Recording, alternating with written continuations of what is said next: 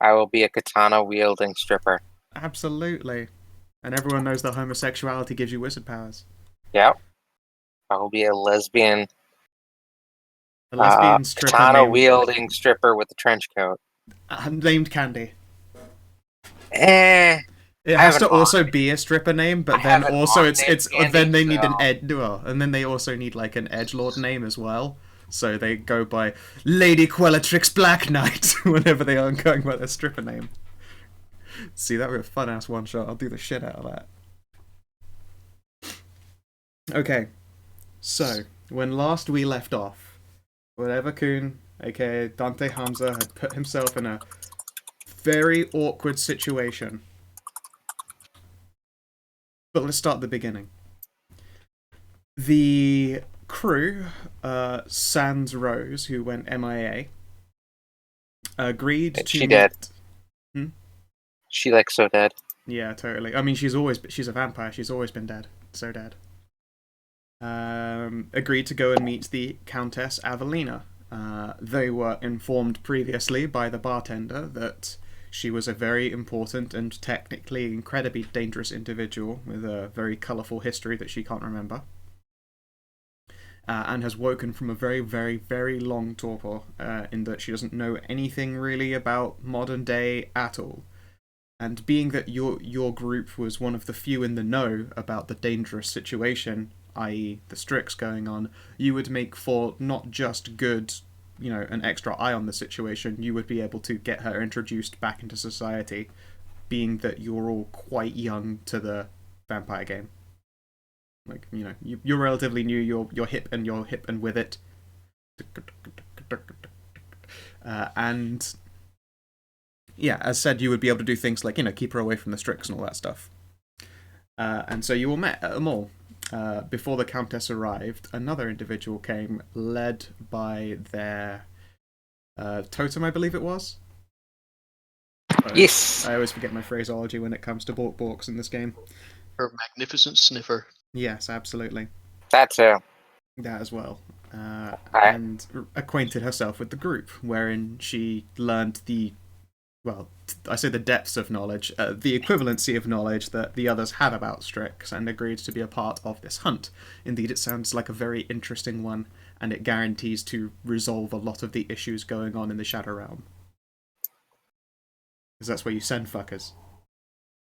mm, And then, technically, Kara's totem sure hadn't warned her about this individual turning up, the Countess Avelina, who is, as before mentioned, epically ancient, older than the Invictus by far themselves, and apparently quite terrifying and strong. She has a colourful history of, like diablerizing people, although she spent so long in torpor it no longer shows up in her aura.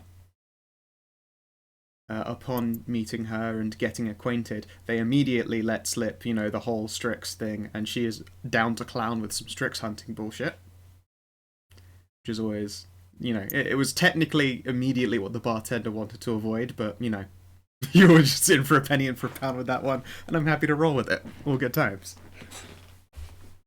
And then, after, getting properly acquainted and introducing her to things like foods while she was blushed up so that she could try them all out, Dante asked for a sample of her blood because he is the perfumer. The very last thing that she said was, agreements to no harm, or so help me, the most painful sufferances will be, unleashed upon you to a degree that one can never understand. You were like, whoa, whoa, whoa, I just wanted she did technically eavesdrop on you, but you didn't do anything to assuage the situation. And you were like, no, no, no, no, no, definitely just fragrance. That would be crazy and stupid for me to go up against you in any possible way. Read about, half an hour. 20 minutes later. Yeah, half an hour of in-game time. Everyone is, going off to the movies. Kara was unsure about this whole situation, but realized that I believe in your words. Oh, this is weird and I'm not sure I want to be here. However, this is a very powerful vampire and getting ingratiated would be a real good ass idea. Dante Hamza left during this movie. And then the very first thing was immediately go to the Carthian Covenant, hand over a sample of Countess Evelina's blood, inform them exactly who it belonged to, in the knowledge that they fucking hate the shit out of her and would want nothing more than her destruction, and then left to go home and had a heart-to-heart talk with his sister. And also broke a magical oath. Yes, and then I was going to get to that. When first this whole group met, officiated by Kara, who the spirits literally watch to make sure that those oaths get kept. An agreement was made that neither party would bring the other to harm, be it intentionally or otherwise. And Countess Evelina was happy to make this oath, and indeed likewise made it on her own blood as well. Basically doubling down on this oath and binding it both ways. Again, Dante Harmser was totally there to watch this happen. And we all did agree to the oath too, and Correct. said yes. Yes. And now we bring you to the present time. You're partway into the movie, and things are going okay. The Countess Evelina is fucking enraptured by what is going on screen. Like, fucking, not only is moving pictures still an incredibly exciting concept, the screen here is huge! And the sound comes from everywhere. Adorable. Yeah, just being... Adorifying. Adorifying, yes, is a good, correct term. Just being delighted and enthralled by all of this. When Kara, you feel a tugging at your consciousness, and the spirits about you grow restless. You recognize this as the sensation that the oath has been broken. Harm, albeit maybe not directly this very second, has been brought to a member of this party. And we're in the theater. Yep. Everyone. I'm gonna look around. Okay. Looking around the theater, there's like a couple of people who they were being loud and then immediately shut the fuck up. And they've been sat at like the back of the cinema the entire time. Like, just, they shut up real quick when Countess Evelina did some wuju. You're still not entirely sure what the fuck she did, by the way. Vampire stuff is kind of weird, but you know they do that brain thing often enough. I'm gonna count heads of all the vampires I know. Oh, there's Timothy Lee. How does Timothy feel about the Storks movie? I don't actually know anything about the movie. It's You cute. should watch at some point. It's a Disney movie. It's not, the greatest animated movie, but it's got some fun laughs.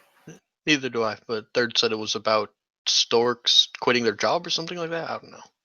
Yeah, they've stopped delivering babies and started delivering, packages from a big box store. Huh.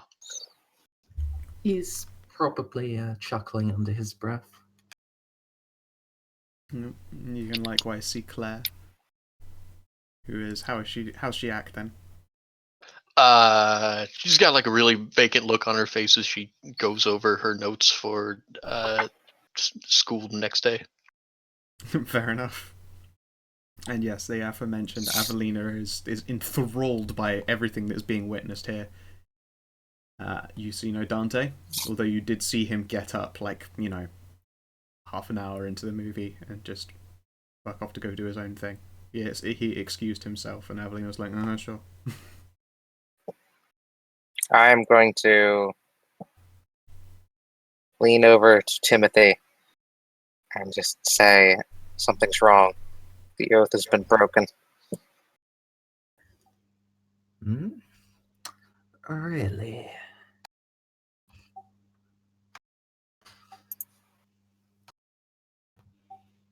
Where is your other acquaintance? He left earlier.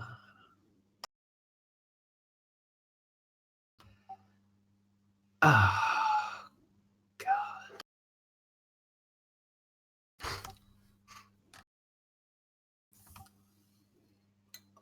Do you know how he's broken it, or just that it's been broken?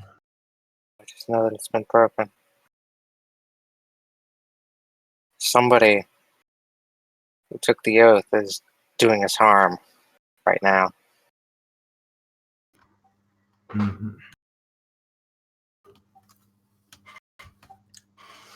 Tim. given that we're all watching a movie. Just a reason it was your buddy Dante.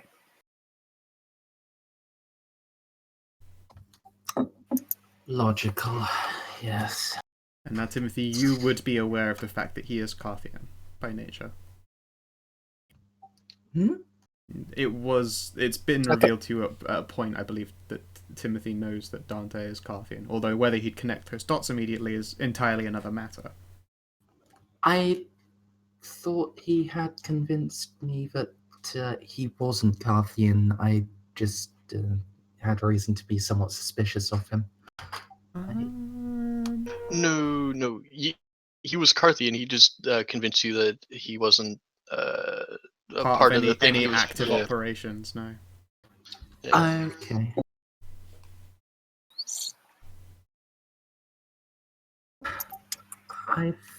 I'll do a wits roll, I guess.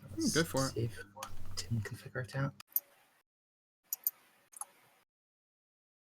He's a smart boy. It's a very reasonable assumption that it's something Carthian related. The fact that she hasn't immediately been brought to harm would indicate that it's probably a slow burn. The fact that she isn't aware that she has been brought to harm means that it has not directly happened to her, because her warning is not the same as being informed by the spirits that shit's up. Do I have anything I can... Is he being a triple agent? But damn it. That's your sudden but inevitable betrayal. Alright. Well, Dante is affiliated with the Carthian movement. They have issues with the establishment. And if he's bringing any of us to harm, especially when we are with so prominent a figure from the establishment, I think it's likely it's via their machinations. We should probably look into this now before the consequences reach us. Yes. Carl will just get up and start making her way out of the theater. The Countess will look up as you start moving. Are you headed off as well? There's a problem A problem? Do tell. outside. Okay. She'll slip out of her chair and it'll go thunk, and she'll be for a moment like half jump when the chair does like the foldy back thing, because chairs don't usually do that when you sit in them. Lead on. Technology's rebelling. Help the chair try to eat me. Burn them all! Yeah, she'll follow you out. Oh god, then she turns into Tiny Tina. Does Claire also follow as well as Timothy? Yeah, she's not so distracted that she can't notice that. So I'm just gonna very confusedly wander out. Okay. And then once you're, outside the theatre and the sound is being muted behind the large flappy doors. Okay. What seems to be this problem? The oath we just made before the spirits has been broken. What? Claire's gonna pull out her phone and tap it. It's been like an hour. Somebody within the oath has made actions to do us harm.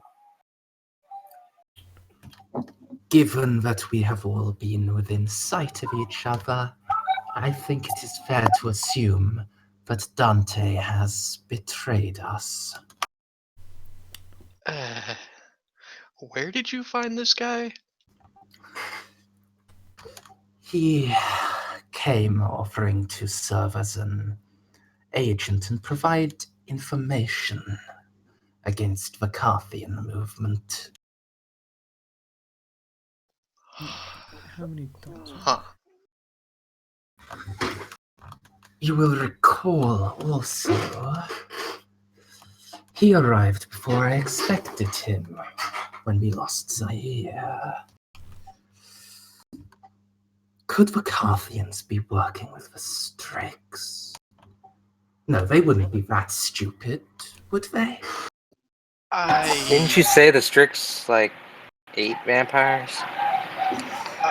Carthians aren't very intelligent. They may think they can use the Strix.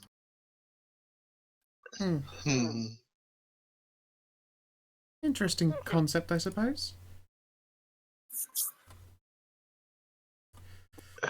I find it unlikely that anyone would opt to ally themselves with the Strix, or even that the Strix would be amenable. However, I can't help but feel that there is no reason for you to be lying about the oath breaking. My own signatory wouldn't reveal anything until physical harm began to manifest itself. I can't afford to be watching over the direct complicities at all times. Do you have any further details on this sudden betrayal?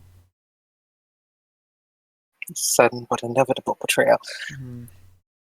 No, just that it's been broken.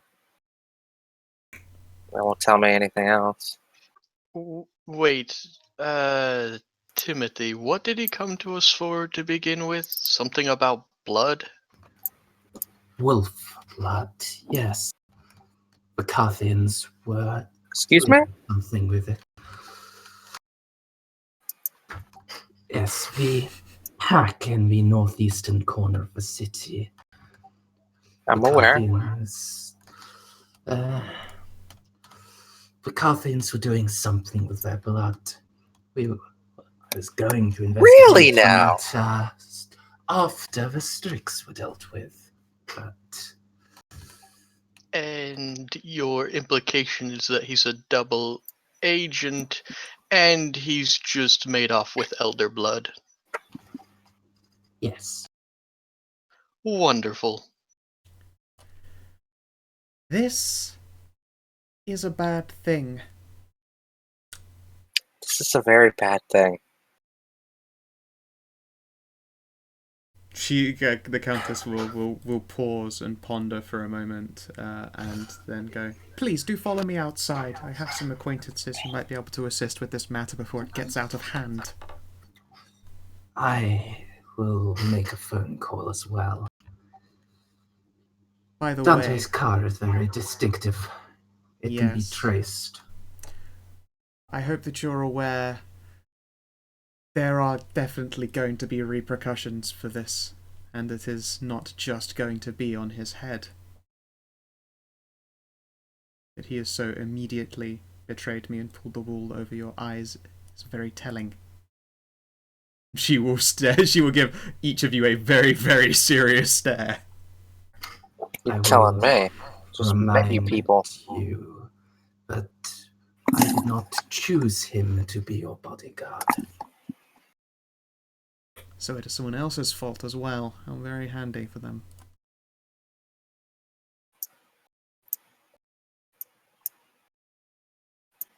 I swear I had extra notes about these fucking people. Where the hell are they gone? The Countess herself has assets, and amongst those assets are a number of individuals. I'm sure I'd written it down fucking somewhere, but I can't fucking find it.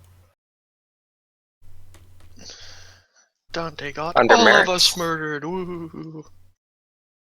She hasn't got a sheet, she just got shit tons of dots. Ow! Fucking Jesus damn it. Christ. Ow! Is.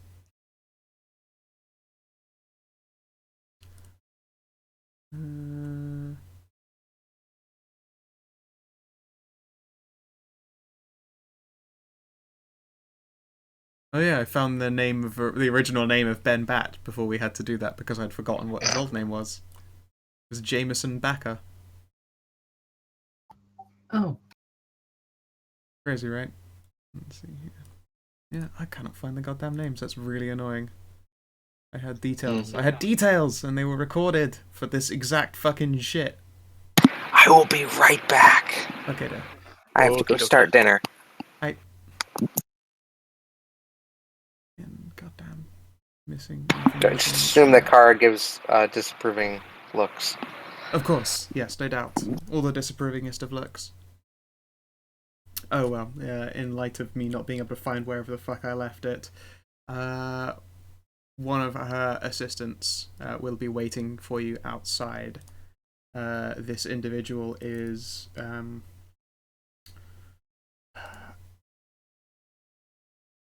they are a tall, like tightly robed figure.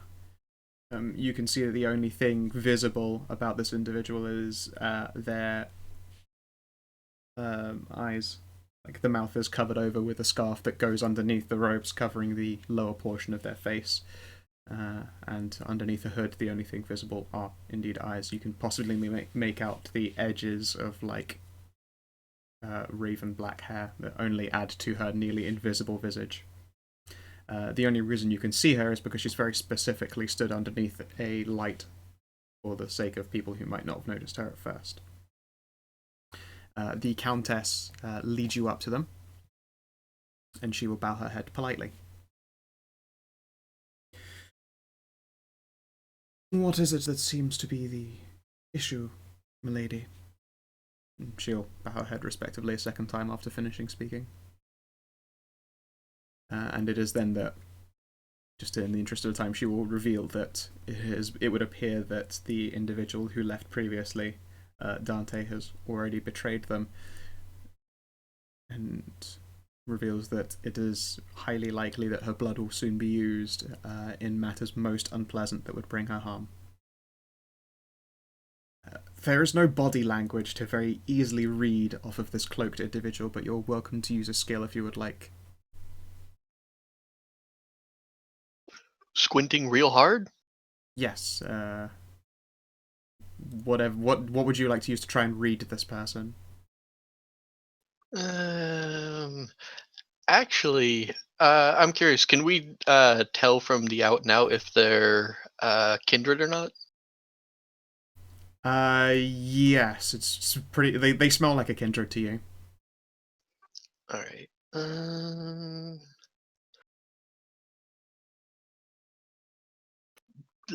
Yeah, get back to me. Actually, yeah, I don't really need to do anything right now. I was going to use uncanny perception, but fine. Fair enough. I'm like looking through maps and shit. I cannot find wherever it was. It's so annoying. Actually, I can just give her a squint and see what her mood is for whatever that would tell me. It could give you something. What are the specifics for you reading someone's mood? I can just say, sometimes I go off a sample question, sometimes I make stuff up for myself. This is just a sample question. Okay. Because, the uncanny, you know how this game works, I don't have to tell you. Yeah. And finally...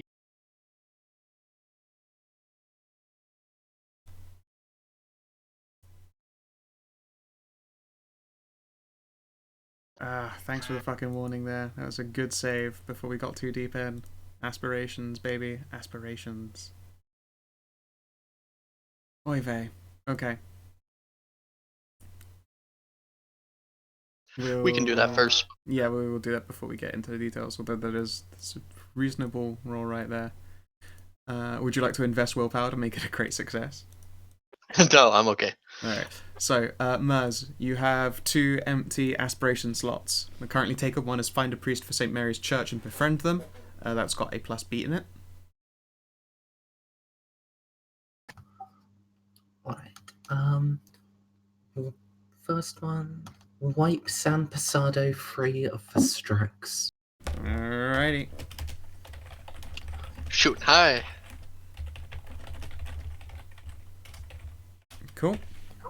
And the other 3-1, protect the Countess Aveline.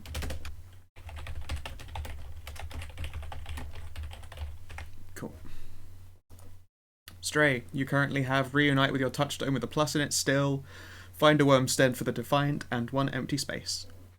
I'm pretty sure it was... Oh, did I already finish research defense against Strix? God damn it. Learn defenses against the Strix. Yes, that happened last session at the same time as Tim learning how to destroy a Strix. Okay.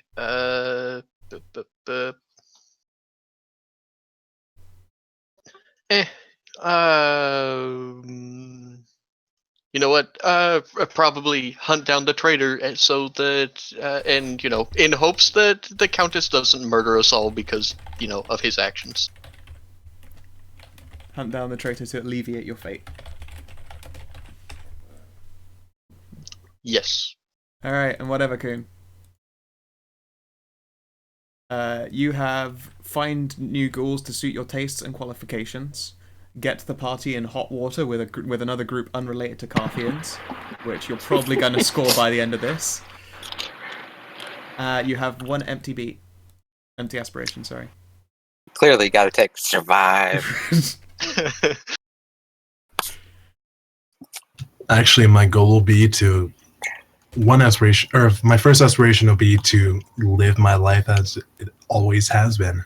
Are you routine. replacing it? You say first, there's only one aspiration left that's empty. You can have a maximum of 3. Do you want to replace one that you've already got? Oh yeah.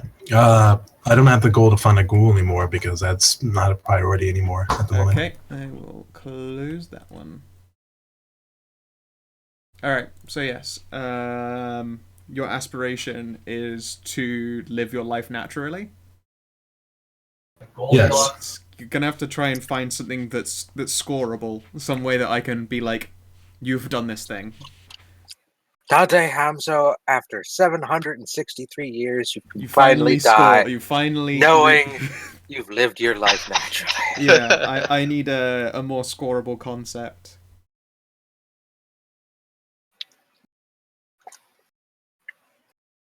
To go to work tomorrow. Go to work tomorrow. Okay.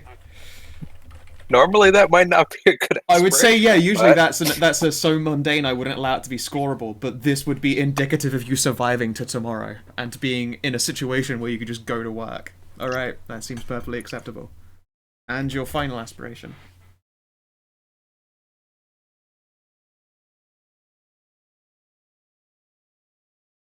Protect my contacts.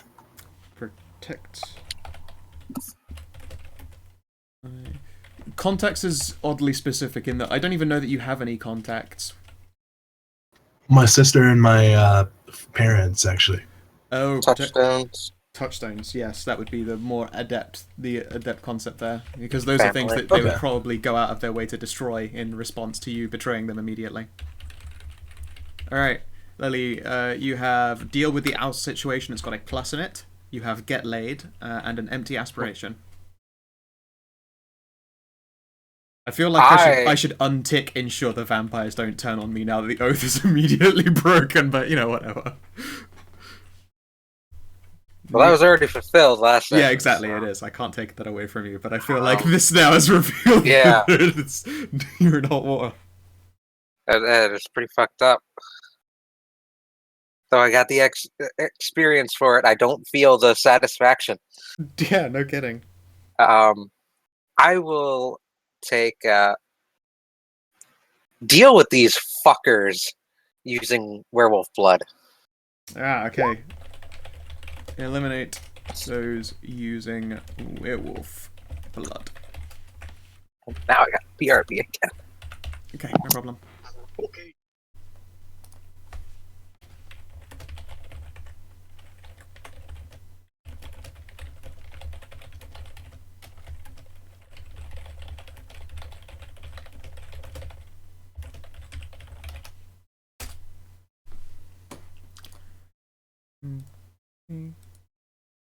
You say you think DCL isn't coming back. I'll shake him down eventually. He'll return. Chase him down and drag him back, kicking and screaming. Yeah, absolutely. I'll be like, you missed whatever Coon dying immediately after betraying everyone. You're gonna fly to Texas and kick down his door. Fucking God, no! I've got more important shit to do if I'm flying to America. Like get crazy amounts of laid. And drunk. And if you ever make it, if you ever make it to California. Of course, assuming that it isn't underwater by the time I arrive. Nah, I'd be on the coast in a few days, anyways. The coast. They call it the coast now. It used to be mainland. I am going to definitely not take peyote. Safe idea. That's illegal. Good move. Shit, right. I was in the middle of writing something. You were. Yes, you get a response text. That was perfectly fine. Okay. So this the masked individual, from what you can read, like their expression was passive and it was calculating. What you could see in their eyes, she was looking over each and every one of you as though she were reading important details. And then when it's immediately revealed that the Countess has been betrayed, there is an expression of fear followed by anger and then followed by more fear. That's what you managed to gather off of her as far as emotion-wise. There's a lot of fear and rage involved here. You're welcome to try a raw wits test to see if you can apply that to something. I suppose actually wits empathy. But you would need a great success to derive any true detail out of it. What is the Countess's name? Aveline? Was that it? Avelina. It's written down in a little token. Have I not got it set visible? It might very well be. It's not visible, no. I had it ticked on one and not on the other. Dope. There you go. Don't you hate that? But yeah, just do the thing where it just automatically does that to all your tokens now. But It's I don't nice. want it done to all of my tokens. So I have to do Oh, it well. manually. It's fine. I just need to stop forgetting to do that part.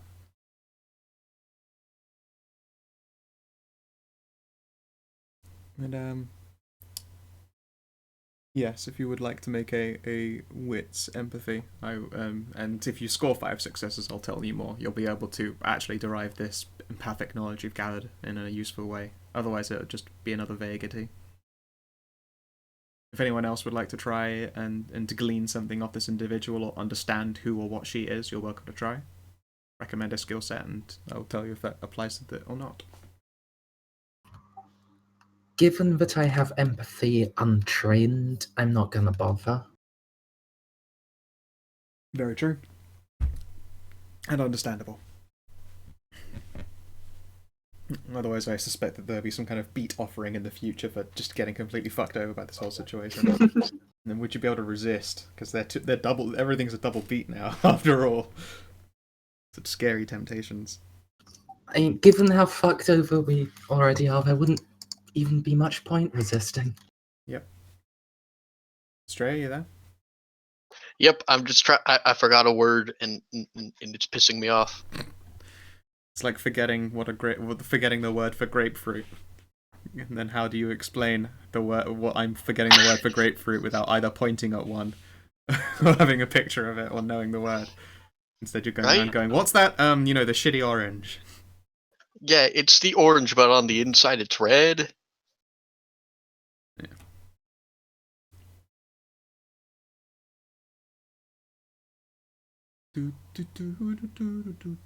Pulls a picture of blood orange. Fuck! It's not that either.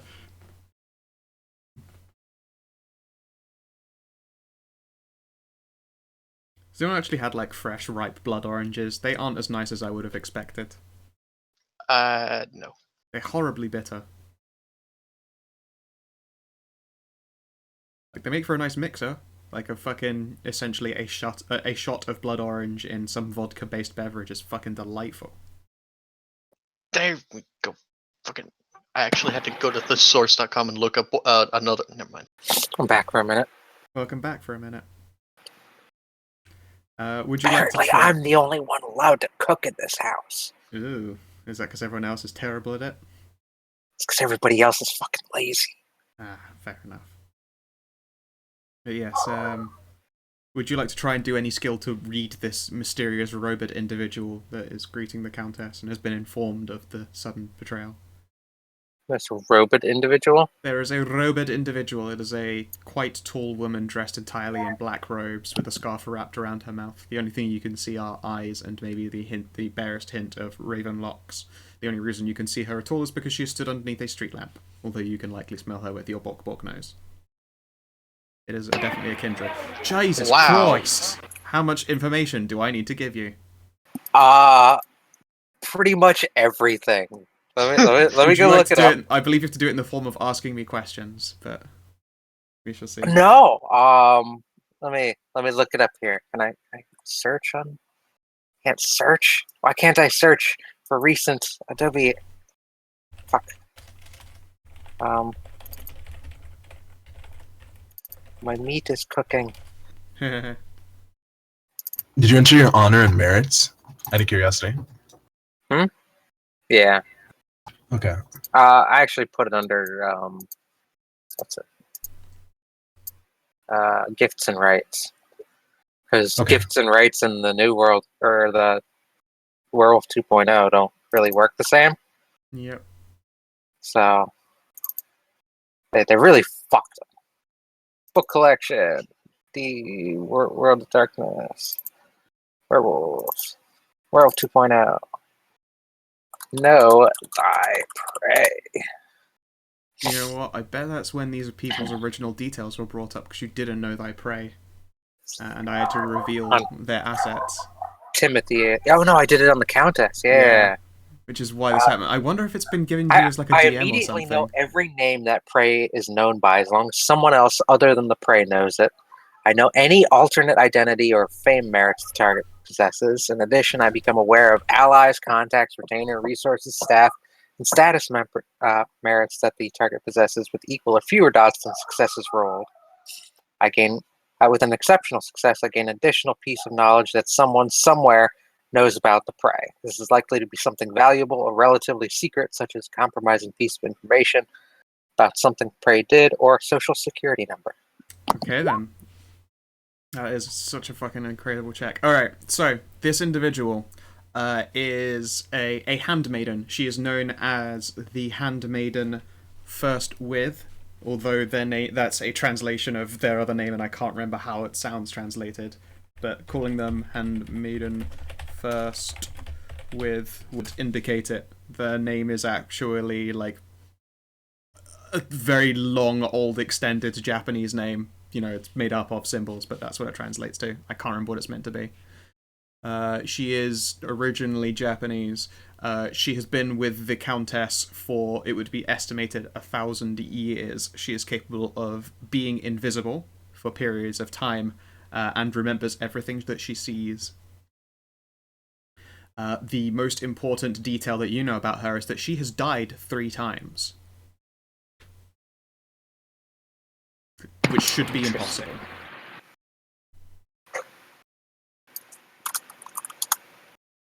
Interesting. I'll keep this to myself for now. Yep. You're aware that revealing this information would probably mark you as some fashion of target. She is old and she is strong. Not physically, but definitely in the way that you can't see her when she wants to be not seen.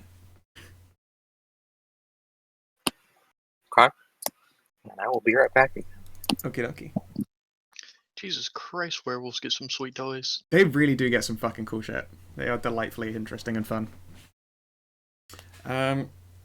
This is where the vampires will slowly die off and just all get replaced with werewolves. Like, alright, fine. So werewolves and geists. Fine, if we have to. If you all have to die, so be it. I'm gonna make you all aborkable with you. Okay, so, yes, the handmaiden first with, whose name I, again, cannot fucking remember what that's meant to be in Japanese, but whatever, close enough, is immediately fearful of and angry in equal measure. She informs that, yes, the Dante Hamza individual has come by here, got into his car, and drove away. She knows the location, but did not follow far, because she needed to maintain her reconnaissance of this area. However, another of the handmaidens will be along quite soon. They are a specialist in averting crises. Currently she has been occupied in ensuring that there are no Strix in the nearby vicinity, and they have done their level best of avoiding us thus far.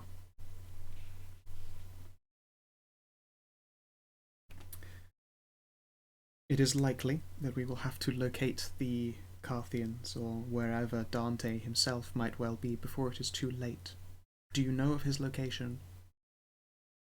She'll look more pointedly towards Timothy, Claire, and Kara, And then she'll pause at looking Kara up and down again, and like, ugh, that hacklesy sensation goes up everyone's backs for a moment.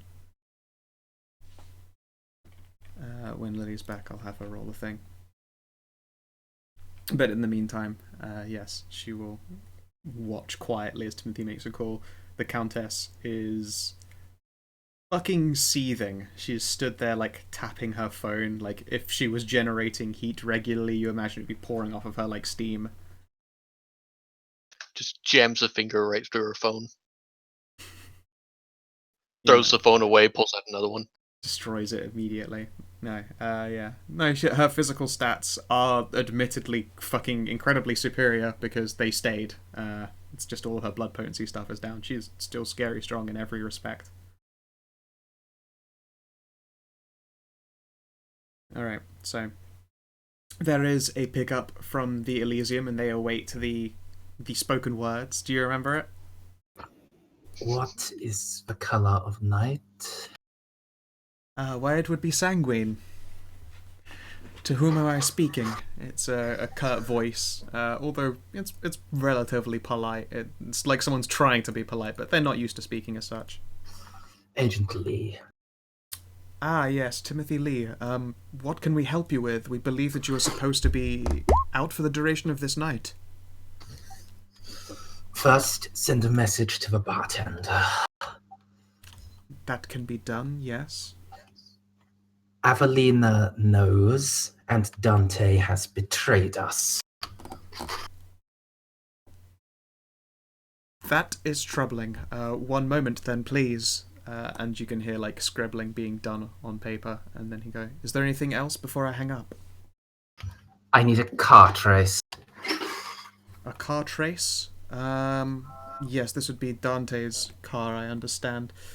It will take a little bit of time to chase that up. Did you have his number plates to mind?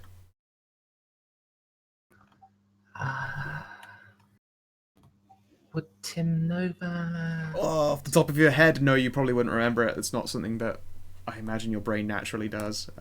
You can try an intelligence-based test on remembering this kind of thing. Although if you bring it up out loud, it might very well be that the observer...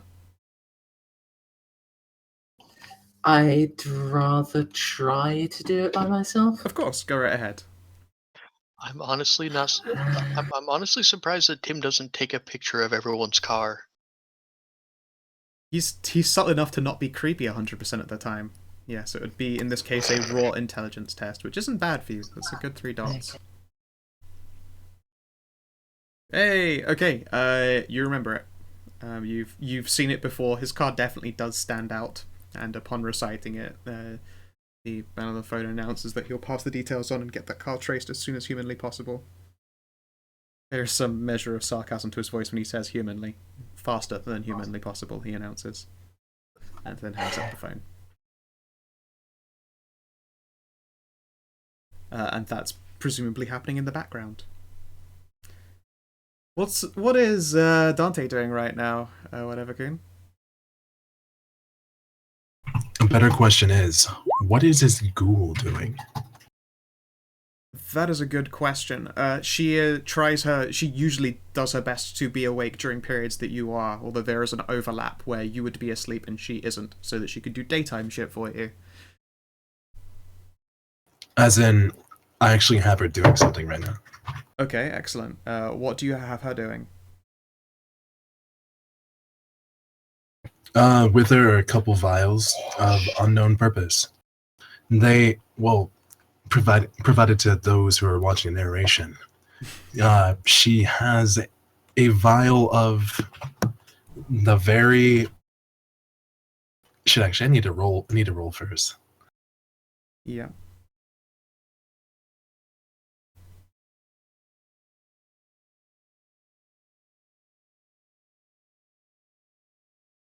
Okay, firstly, Dante will go ahead and make a perfume from the blood after all. Okay. And he'll you use... have essentially a half droplet of it. Is there a limit on how much you have in order to make this perfume? It basically amounts to just using like any amount of blood to make a potent scent. Okay. So using that blood should be no problem.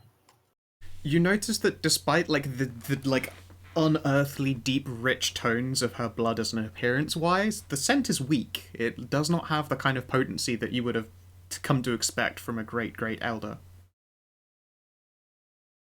I don't know how much Dante knows about things like vampires going into torpor. You're quite a young one yourself, all things considered. Oh, his knowledge about that is terrible.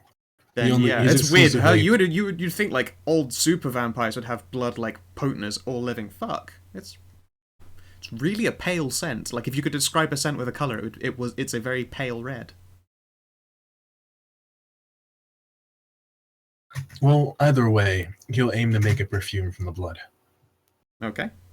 What role is involved in doing so? I think, or I know, crafts intelligence.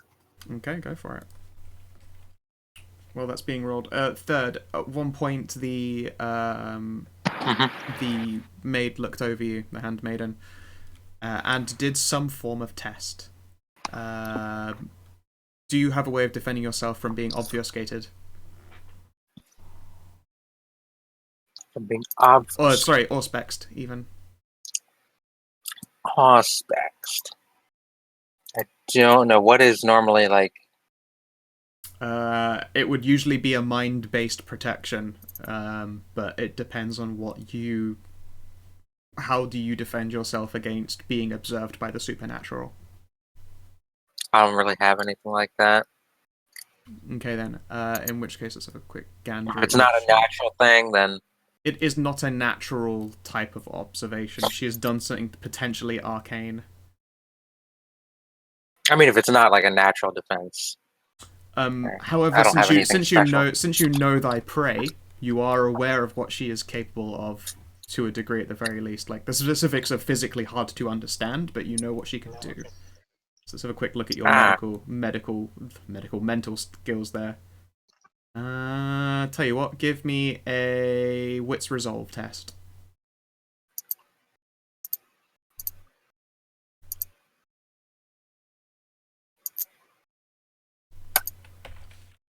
Okay, cool.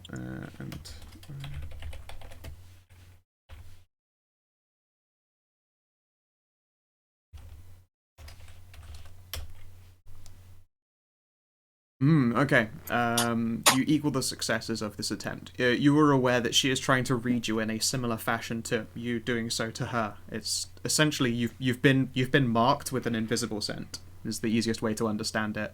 You have not got the ability to defend yourself against it because you just don't know how to do it. It is not an aggressive action. That's much you can tell. It is simply just an eye has been put on you. But they can track me now. They can. You could certainly... You're aware of it happening at the very least. Is there anything you would like to try and do about it? I will just quirk an eyebrow in her direction. Her face is impassive, and yes, I did indeed get the message there, Stray. Okay, just make sure. All I can do is learn secrets, see if they're lying, find an oath.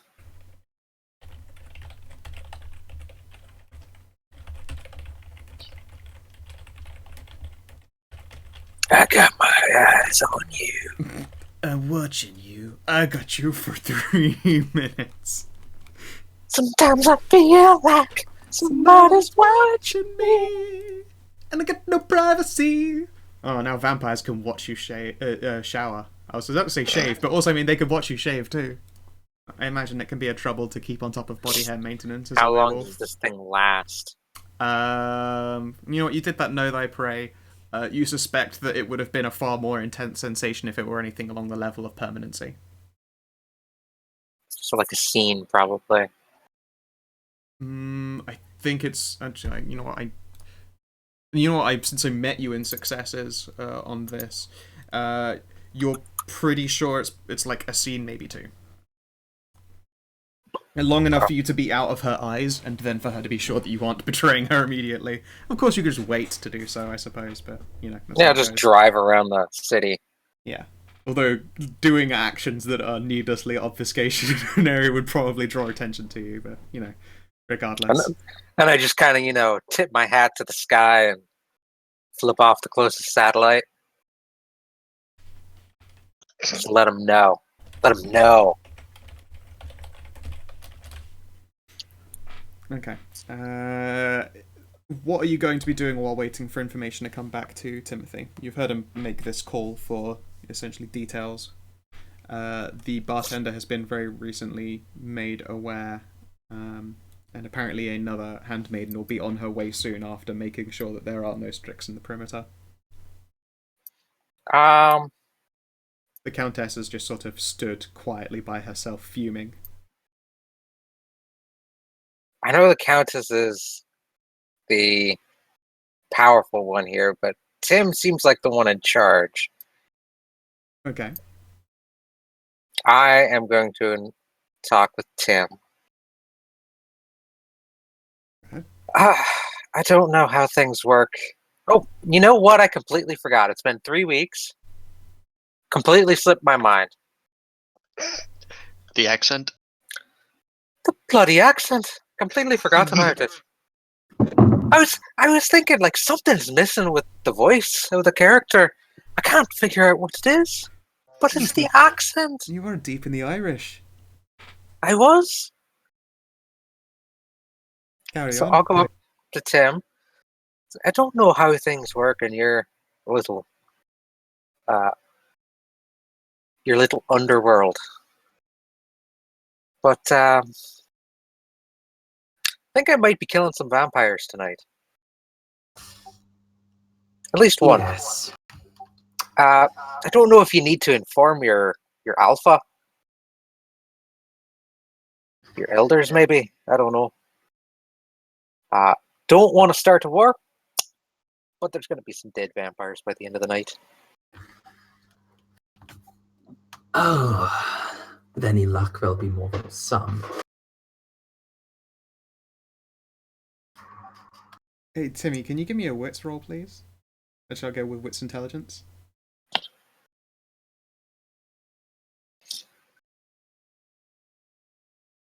Sounds cool to you. Oh boy. It's going to end up creating international hits. It would be awesome to have her along. Given that I have Invictus status, You know what? Yeah, I'll let you leverage that for a couple of extra dice. how many is a couple? What level is your status? 1. I will give you 1 extra dice.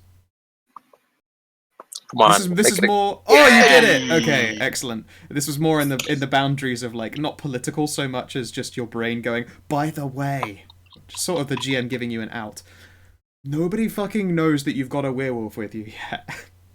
So you should probably mention that before they would knowing the situation, they would be 100% cool with some vampires dying at her hands. But if you don't tell anyone that this is happening, then it's going to get ugly.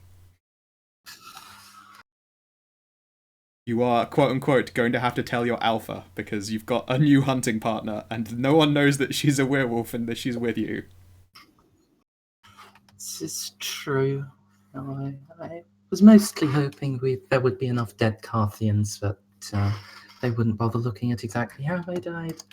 No, there is 100% relevancy, and although you're autonomous, bringing a werewolf for vampire business is it's a big fucking deal. Although, you are right. She will want to know about you.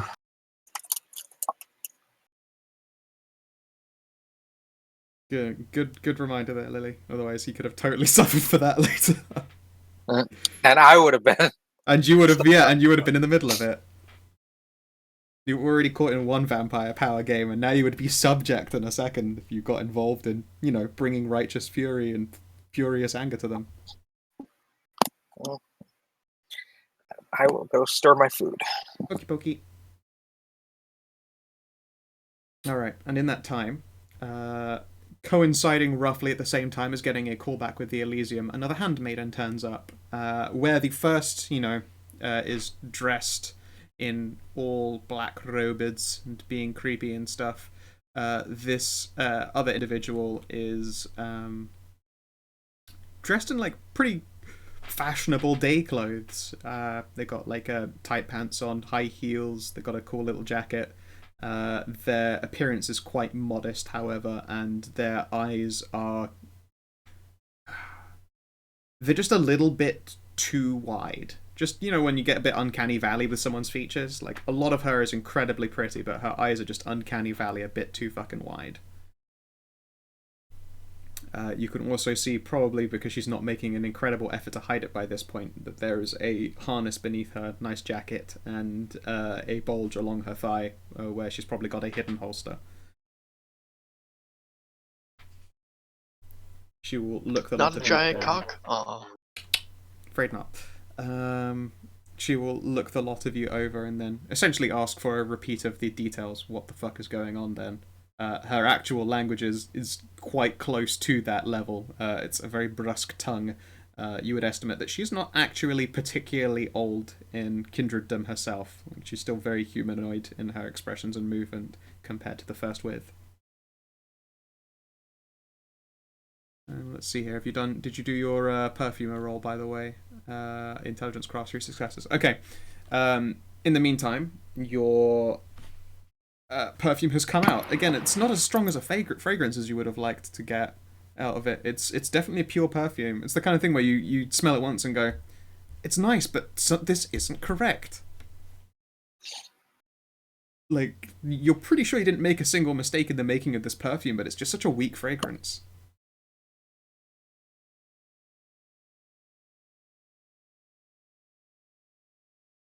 I experiment with the perfume, waving them under the nose of my ghoul who's nearby. Fayette will take a sniff and like does that sort of clicking the back of her tongue thing that people do when they're trying to taste a scent as well. She's accustomed to it at the very least, and then she'll turn her head in your direction. What is this meant to be? If you ask that, it's not doing what it's meant to do. I mean, I can tell that it's similar to perfumes you've used before, but is it an experiment? This one, it's not. She like blushingly tries to describe the sensation of it's not getting her rocks off, so to speak. It's not very good, is it? It's not making me horny. Yeah. She can definitely. I mean, she can smell it, and you suspect that, you know, if she's exposed for long enough, it will do the same as any, like, you know, base Kindred's blood would do. But yeah, it doesn't seem to be really doing much for her.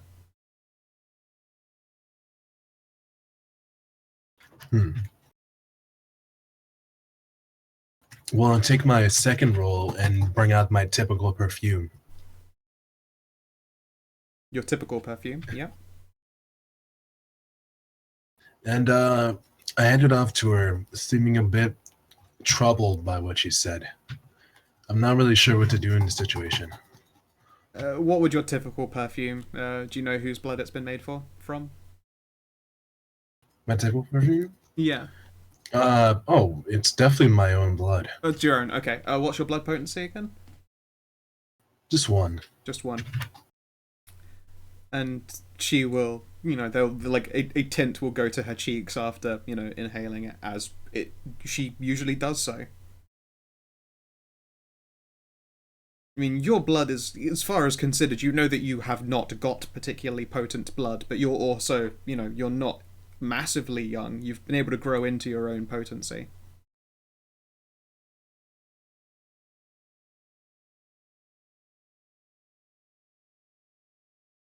I guess I'd mentioned that when it comes to Gulikin, it's more so when you smell the scent, it should be comparable to drinking blood.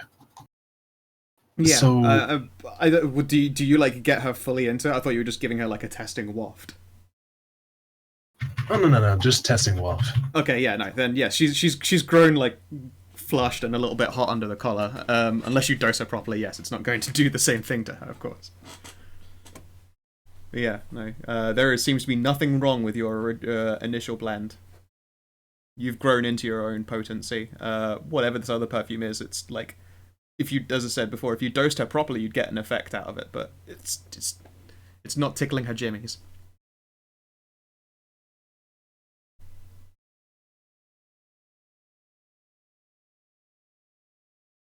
Well, shoot, I guess I don't have that plan then.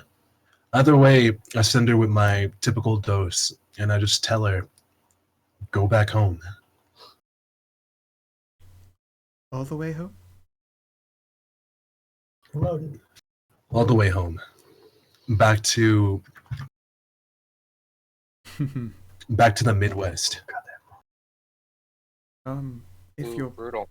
sure, okay. She seems visibly distressed at this concept.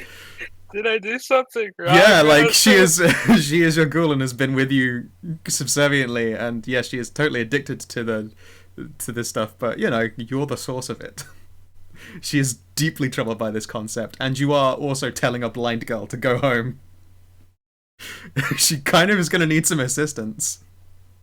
I mean, I was going to give her assistance. Okay, alright. I pull up a bit of money I withdrawal from before heading home. It's a fair amount. It's something I've saved over the year, and due to my lack of lack of necessities, and my own productiveness at work, my own skill at being a culinary, just artist at this point. I give her a briefcase, and a director. I even have a small slip I've printed. A taxi pulls up a little bit late, not quite on cue, like not scheduled in any way, shape, or form. Just You basically called an Uber and was like, I just hope it's soon. Okay. and in the briefcase should be about like it's what's a good amount? Like, let me consider things. Well, like you a- have been working as a fancy chef in an up and coming restaurant. You did have the initial costs of moving here and getting your little blood laboratory set back up again in this new location. So, like, there were initial costs that were spent, but you've been living, like, pretty consequence-free for a little while here in town, and you were being put up for a lot of your daily needs by the Carthians. So you probably got, like, $15,000.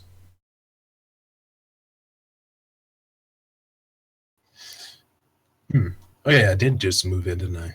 Yeah. Shit. You have done expensive things recently, but 15,000 is, I'd say, it's still a pretty fair amount.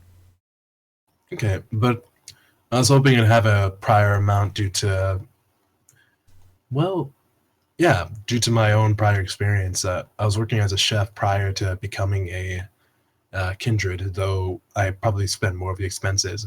Do you have the resources, Merritt? I do not, though. Then be glad that I'm giving you $15,000. Essentially, if you don't have a resources merit, it's assumed that up until this point you have done things costing you money, and I put that down as you getting set up with a basic living place and work and job. So, Okay. yeah. I'm actually By the being way, nice by saying you have any money at all, but...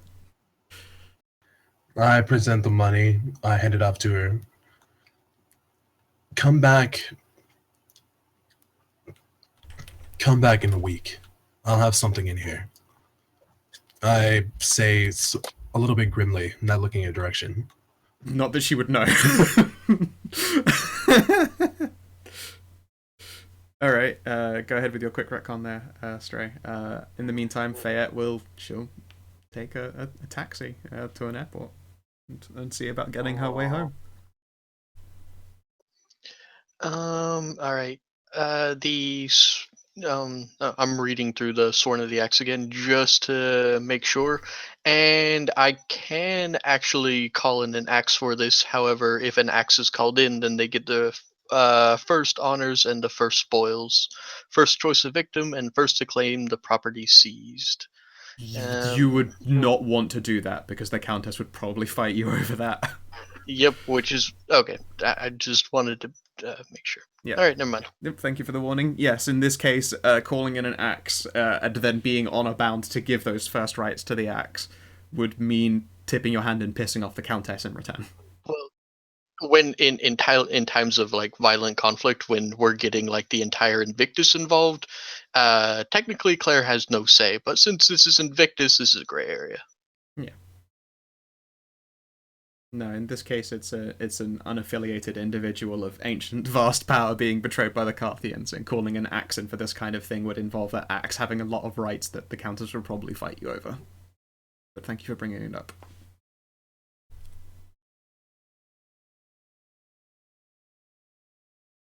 Okay.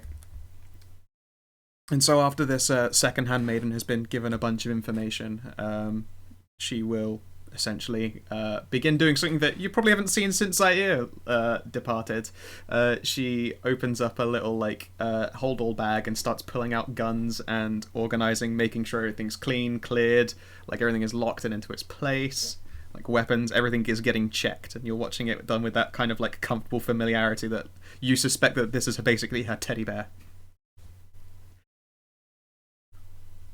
Is this the young girl or Yes, this would be the second handmaiden who just turned up. Countess? Oh, the second handmaiden. Yep. It's another handmaiden. Yeah, no, this is the one that I'd mentioned before as being like their fighter person, their crisis resolver. They are a young vampire by all intents and purposes.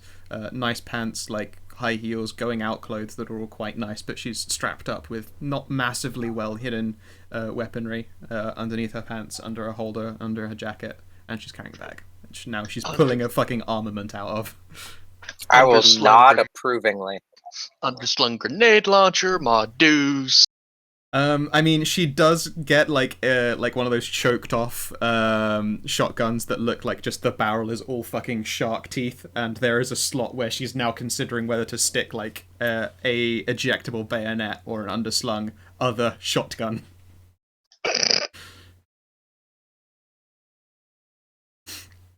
Wait, no, I have a picture of this. This is the shotgun. It's not all too silly. It's you know those like bayonet holsters that still like that big underslung thing as opposed to an affixed whatever. And then once they go into someone, you could just eject them so you aren't pulling the bayonet back out again. It's fucking vicious looking. I will pull out my sword. Make sure it's sharpened. Yep. Which is, it's always sharpened. It is magical as fuck.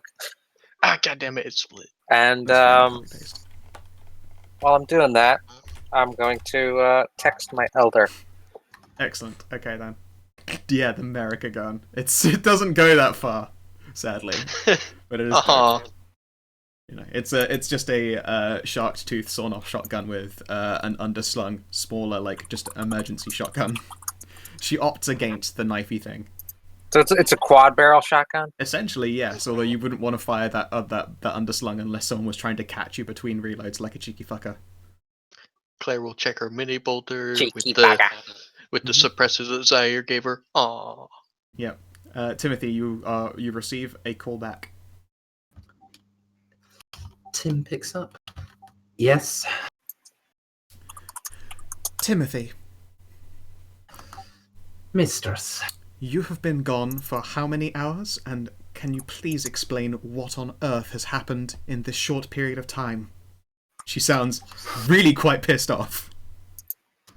Well, the agent that you vetted to come along with us has betrayed us, has taken the Countess's blood, and is doing who knows what with it with his fellow Carthians. There is a click from her tongue in the background. You suspect she is not happy with the tone of voice and the obvious blame shift here. Timothy, the reason this agent was vetted is because I suspected that under your eye that he wouldn't be some kind of problem. And yet you've managed to let this person acquire a sample of their blood for the Carthians. And that the reason I didn't keep an eye on him was because that I thought if you were going to look at him, you would give me an indication that he would be a problem. Yes, she does not sound best pleased regardless. Yeah, continue. He asked politely for the blood. He just straight up asked, and she said yes. Am I meant to overrule a countess? No, of course you're not meant to overrule a countess, but one would suspect that maybe an advisory eye would be placed over the situation. And how did he manage to ask for her blood? That seems troublesome to understand. She just gave it up? Tim will briefly recap the Yeah. actual conversation. Yeah. She is summarily baffled that it went so fucking smoothly for him. And there's a mixture of curses. Very well then, I suspect that in the hands of the Cuthians, the Countess's time as a powerful individual will soon be at an end. We must resolve this before it is too late.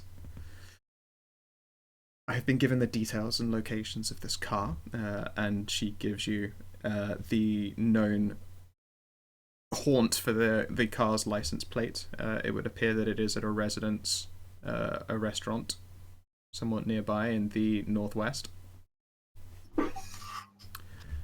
Likewise, she informs you of where she knows the Carthians' main area of operations to be, although warns you that it is entirely likely it's in the hands of an elder, so be sure that you are going with appropriate force. Although she's quite disappointed with how this has all turned out, it would be remiss for you all to get eliminated trying to resolve this. It would make her look very bad.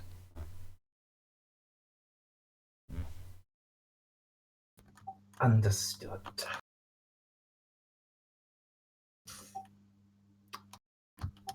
Now, there is another individual in play, mistress. Do tell. A werewolf.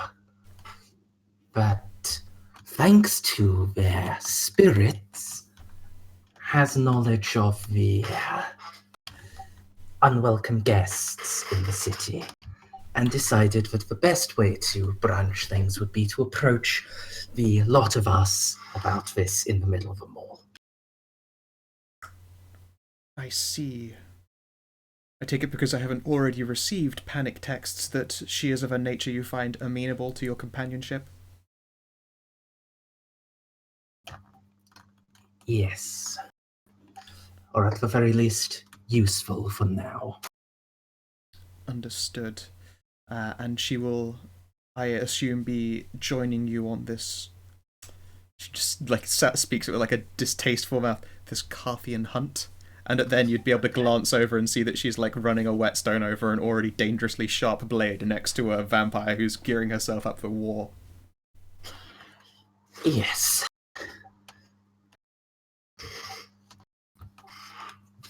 She will be accompanying us via oaths sworn but reveal that Dante's betrayal included her.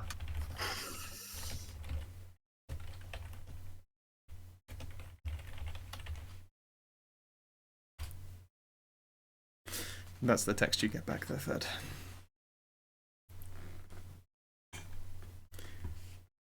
Quote unquote, watch out for yourself. We've got people nearby, so give a shout if things go pretty bad for you. Mm-hmm. I can handle myself. Yep. I am really, really geared for... You're really geared for this shit. I'm actually quite excited that it kind of went this way, I'm not gonna lie. Oh, I can't wait to use my fighting style. Did it come out of the book of Weird Refined Magic? No. The darky, edgy blade. All the vampires like, this bitch is fucking jacking our stuff. This comes out of the book Werewolf Magic. Mm-hmm. Werewolf fighting magic. Okay. Just the name of the merit is tactical shifting. Ooh. That sounds very like action movie montage combat, where you go from scene to scene and changing with each one of them. Anyway, yes, the bartender will give you all the information that she has to hand about Dante, although confesses all she has of literal to hand is the location of the Carthian base and of where this car tracking has taken you to. As it stands, she is very reluctant to call in forces to go to the Carthians because, quote-unquote, night war. She does not really want to start one with the Strix howling at the door.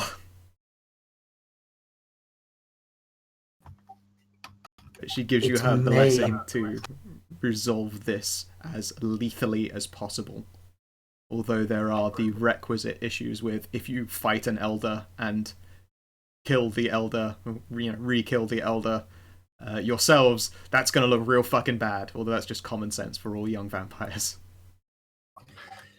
It may be, mistress, that by holding off, you're simply allowing the Carthians to make the first blow. But I will bow to your superior wisdom. Let us just say that the Elysium is not positioned to deal with a fight on two fronts. If you're able to do this, and do it with blood, you have my blessing, but I cannot move forces to you. It would put a lot more of us at risk. Understood. Yeah, you would suspect that their resources are being strained more than she's previously let on by this whole Strix thing. The knights are most certainly busy out there somewhere. And likewise, the prince is awakening, and there are way more elders in town than there were before. It's a bad time for this to be happening for your people.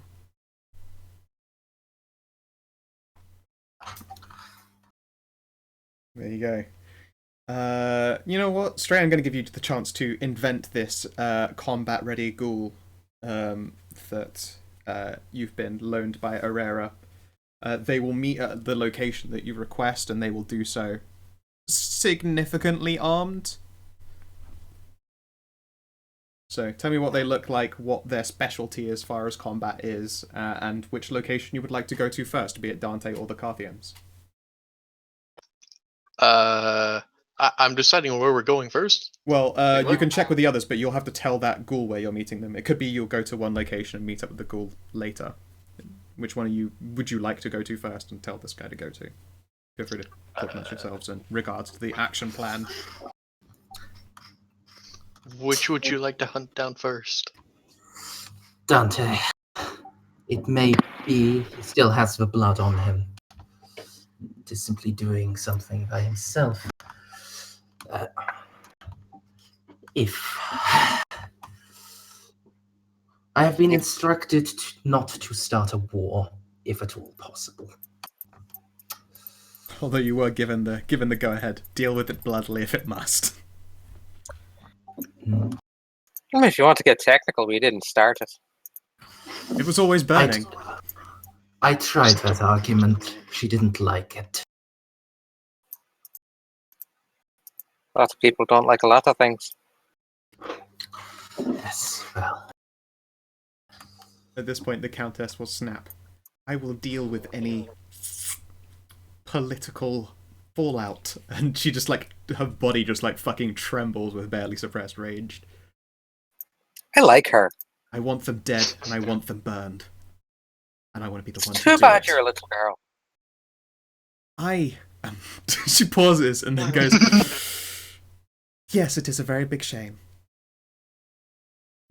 But, the ears beneath her hat are, fucking just twitching wildly.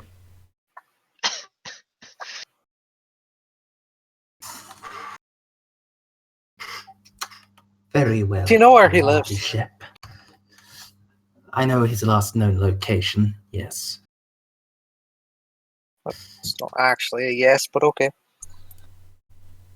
It's the closest I can get.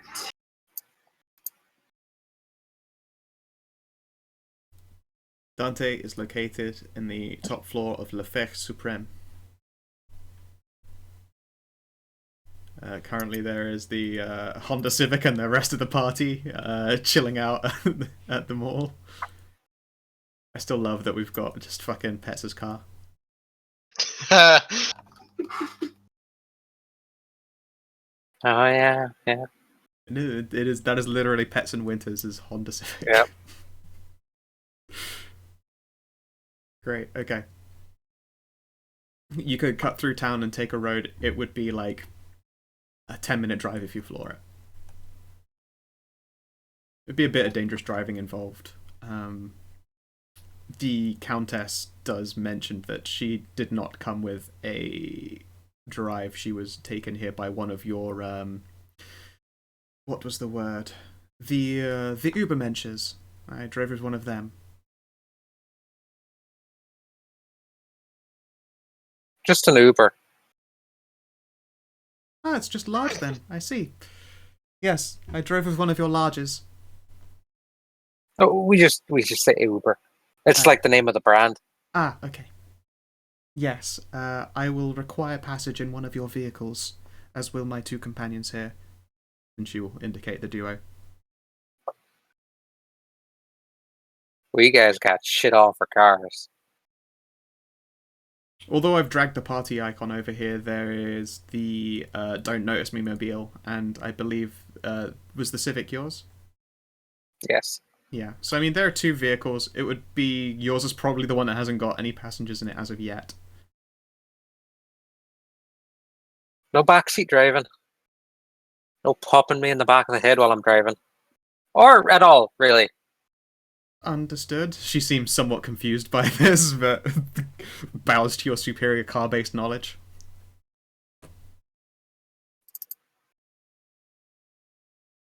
Timothy, you realise that a very powerful vampire is about to get in a car with with a werewolf and her two handmaidens.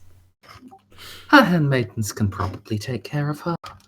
If not, and she dies, then honestly, that's starting to look like less fallout. I'll neither confirm nor deny.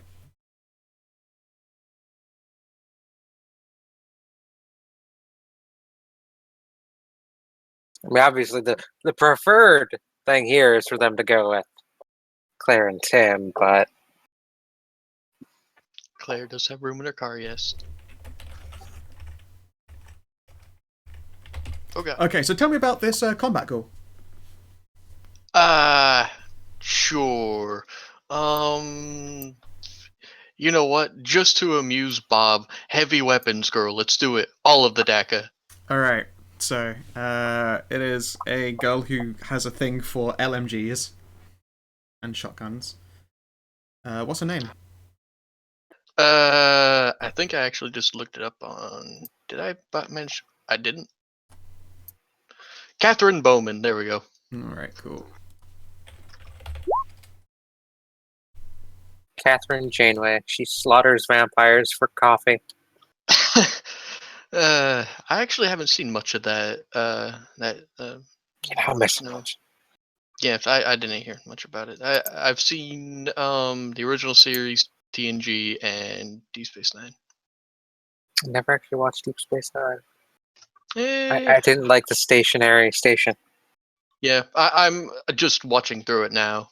I'm on like the second season. They're still on the station, but apparently, eventually, Warp gets there, and they get a command and control, command and kill ship that was specifically meant to help Defiant. Borg.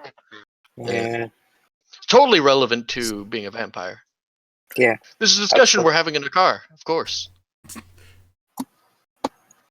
Except you're in different cars. But it turns out the handmaidens are Star Wars fans. Oh no! Oh no! Why can't we all just get along? Alright, let's go with this token because I like this one. You'll see her in a bit. And let's see here. Do you have a recommended like spread of her dots?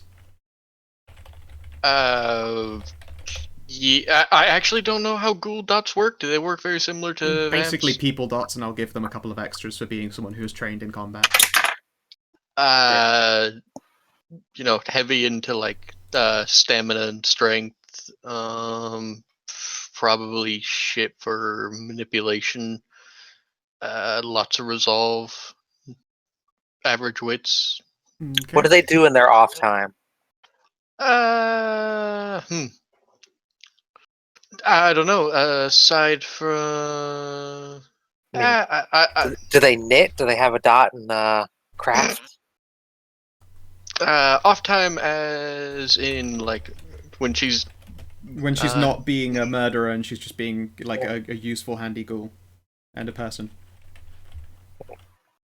Does she go like bird watching? Well, other than doing sport shooting, probably like I don't probably has a dog. Probably binge watches Netflix. Hobbies, I don't know. Reloading, probably. I actually know people like this in real life, and they're quite boring. Well, because a lot of the stuff for like off time would probably be high adrenaline stuff like mountain biking and like base jumping, Okay. adrenaline junkie stuff.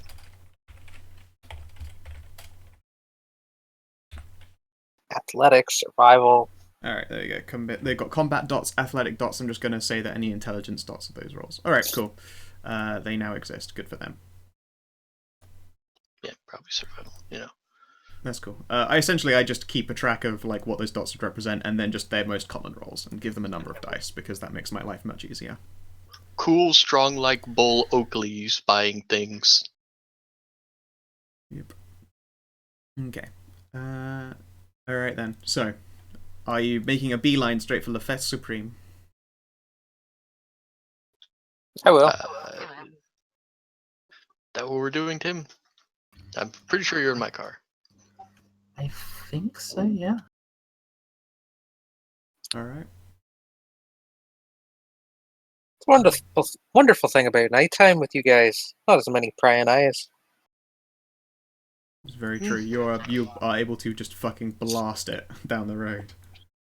Yeah, and I guess Claire will have given. I already forgot her name. Hang on. Catherine. Yep. No. Third. Kara. Kara. Kara. Yeah. Her phone number for like text and getting in contact and stuff like that. This is where we find out that Kara actually uses adorable emojis at all times. She doesn't even use text. It's just all emojis. It's just communication in emojis. Claire doesn't understand. I know so many languages in cryptology. What does this mean? Damn you, wingdings!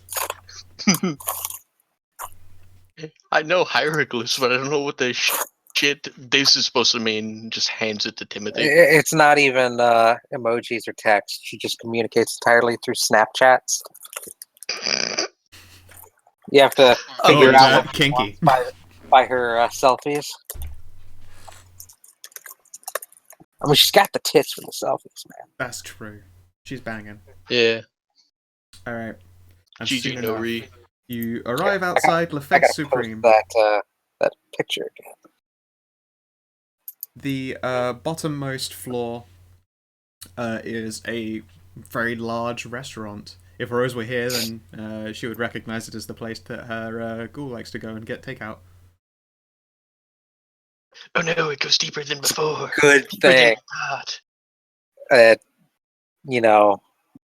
Dante didn't get his hands in Rose's partners. Absolutely. Because, yeah, if he'd known, then he could have fucking done so. It's very possible that he has come across that ghoul before, but no, he's able to tell when someone's a ghoul, I believe. So he wouldn't have fucking just been like, I'm now to snipe a ghoul! That won't piss anyone off. Then again, actually, he hasn't really shown that level of... He's a Carthian. Yeah, he hasn't shown that level of self-restraint yet, so... Exactly. Scout. Yes. I assume there are some lights on that we can see through windows and that. The top floor, I don't know. Okay, so here's the point where we have to go to whatever came with the questions. The downstairs restaurant is closed for the night because it's gone past midnight, and they've been open all day. They open again very, very, very early in the morning. So you sort of get to do 2 shifts in the day. Well, your day, quote unquote. They have interior like restaurant lights that just illuminate the inside a little bit. So like little table lights that are false electric candles, and then the restaurant's like glowing sign on the front. Is the second floor lit currently? No. Okay. I've got a question. Yeah. He doesn't know that we're coming after him yet. Necessarily. No. unless he did it on purpose and hang on. Oop, lost my train of thought. Nope. Unless he did it on purpose with full knowledge of the oath being broken. Unless. One of you guys, you have his phone number. Could you arrange a meeting? Yes. Yes, I do, actually. That would be highly irregular coming from me. I so simply point that out. You can let him know we got a lead on the Strix or whatever. Draw him out to a location. Alright, at this point, since you guys are outside the restaurant, whatever, Kuhn, what is Dante doing as of right now?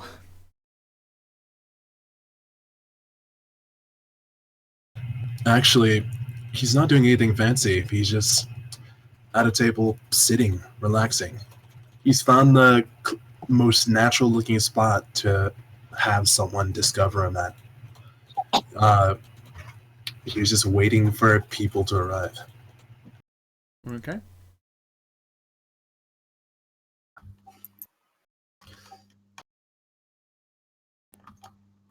All right. If we're going to try to call him, then we need to be slightly inconspicuous. Your ladyship, I believe you used a great obfuscation on us in the mall. If you would be so kind again, then we can bring our prey forth.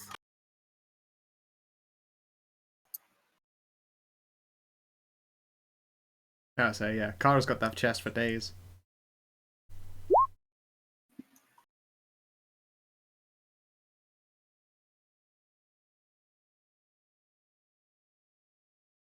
Alright, go ahead if you want to do your phone cally stuff.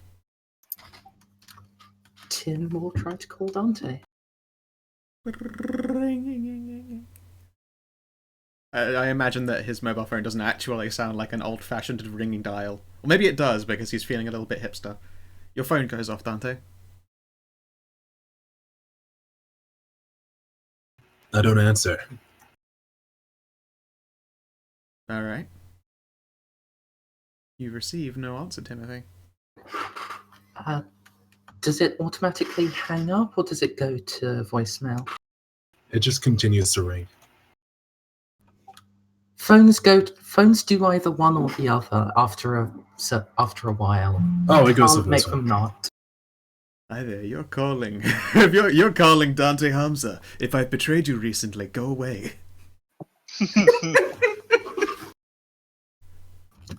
Dante, it's Tim. We need to speak in private. New information has come to light. And, well, it's uncertain whether it's safe to speak over the phone or not. Call me back, let's arrange somewhere as soon as possible.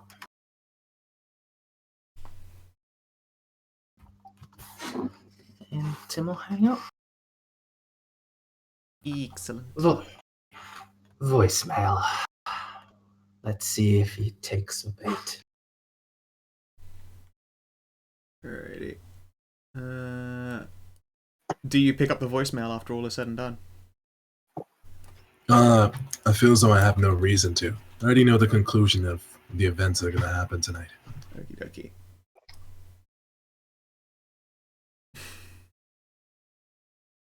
Instead, I'll see if I can draw a conclusion. If they're calling me at this time, they're probably aware of my location. Or at the very least trying to look for me. Yeah, that's a reasonable assumption to make. So you knew that you were betraying us? Oh yeah, actually now that Knew that we'd know. now that this has come to light, I'm gonna ask you to do a thing. Can you make a humanity roll for me, please?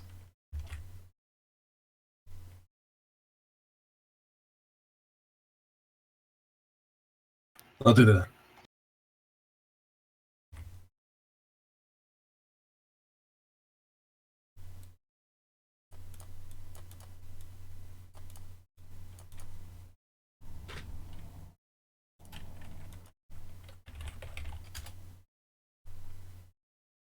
So my browser's lagging a little bit. That's fine.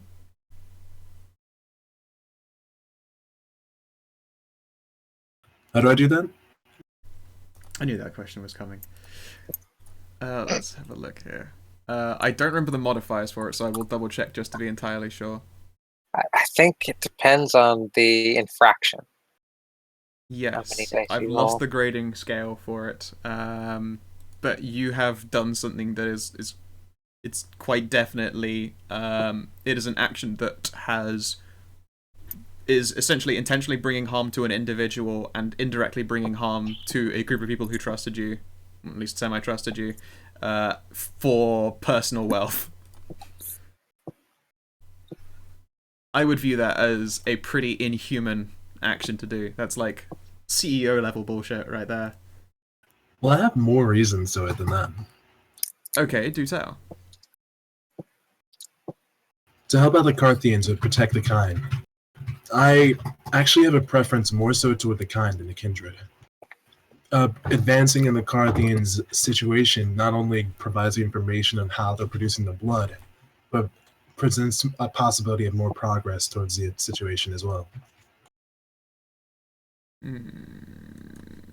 Regardless, you did have to betray people with a modicum of trust in you in order to think that, but you didn't view it yourself as directly evil. Let's take a proper look at your sheet here.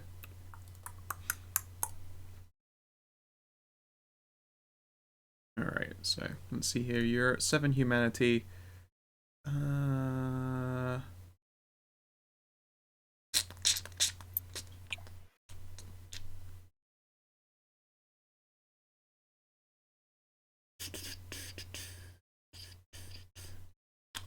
You have 2 dice.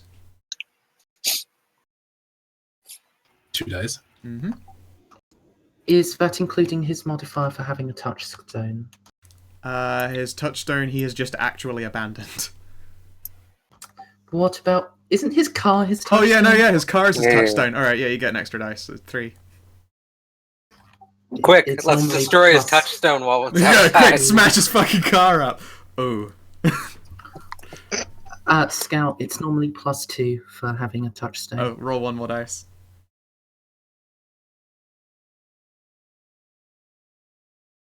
Come on, wherever come. Nope. You did better though. You did? 2, 2, 2, 3. No one can say you didn't try. Alright, let's see here.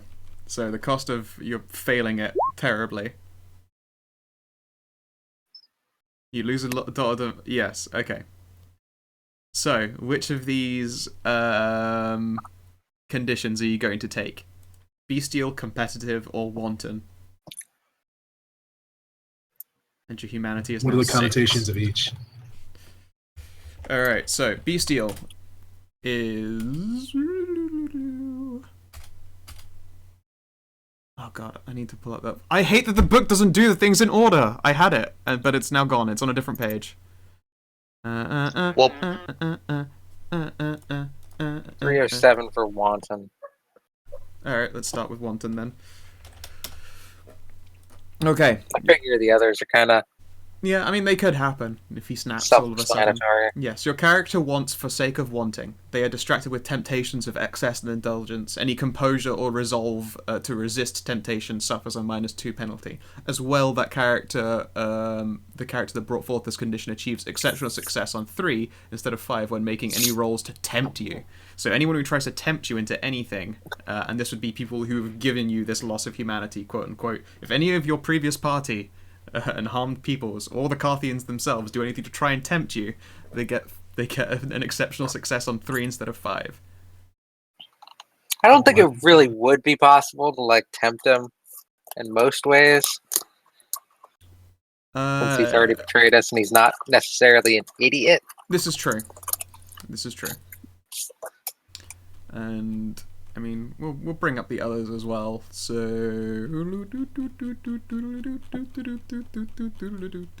scroll. Competitive. You must assert dominance and superiority. Either you give it your all or you falter. Anytime you're in direct competition with other characters, you suffer -2 on any rolls where you don't spend willpower. This includes contested and extended rolls. Any rolls to tempt or coerce you into being competitive achieve success on 3 instead of 5. And then last of all, you could be bestial. Your character acts on primal physical impulses. Frightening things make them run, and aggressive threats are met with violence and anger. -2 to resist frenzy or physical impulses. -2 to defending yourself. Any rolls to make you be impulsive, aggressive, or even escape achieve successes on 3 instead of 5. I think I'll choose bestial.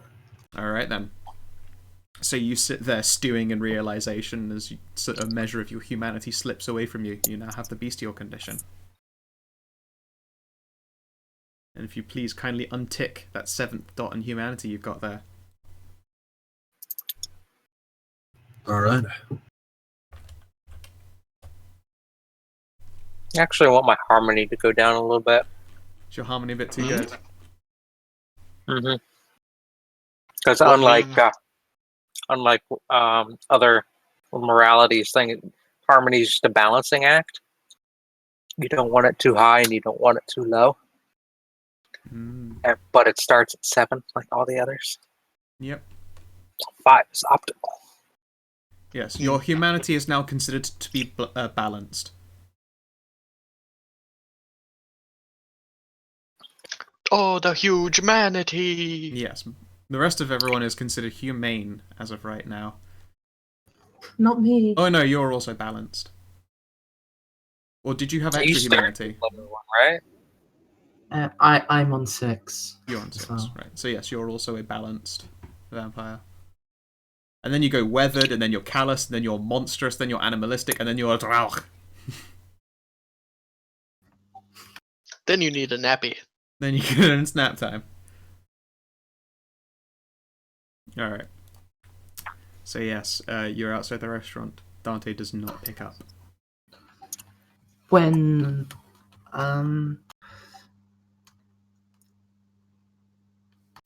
Tim's gonna do something after 5 minutes go by. Is anyone else less patient?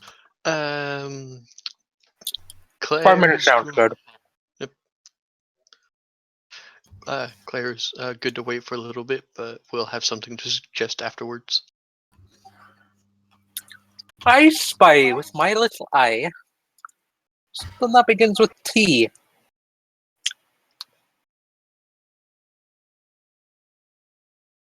Wait, what was that in character? Yeah, passing the time. Go ahead.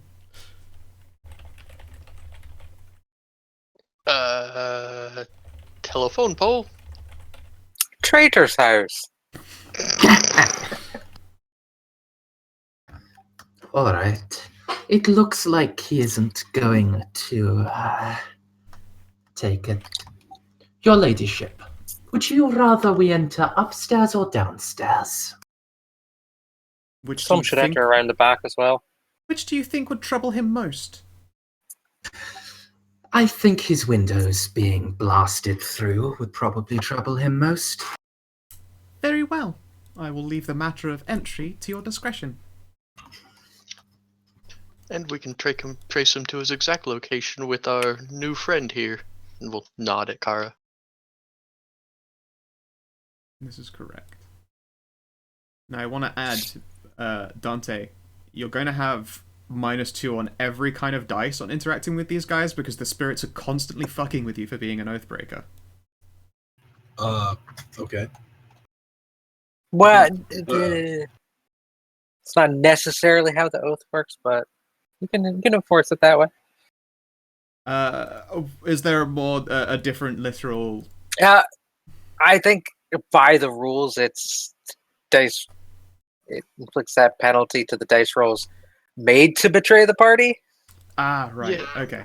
Yeah, it was brought up last time, but you decided for this because you liked how it flowed with the flavor better. The flavor of the world. Yeah, and we'd have had to...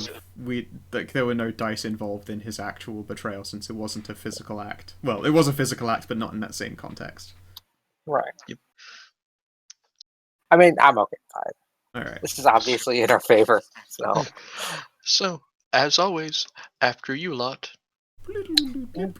Okay. Kara will get out of the car, and she suddenly bulks up. Yep. Hair, fur starts to appear on her arms. Guess what? Gets sideburns. Cool. She definitely looks part wolfy. Do you go up a size category? I go up a size category. Hey! Not that kind of size category. I go up a Yes, a size cup. 6 now. Ah. I wish it were that category as well. Her Well, boobs probably shrink. Yes, actually converting themselves to more like just muscle and reappropriating itself elsewhere. And there might be slight stretching of fabric. That's why you chose leather, right? The most forgiving of fabrics. Pretty much everything she's wearing is throwaway stuff. Fair enough. I thought you get like flesh through essence or something. Hmm? For if you wolf out a little bit. What do you mean? Like where the new flesh encounters your normal flesh, essence comes in to take place. Oh yeah, like it's not a conservation mass thing, but Yeah. boobs will probably shrink anyway.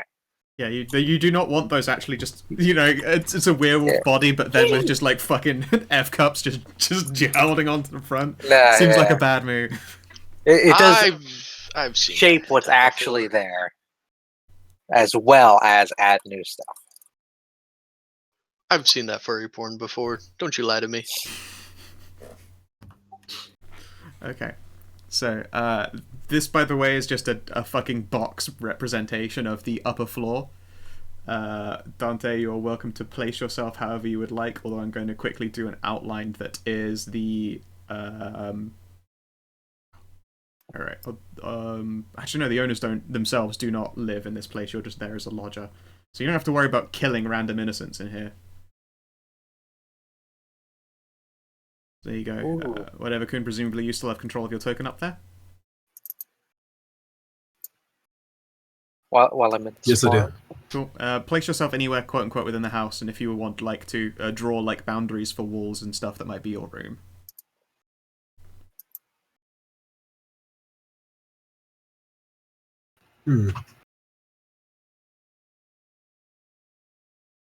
As for that, at the same time as this is occurring and Kara's bulking up, a car arrives. A vehicle arrives, and sat at the front is a human wearing, like, gunner blast goggles. And she will lean out of the car door, watching with interest as Kara gets jacked up like crazy. You can see that, like, on the passenger seat, sat up in a way that is most certainly illegal, and would have probably gotten her pulled over by the police, is a fucking beefy LMG. She's with me.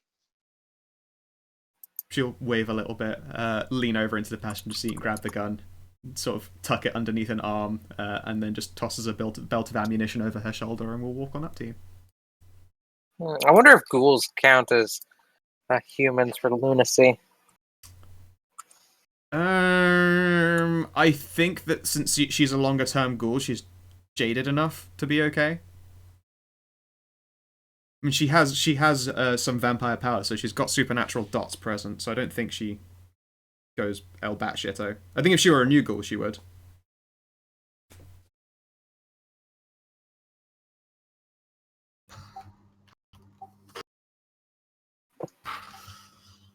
All right, Kara. What you need? Can you give us any indication as to where he is up there? I will take a sniff. I sneeze. Well, there's one thing that you notice from the outset, is like this whole building is like just alive with the fragrance of him. It's potent. Potent as fuck. Been jacking off all over everywhere. Yeah, no, the perfume that he uses, his blood is it's Yeah, I practically in the probably wouldn't be walls. able to sniff him out specifically because of all that. Yes. Because the whole place would smell like him. Correct. Essentially this whole building and like attached sidewalks, like the sidewalk that you're on is like being obfuscated by the scent of his perfume. It clings to every surface. Let's see. How do I cross over into the spirit realm? Enter the avatar state. Wooju, wooju, wooju. I think I have to do that at a locus. You don't. You can't just hot swap into the spirit realm.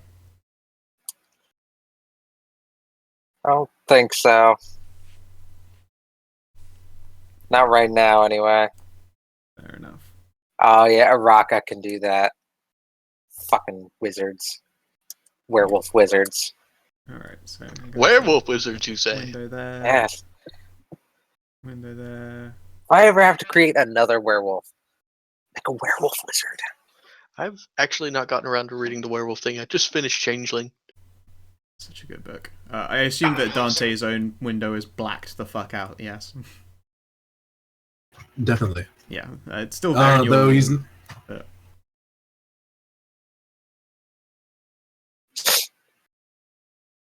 Yeah.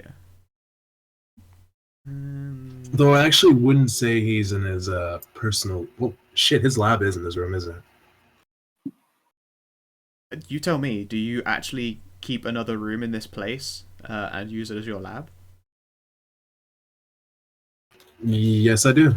Okay then. I'm just gonna do some random like room boxes and shit.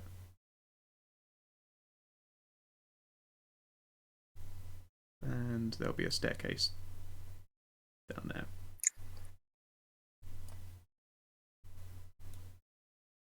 There you go. If you want to just indicate which room has your lab. The top, like this main room here, is very much the like just living space.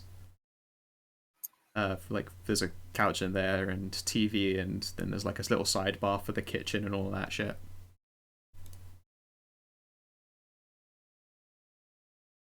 Let's see.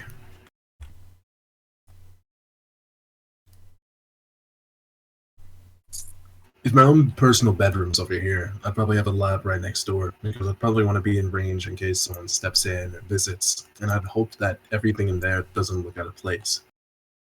In fact, it would look more so like just a regular room with a bookshelf, maybe a few vials here and there, but with the decor, like random wines and stuff like that, it looks mundane.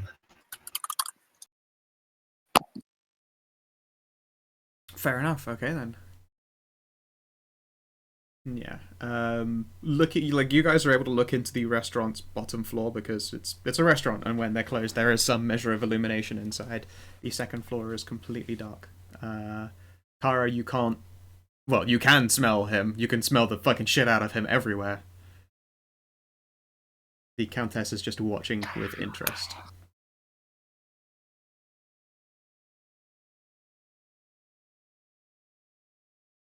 Actually, can I do something? That depends on what you want to do. You're welcome to inject any actions into this scene as long as they're not unreasonable. You're in this scene after all. I start cooking. Okay. What is it that you're cooking? Is it the kind of smell that might actually travel a little bit through your own special vampire funk?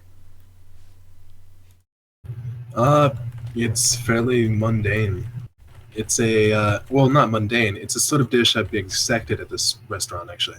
Sardines and garlic.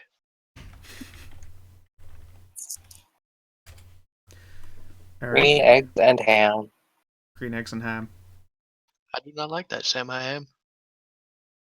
Much more interested than Will I am.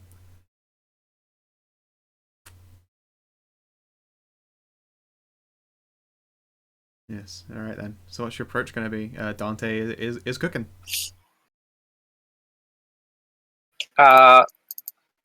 Someone should approach from the back or the side or whatever.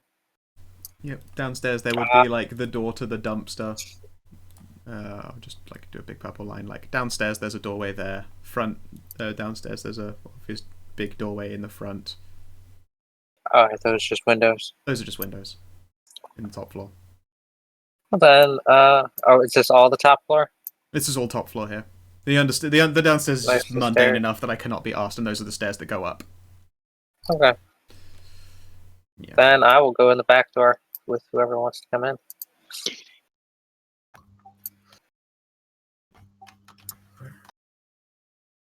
If no one suggests themselves, the second with will go with you. So that dim light, that would count as a poorly lit room, yeah? For the most part, yes. Like if you were to try and focus anything on like the center of any of the tables, which are the source of these very small lights, then it wouldn't be any good. But in general, the lights level is quite low. Since I last leveled Obtenebration, I can actually create darkness properly, Okay, cool. which would reduce a poorly lit room to moonlight equivalent. Excellent. Yes, you would be able to indeed reduce this room's light level to that.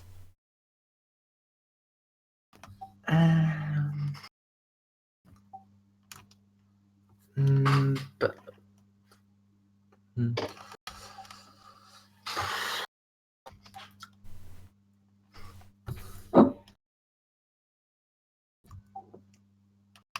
and how is it outside?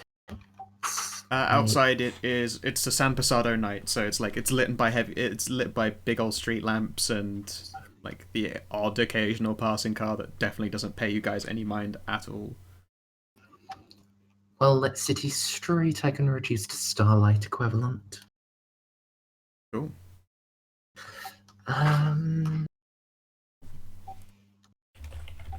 But also, I'm not sure if it's any point actually.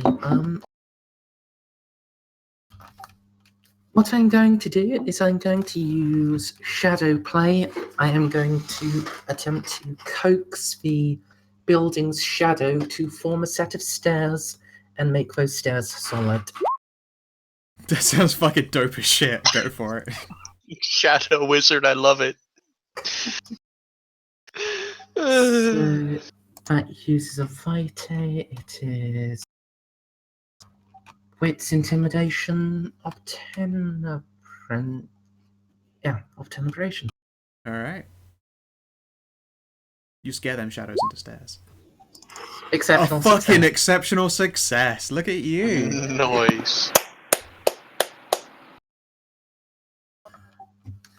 Scout, Yes. do I get a blood beat for an exceptional success with a discipline? I will say yes. Awesome. Blood beats. Yep, you used a vampire power, got an exceptional success. That is a blood beam. It will apply to experience bent to level up that thing in particular. Let's see. All right, describe these stairs because maybe it's just because this whole building is alive and rife with the essence of a vampire around here. You find these shadows exceptionally easy to grasp.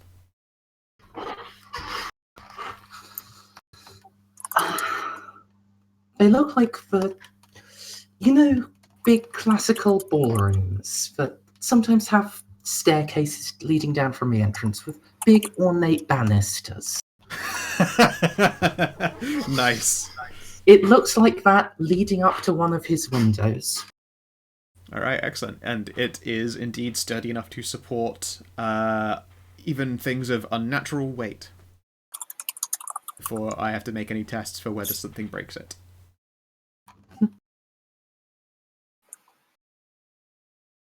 Yeah, the shadows here are deep and warm. To you, to others they would be menacing and cold, but to you, shadows are a source of warmth and comfort. Yay, maquette buddy. Shadows are great. Shadows are sweet. Alright.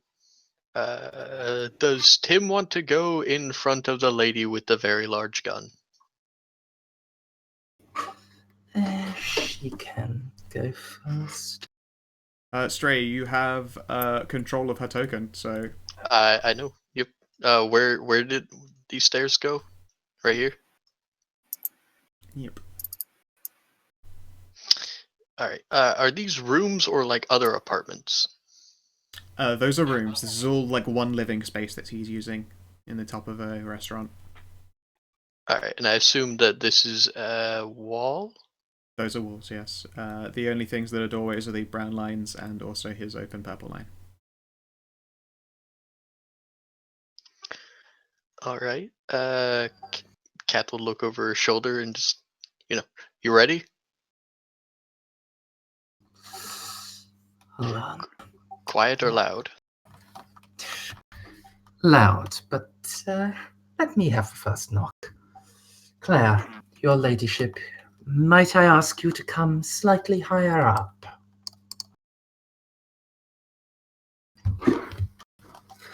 And so shadow play allows me to keep control over shadows for the remainder of a scene. Okay. So what I'm going to do now is, the lower sets of steps, those are going to cease being steps, and they are going to wrap around as much of the upper floor as I can get them to. Alright. Inside or outside? Outside. Cool. I will draw a line of equivalency. Cloaking the building in shadow. How thin are you stretching it? Is it literally just a sheen to cover it? It's going to need to be thick enough to squeeze. Okay. Shadow boa constrictor. Dear God. In which case, at some point, Kara, you see shadows just like liquid, thin binding liquid just wrap around the top of this building before silently. You would have expected like some kind of whipcord noise as it all then tightens as one, but there's no sound. Interesting. Perfect.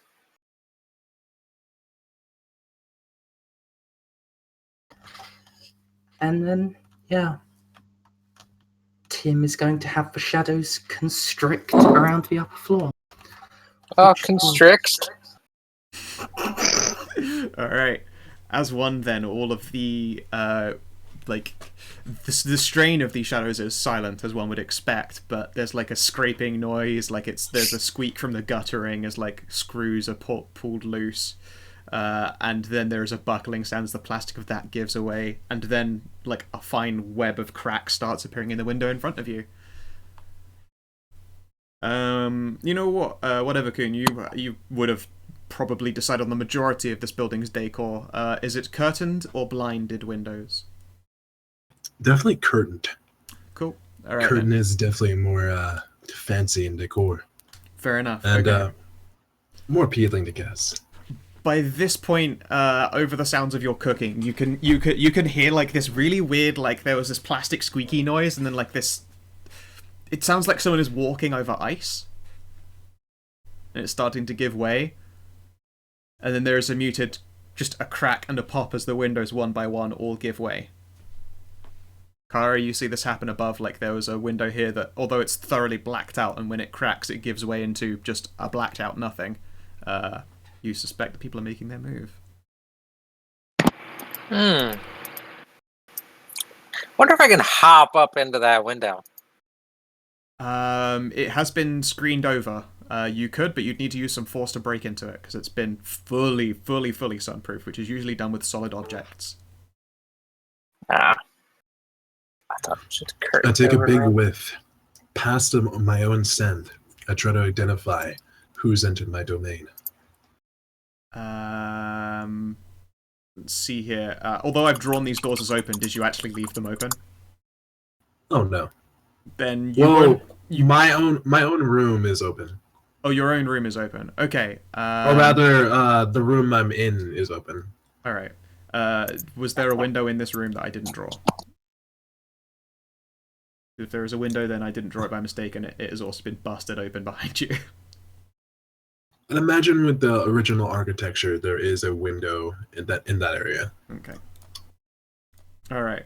So there's also a window there. it splinters behind you and bursts, showering the inside of the curtain with broken shards of glass. And yes, since you have a direct route of scent, and because your nose is basically on par with Kara's, but you can smell past yourself, you recognize the smells of your party.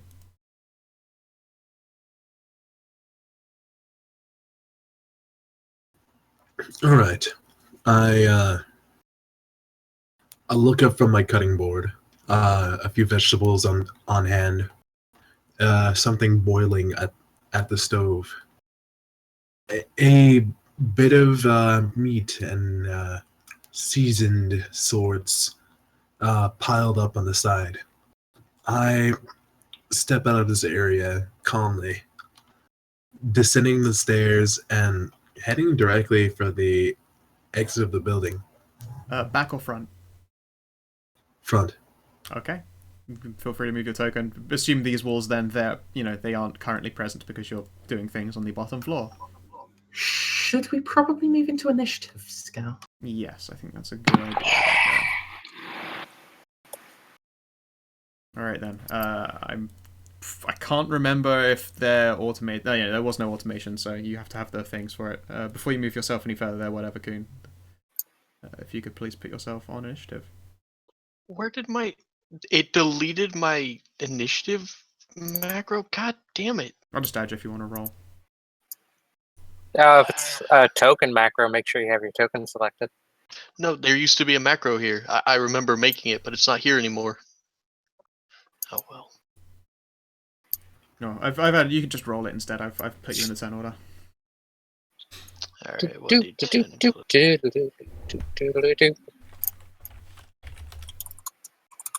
Just threes. It's D10. Oh. God, you got a 3 on D20. Alright, yeah. I mean, I'll let you reroll anyway. D10. Everything is D10s. Okay. Also, how do you only have a +3 initiative? Whatever game. I am not combat focused in any way whatsoever. Neither am I, but I still have a 5. Well, let me see. What is Gonna- initiative? Dexterity plus. Scroll down to the bottom of your sheet. It should have it for you. Could you add me to the It's 3. initiative? Of course I can. Crazy. Yeah, it really is 3. I'll be damned. Your dexterity is 2. And what's the other aspect of initiative? Wits? Athletics or something? I don't No. remember. Well, my dex is 2 too. Oh, So- he's got a rapier. It's giving him -2 right now. Yeah. That's right. I got a -2 for my Crimson Falx. You want to describe this? You've got a dangerous vampire loaded to fucking bear with guns and shit. She stood next to you observing your cool ass sword. Just kind of looks like a sword. Fair enough. Kind of like the picture there. Sweet. Nice long sword. Alright then. I'll have to add. I can actually see Kara's sheet.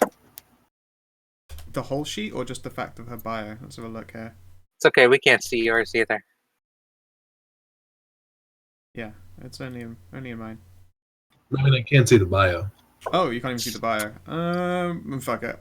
There's nothing in it, so there's nothing to say. Don't worry about it. Just tits. Yeah.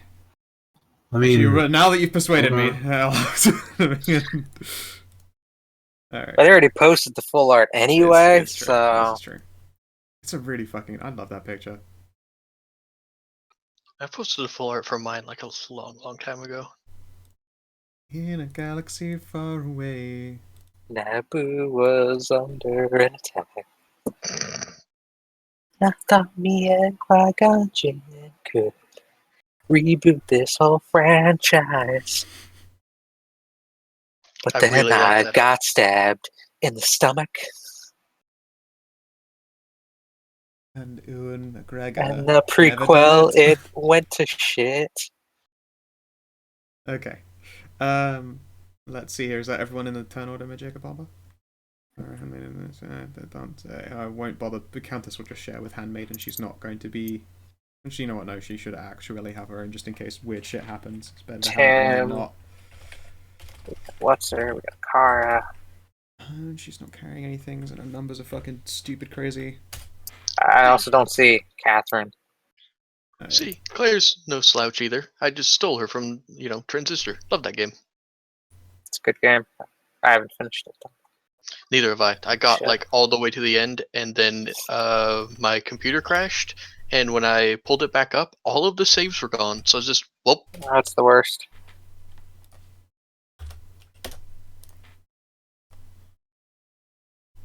Alright, so first action is the Countess, but she burns her turn just watching with interest. The Handmaiden will look between you, Kara, the buckled window, and the door before nodding at which one you would like her to go through. She'll defer to I'm just you gonna on go the through the start. door. Alright, cool. Then she will place the choke head of her gun to the door and then just use it like a battering ram and plow it into the fucking lock, bursting it open. Thumbs up. And then she will... the second wit is with us? I thought the big combat one was with us. That Yeah, is The second one. with the second with is yes. the the first first with one. is Never the mind. is the Yeah. witness. Yeah, never mind. I have a question. Sure. What's the point in increasing your initiative on your turn? Because initiative is actually should be rerolled every turn it ends. But if you just increase your initiative on your turn, I'm pretty sure you're wrong, Bascal. Well, no, it would get recalculated. So if your initiative goes up, then you would then take a new place in the turn order. Not that everyone re-rolls, but if you increase your initiative, you could then choose to be in a quicker position on the turn order. like Oh, I have a maneuver that lets me do something at the start of. Oh, it's at the start of the round. then I guess yeah, that- you I guess wouldn't that do that on accounts your for the turn. You'd use entire- that ability before your turn happens. Okay, So, yeah, Is that something you have or something you could have? it's a style. Oh, thing. okay. So I guess all of my abilities in this are reactionary, Neat. which is kind of cool. Yeah. I dig it. Yes. The handmaiden she battering rams open the door and moves in and takes up a position. It would appear that this opens out into like an adjacent kitchen.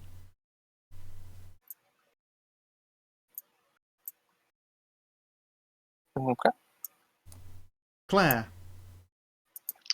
Well, it looks like it's kicking off. You are now I forget, suspended is in the there- air on a shadow staircase. Yep, and we haven't cracked open the window yet, and No, the they're all two burst. fighters in front of us. I guess. Can I ready an action to fire if someone comes in? Fire over the shoulder, I guess. It's a suppressor. It won't deafen her. It's fine. Yeah, sure. You can just say, I'll take a shot if an enemy turns up in the room. Yep. Well, specifically not the second wit and not Kara. Okay, cool. So if anyone else turns up in this window, bang! Just Girl Scout cookies. Bang! Absolutely. Alright, It's Kara. 11 o'clock at night. What are you doing out here? This shotgun girl was ahead of you on the uptake there. She's Yeah. she's basically doing a room clear and announces that this is clear, it's a kitchen. Yep. Step in with sword at the ready. Smells tasty in here. With getting past the smell of Hamza in her room. What is my speed? For speed. Is it lickety split? It's 11. Wow. You can really haul ass. I'll say that the door to it is like around here. You have Like some back out in fucking the kitchen. get up and go. In fact, it would be there because then on the other side of the wall is a staircase going up. All right, I can get to the staircase. Cool. All right then. Prepare myself. On Catherine's turn, what's she gonna do, Stray? Timothy had a plan, right? Well, the plan this. was for breaking the windows open. Are they already broken open? They're already Yes. busted open completely. Okay. What is her movement? Her movement is, let's see what her mod was. She can go 6. Wow. Okay. Eh, eh, eh, eh. Is there a door here? Oh, the door's over here. I get you. Hang on. So, 2, 2, 3, 4, 5, 6. You see Dante Hamza. I'm pretty sure. Can she move her full move action without and do an action as well? Yes. Yes, we realized that was a thing. She can do both. She'll yell contact and open fire. Alright, she fires an LMG at Dante Hamza. I need to find the stats of the LMG. In the meantime, let's see here. What did I give her in dice? Ricochets in the Rolled 60-10 and it's 9 again. What does that again mean again? Any rolls of a 9 can get re-rolled as extra dice. So say you get a Oh. 9 or higher on a dice, then you roll again. Shit dice. Wow, a success! Yes, defense is only for dodging. So, it's a hit. What does an LMG do in this game? I am trying desperately to find out if they are even any fucking good. But you'll have to bear with me, because as we've covered this many times in the past, that the combat for this game, all the rules are in one place, and everything else that's useful is in the fucking other. Is it in the Hurt Locker? Hurt Locker, yeah, probably. Okay. Hey, that's right, I can have 2 books open at once and make my life goddamn easier. Wouldn't that be nice, everyone? Wouldn't that be so good? Rifle. Nothing All for right, LM. so they wouldn't have LMG, but it would be a rifle round, Okay. like Yeah, we'll like go a with that for 30-06 or And rifle, it can but only not be big done game. in some So kind it of will fully be automatic fire. So range considered long, a damage long- +4. Alright, it is considered a long burst. 20 bullets at as many targets as the shooter wants. It increases the dice pool by 3, actually. If firing at more than one target, then subtract the total number of targets from the shooter's pool. But you're only targeting one person with a fully automatic LMG burst, so you actually have 3 more dice in there. Oh, okay. But yeah, it's basically took the stats for assault rifle and gave it the damage for rifle, because an assault rifle is a cartridge lower than an LMG. Yep. So what? 3d10. 3 more d10s. Hey. And another d10. Nah. Okay. Alright, so I mean it's 3 hits now. And let's see here. So that's 6 bashing damage, right? Yep. And remember, you can reflexively spend blood on your turn. It's not an action. There you go. Dante Hamza, you have left the kitchen, and some human woman, presumably sort of human woman, but she smells a bit vampire-y, shouts contact and opens fire on you with an LMG. Now, it is goddamn motherfucking stupendously loud. So fucking loud. It's a good thing there are shadows wrapped around all the windows right now, making sound act weirdly. Plus, if anybody were videotaping anything, it would look like very bad Photoshop. Well, it would look like a human girl shooting at blurry shadows, like a really. I mean, she's shooting... inside. Yeah, but I mean, from it's the true. outside. This is true. None of what is going on outside makes much sense at all. So there you go. That is Catherine's turn. That is 6 bashing damage on Dante Hamza. Someone should get a big game rifle. Unfortunately, it's now time for those shadows outside to go away. Ooh. As Tim steps in, he brings the shadows that he was using to squeeze back around like a cloak, and with Dante in his sights, hurls the shadows forwards like so many darts. What about us? Not the steps, but the squeezy shadows. Yep. Okay. They are all pulled away. Just plunge Countess Evelina to her death. But yeah, she dies from a first story fall. She has more dots than like 2 of them combined. Hang on, I'll knock at the door. Sure thing. So what should I use as my attack roll on him? Now, that's a good question. Usually, like in this case, shadow play dice. the reality is that you would use them like just a weapon equivalency. So, like, you know, if I had you making a sword of shadow, it'd be you'd fight like it's a sword. It would just happen to be also made of shadow and hurt Strix. So in this case, you're using something that is equivalency of like a hail of darts. So that's Dex weaponry, Yep. right? You should specialize in dart throwing. You'd be very popular at bars. Very popular at bars in the 80s. You'd score so much mullet poontang.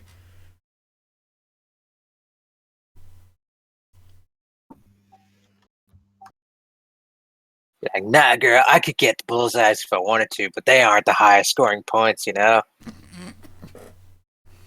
It's all about them triple twins. It's a rookie move going after the bullseye. But just to prove that I can. Was that what was that sound? Was that your panties hitting the floor? I know. That was a wet splotch. I heard a squishing noise. Okay, cool. You successfully hit him. I need a fucking damage number for this shit. And since this is a supernatural attack, does it deal bashing or lethal damage?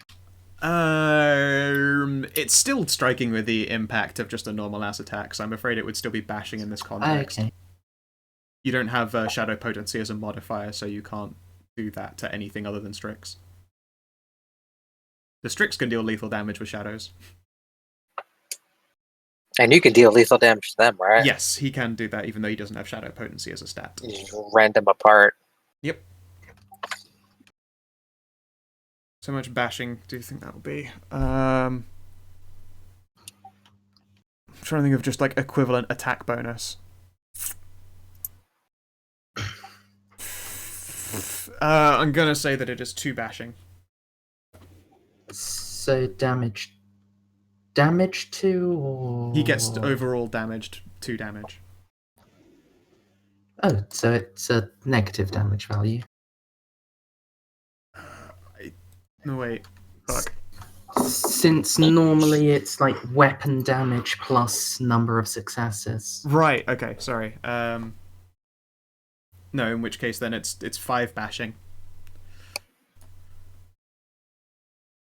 which means you have now ticked over into lethal.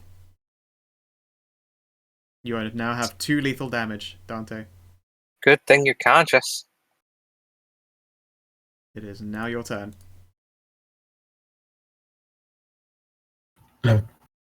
How much have I taken again? Total? What? You've been struck for lots of bashing damage. You are on 2 lethal right now. You have 5 boxes left to be ticked with lethal, and then you begin taking aggravated damage. I think you took 6 and then 5. Is that correct? That's what my brain says. Yes.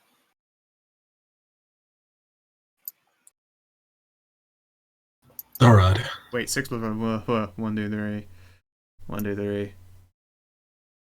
1, 2, 3, 4. Oh shit. Okay, no, you've taken 4 lethal damage. You are 3 off of beginning to take aggravated. I don't remember what the hell. I'm back, sorry. I'm not sure the shadow thing is.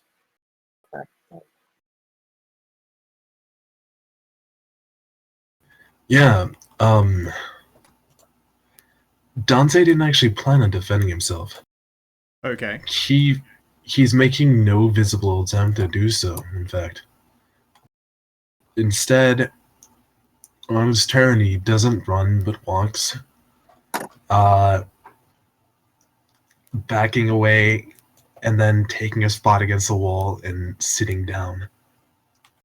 Though it's more of like a swift duck, almost like ducking motion, almost as if he's about to do something important, but he just stops in place. Okay. I mean, The also, house might be rigged to blow. yeah. Also, that hurt like fucking crazy. You got shot like a whole bunch. He expends a bit of his vitae to heal. There you go. I can't. What's the trade-off of vitae for health? Is it just a vitae per lethal? I think it's a vitae per lethal. Yeah. 1 vitae for each lethal, or 1 vitae for 2 bashing. Is there a You limit on have how to get much rid you of can your- burn in a turn? Is It's For limited by his blood potency, 1. your blood. Okay, so yeah, you can spend a vitae and does it just turn into vashing, or does it fully remove a lethal? Fully removes it. so let's Oh, okay. I'll take that. There you go. So now you have an empty bash box. Enjoy. Okay. The Countess, at the sound of gunfire, seems visibly excited by this. It's loud. Holy shit.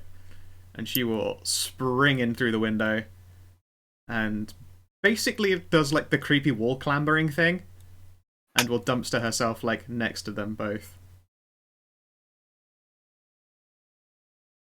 Dante Hamza, you are an oath breaker.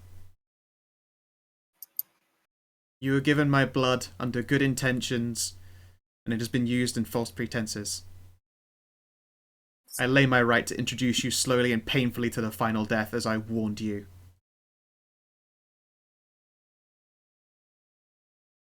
And she will look to see if anyone disagrees with her. At this point, Timothea, as a person in Invictus, now would be would be to make your case to stop her, because you'd be the only person with the kind of authority to suggest she wait.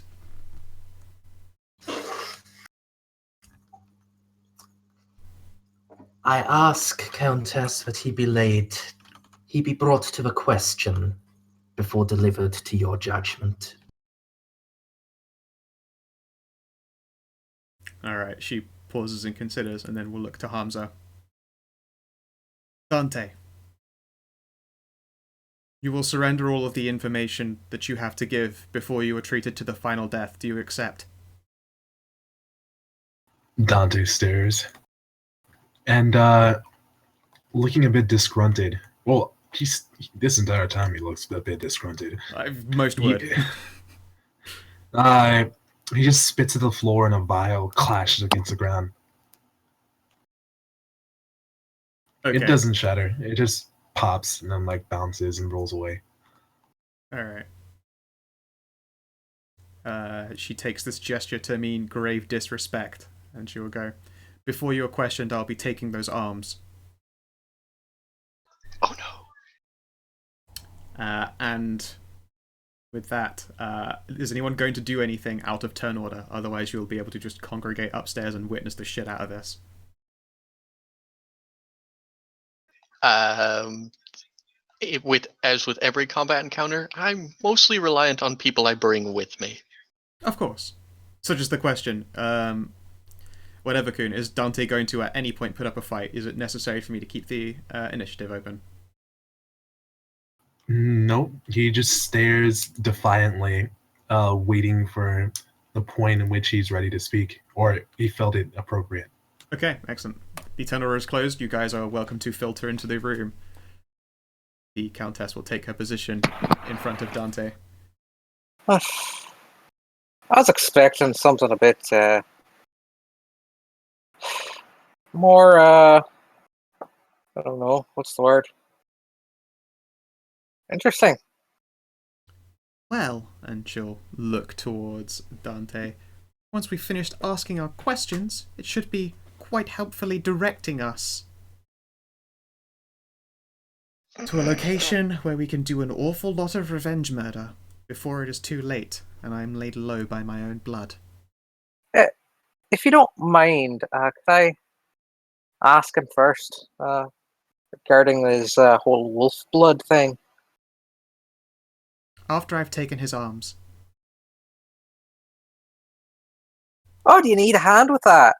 Oh no, I intend to enjoy this one myself. Dante. She's going to take Damn. both of your hands. But the I have a sword that literally removes limbs.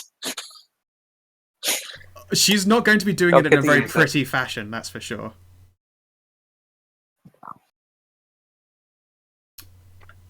I apologize for nothing. Disarming personality. Dante, she intends to take your arms, like, just above the wrists. Do you do anything to defend yourself or stop her from doing so? I'm actually gonna check a few facts. I already know that shit. I know that Kara is a werewolf, right? Yes. Okay, just making sure of that. Can I tell what sort of being the handmaiden is? She is of Kindred. She smells like a Kindred. She smells not old. Okay. I think I won't follow through with that. Okay. I'm not gonna resist the count, or Hamza's not gonna resist the Countress. Alright. She plants one small foot against your chest, holds onto your arms hard, and then rips them out of their sockets. She will continue to pull until your arms have been yanked off of your torso. At first, he grits his teeth. A bit of grunting, crunching, just bestial noises gurgle from his throat. He Cool. struggles to keep his expression level and somewhat intimidating or defiant. He strains, he squints his eyes, and just all sorts of unpleasant noises come from him. Yep. She will then bring both of the arms to like together in her hands and then snap them over her knee very pointedly and dump them on the floor next to you.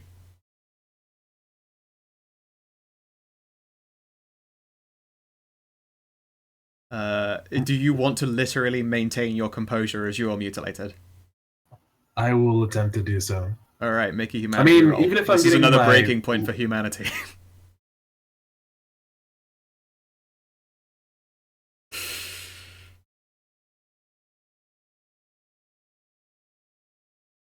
Yeah, what was that again? Intelligence. Wait, was it intelligence? Was what intelligence, sorry? Looking for uncanny perception. Oh.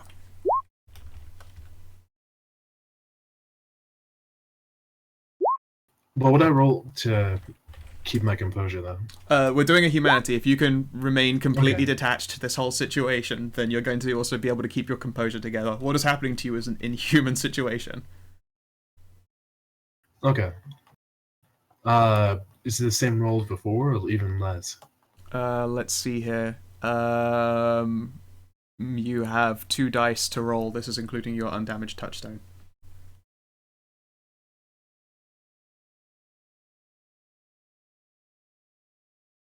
So only 2? Only 2 dice to roll total. Okay, although there is initial sufferances, because this is a very new situation, you put your mind behind yourself, a measure of your humanity breaks away, you do not scream out. You are now going to be imposed with a new condition.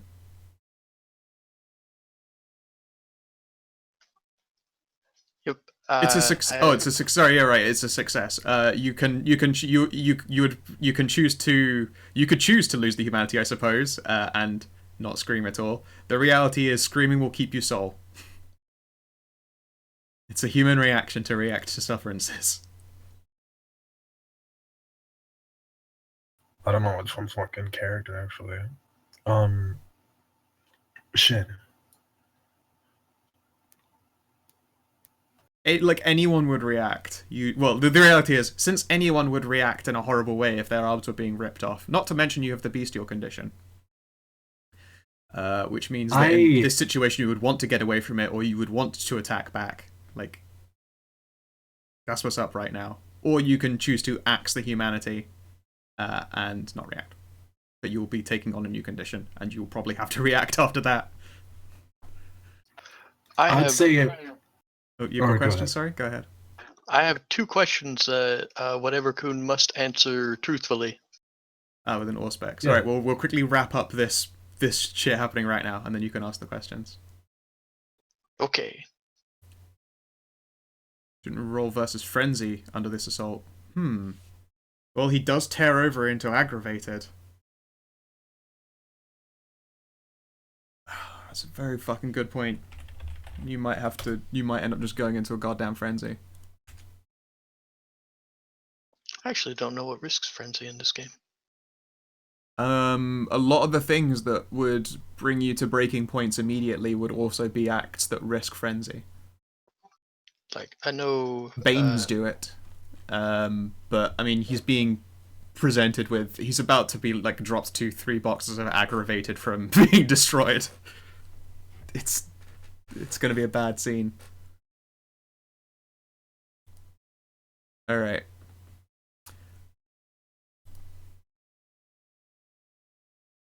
Let's see, how much the roll for resist frenzy?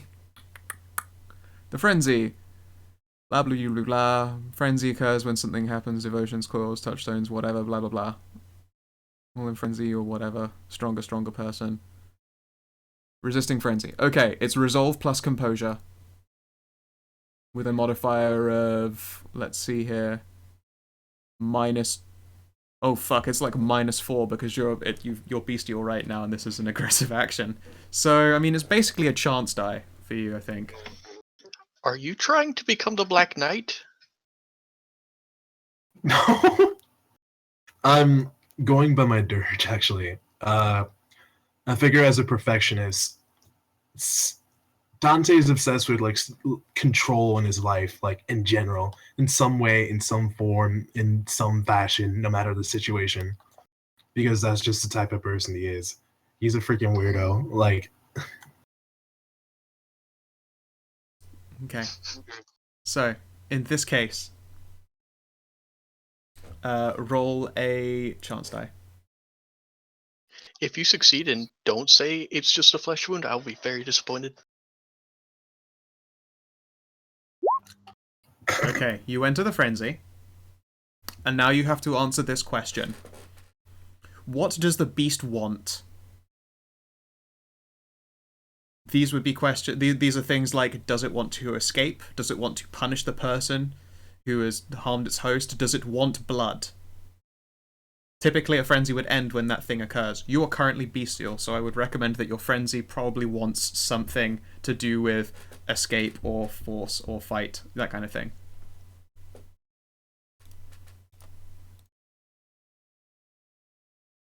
Your beast takes the reins.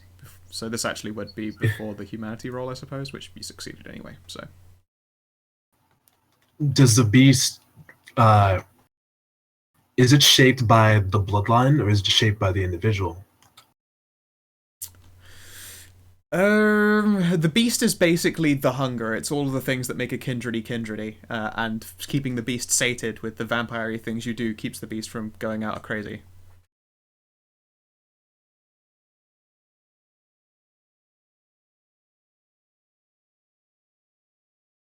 Well, shit.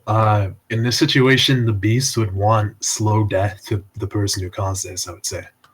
Alright. So, you enter a frenzy.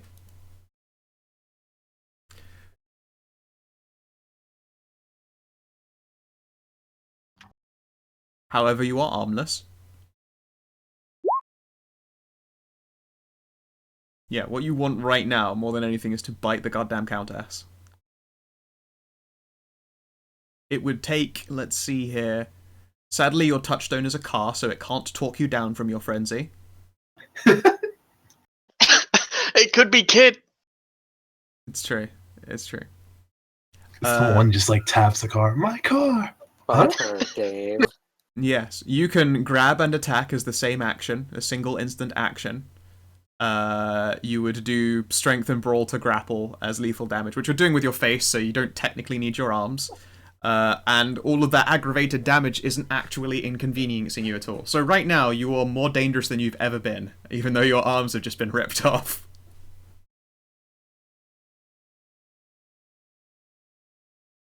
And now at this point, go on, Stray. You can ask 2 questions about Dante Hamza to whatever, Kuhn, and he'll have to They answer are them. now irrelevant. Okay, awesome. What were they going to be out of curiosity? Well, Claire was wondering if the reason he was being so calm is because he was waiting for an attack to happen. So that was going to be the questions. First question was, is he waiting for an attack? And second question is the attack going to happen on like all of us, as in everyone? Right. Okay. Oh. Well, I mean, just to spoil now, it's like out on the window. But I Okay. think his original plan is to crack one of the Countess bottles and then have the handmaidens like freak out or something because of the scent. But then he didn't think it was too potent, so like he never really fell into that plan. Whatever he spat out of his mouth was actually the same vial that had her scent, but it Well, never popped against. Well, See, go ahead. my thing was, I thought that you said, "Oh yeah, we're," I didn't say in character because that would be, cheating. But I thought that you were making food, right? And you had cut the gas main and put something on the stove to slow burn and then explode. Not gonna lie, I he- thought you were setting everyone up for a fucking trap. Yeah, I was like, hmm. I really thought that you were gonna blow everyone sky fucking high. I did too. Nope. I was- Bet you wish you did now, Wanna though. say That's a something? fucking dope ass idea, isn't it? Shit, like I'm playing this character to like the T of like being obsessed with like I'm gonna keep this place. I'm going to go to work tomorrow morning. Like I'm not gonna fall into this Kindred Sadly, do crap. not see you having a successful cooking session tomorrow. Well, I mean, there's this chance roll going on. I don't think you're gonna make it to your Martha Stewart appointment. Yes. What you want to do right now, more than anything as an instant action, is to attack the Countess and attempt a bite on her. Could that be augmented by celerity? Is that even consequential? It's... I can't remember what your celerity does. Let's have a gander. Lets him move super fucking fast. Yeah, you absolutely... I'll give you an extra dice on it, and you already have an extra dice, because you are, frenzied, which just gives you bonuses to strength and dexterity for the sake of this kind of shit. Also, Wooken, you can spend Vitae to give yourself extra strength dice. Oh, I thought I had that vigor discipline. I don't think you need any discipline to do that. I think the Vigor Discipline is different kinds of buff. Oh, okay. I'd assume I'd probably burn the rest of my vitae for that, but I can only burn one at a time for Only each one at a purpose, time I because think. of your potency. You could also spend a point of willpower and have an extra 2 dice before you roll. I barely use It my would willpower. be 3 Oh, dice, 3 dice, sorry. on this. Yeah, by spending a point of Vitae, you may add 2 dice to rolls involving your choice of strength, dexterity, or stamina for the turn. For full willpower, it's like full X's, right? Rather than empty, or is it the other way around? The dots represent how much... if they were empty, you haven't spent any. Okay. Yeah, I'll go ahead and spend a willpower. Vitae to. Well, can I do the Vitae towards strength as well as celerity? Or just. I don't believe you can do it towards both at once if you're putting it into your celerity. It's already giving you an extra dice, so... Celerity doesn't always need Vitae to be spent. It does have like passive bonuses. Oh. Okay. But at the lowest level. Depends on It's what only down- 1 dot celerity, so he's not naturally fast unless he invests in it. Celerity doesn't have multiple dot investment normally. What? It's you either have celerity or you don't. Like there are some persistent effects, and you get better persistent effects dependent on how many dots you have. But it's weird. The physical disciplines are all kind of weird. They do seem to be so. Okay, alright, yeah, you can spend Vigor on Strength then. You're already attacking faster. Jesus, this is gonna be a fucking treat right here. So 3 from willpower. How much strength from Vitae? 2. 2. And then how does celerity influence? Plus I'll give 1? you an extra dice. It is Okay. your Strength plus Brawl. on this attack. So I gained 2 strength. I have base 2, so 4 plus your brawl, which is a physical stat that you aren't trained in. yep. So it's -1. Strength brawl. I mean, it'll do that thing for you. Brawl's in there in physical, so it's roll strength and brawl, and then for your modifiers, it's 2, 3, 6 total. 4. Yes, you will have a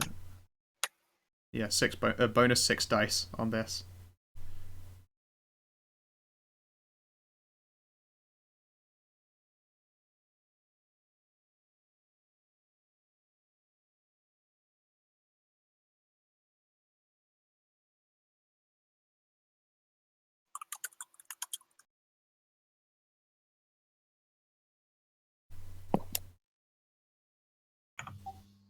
That's Wait, not what? including your normal roll, Sevikin. Oh, I thought they were both ticked. Yeesh. Why are they now unticked? Click strength and brawl and then put 6 in the mod. but I did click. Well, let me They see. were, I think they're already highlighted there. They're empty right now. You did an empty roll just then.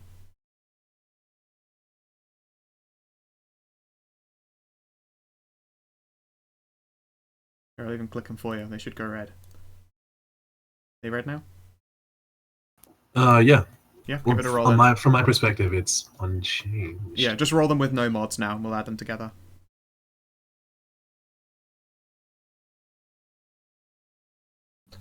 What? Just roll the right number of d10s. I Yeah. guess your sheet's fucked somehow. All right, just roll 1d10 because it's your base strength minus your brawl anyway, which is a -1. So So it's just one die. one Anyway. more dice.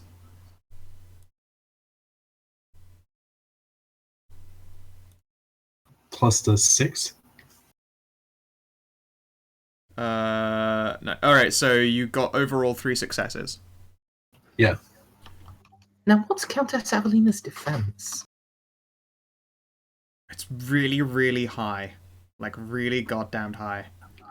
If it's more than 6, then Dante failed. She's actually right now not armored in any way. Let's have a quick look here. Armor doesn't have any impact on defense. Oh yeah. Fuck, you're right. Yeah, no, it is higher than 6. So you latch onto her, but do not find purchase and bite into her. I'm afraid. While it would be hilarious, she's a goddamn monster. She is so terrifying. All right. Dante, you are essentially kicked back off of her and pinned back against the wall.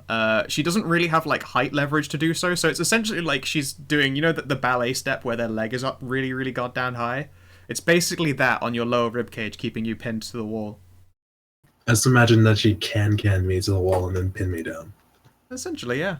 It certainly like to the outside observer, it looks insane. This small child has just basically got you pinned to the wall by a high kick.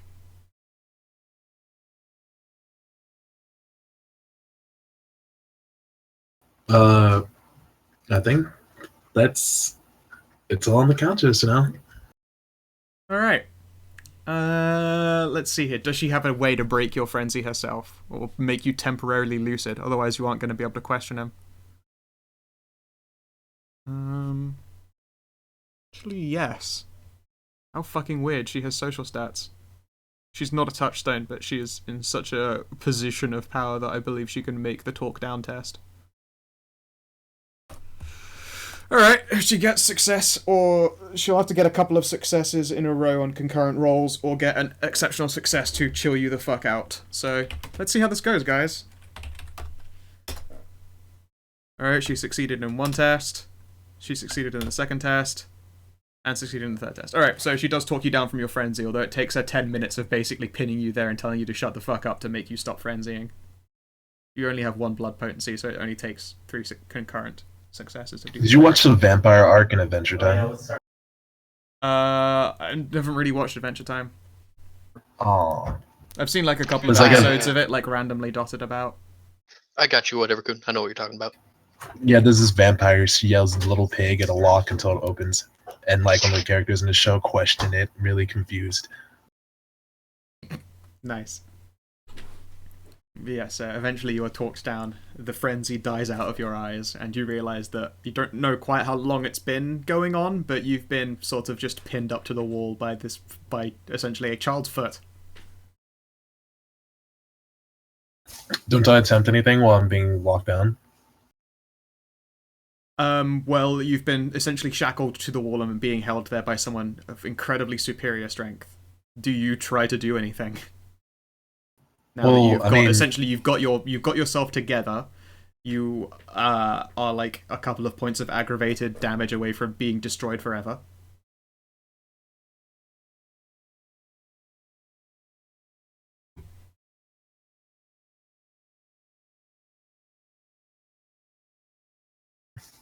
I mean, I guess I meant like for every attempt she made to calm me down, wouldn't I have like had a moment where I was trying to like go frenzy during that time? Not like during now where I'm lucid. You were considered helpless for the process of this happening. Oh, Essentially, okay. I just don't want to do more dice rolls because it would be so meaningless. No. I mean, there is a chance. There is a chance, but even then, even if you succeeded, you'd just get beaten down again. Like, she could just choose to do non-lethals and grapple you to the wall again and again, if it so happened. And if you took a vitae from her, she would just hit you again really hard. Like, yeah, I just don't want to add more dice to this. But it's a show of defiance. I mean, It is a show of defiance. You can certainly say that you were being defiant the whole time you were being talked down. The reality is, it would also just be another half hour of dice. Well, it wouldn't be a half hour. It would be like a couple of minutes if you failed every time. If you got even one success, it would be to the fucking same result, but ad nauseum a half hour. you continue to get tens. Spend willpower. Have you been spending willpower? He spent it on that attack. Anyway, alright, ask your questions. It took a little longer than expected. She will stare levelly at you, Dante. Didn't think you had it in you at the very least.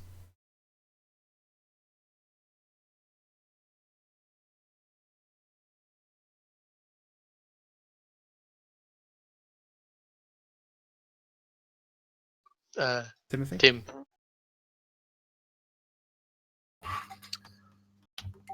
The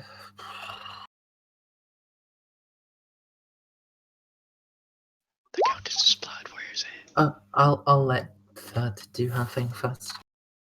No! I wanted a critical success. You could do you have willpower? It's just been done. Oh, was it? Well, I mean, that was done before the roll. You could spend another one after it. It's less dice now, but... Oh, I didn't see the with willpower. That was a lot of dice you threw at that. You want to crit fish and see us try and throw post roll willpower at it? Can you spend more than one willpower? You can do one before and one after. Yeah, I already did one. Sure. I'm sure we've done it before, so I'm gonna say yes. Okay. That's another 3. So I want to find out a deep, dark secret. Like his sister or extra success. Alright. Take off this willpower now. Okay, so you were doing that. We'll say this was occurring whilst Timothy was talking with Dante. And then we will let whatever Coon whisper anything, any answer to anything that you ask there, Lily. Because you know it, but you don't have to share with the class, and no one knows that you know it. So go ahead. Which one of us? Timmy to ask questions, and you can whisper some to whatever Coon, and he can answer them likewise in whispers, and then it gets to be sneaky hidden information that only the werewolf knows. All right, Dante. Now, How do you whisper here, by the way? Tell. Slash Slash W. W van name. If you're trying to talk to GM, just /W space GM. Not storyteller Sanichi. Crazy people with your crazy names. Ah.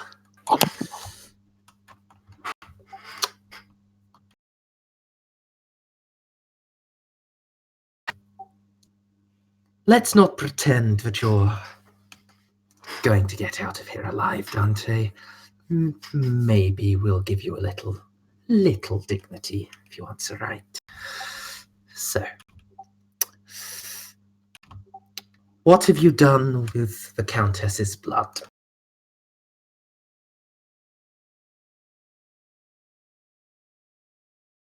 It's on the floor over there. Is that all of it? I still have some in the room behind me.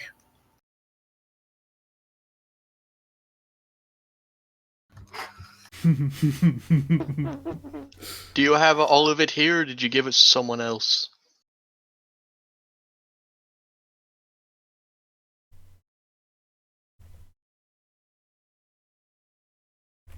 I mean, I gave it to my... Dante pauses.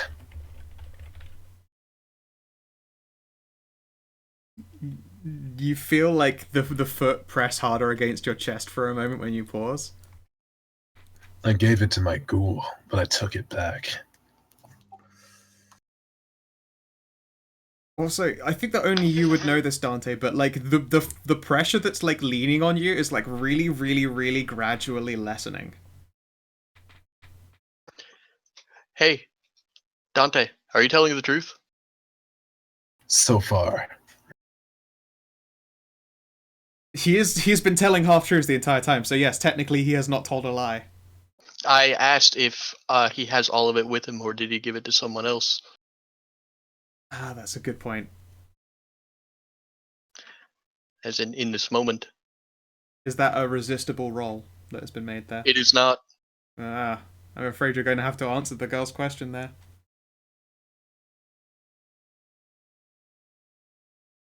I'm sure you could eventually pick up talents from being very old, or for being in aspects yourself, but one of the reasons why a lot of Maquette aren't liked is for the ability to peer into the souls of other vampires and discern the truth. So Dante, Wait, how's the question phrased again? Do you have all of the blood here, or did you give it to someone else, here with you in the moment?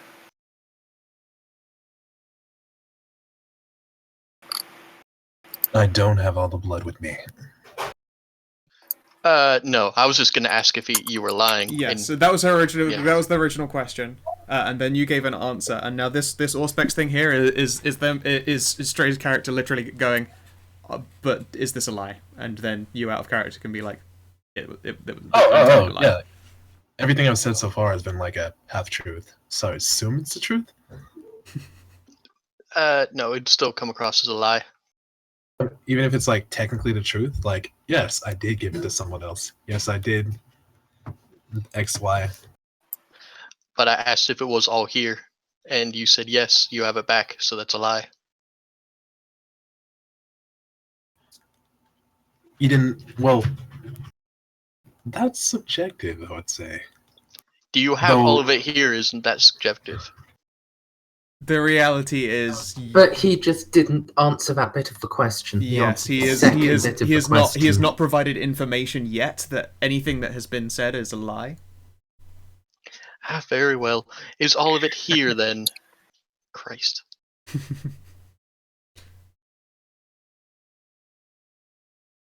Using In up this all building? of the successes. No. Then where is the rest of it? North side of town.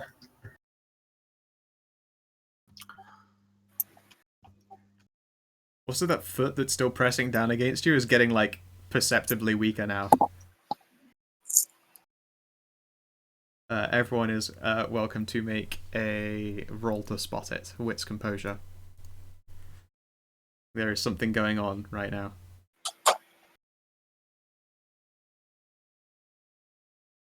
Huh? If something is going on, you can do a wit's composure to see it.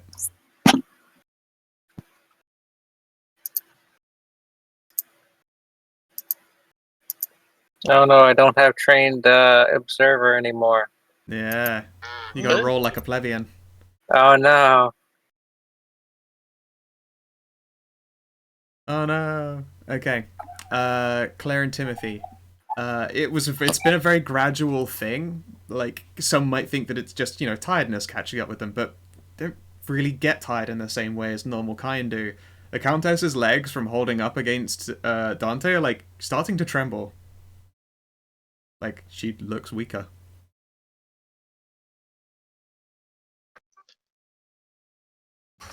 Oh. North side of town. Who has it, then? My associates. Your fellow Carthians?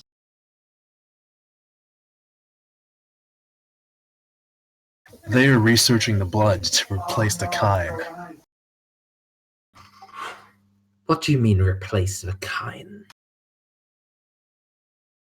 We no longer need to drink humans.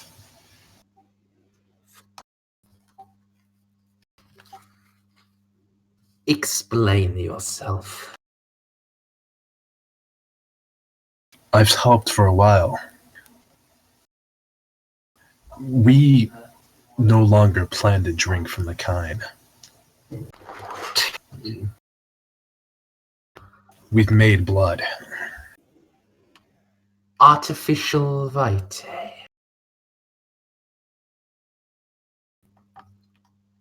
Yes. They've gone and made true blood. Fucking kidding me. What's next? You gonna settle down in the south? Ugh. Don't go there, it's a wasteland. Scowl, can I roll into cult to know what on earth she's talking about with true blood? You could try intercol, but it's not going to get you the kind of answer you're looking for. And True blood. Yeah. True blood for... I would love it if you No. actually did do an intercol. I might have given you some bullshit.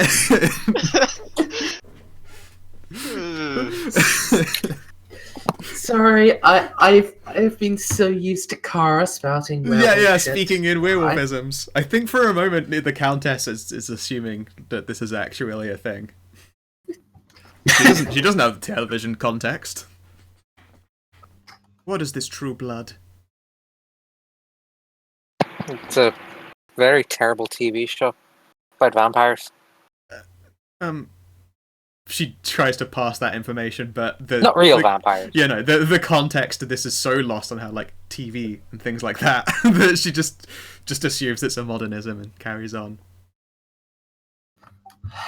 God, Hamza gets the impulse. You Carthians are all complete idiots. A lot of you. Is that what you're using the werewolf blood for, too? I don't know. What are you using it for? Where Are you you getting it even from? using the werewolf blood at all, or was that just to throw us off your real schemes, spy? This is Shit, supposed I to do go. know this. The answer was you thought you were making it up, and then you found out later from your boss you were not making it up. He was like, I fed you that information with the intent to mislead you. Your associates. God, the that's such good half-truthing. I love it. Your associates, the Countess's blood. Do they have any malicious intent towards her? Given that it broke the oath, can't help but assume. Yeah, I didn't. It's at this time with at least dramatic timing that the Countess's foot slips and she just staggers back, dropping onto her ass. Tim is going to immediately send his the shadows he has to restrain Dante again. He actually needs the help standing up, so your restraints keep him from also ending up in a heap on the floor. You realize that an attack on an elder will likely start a night war.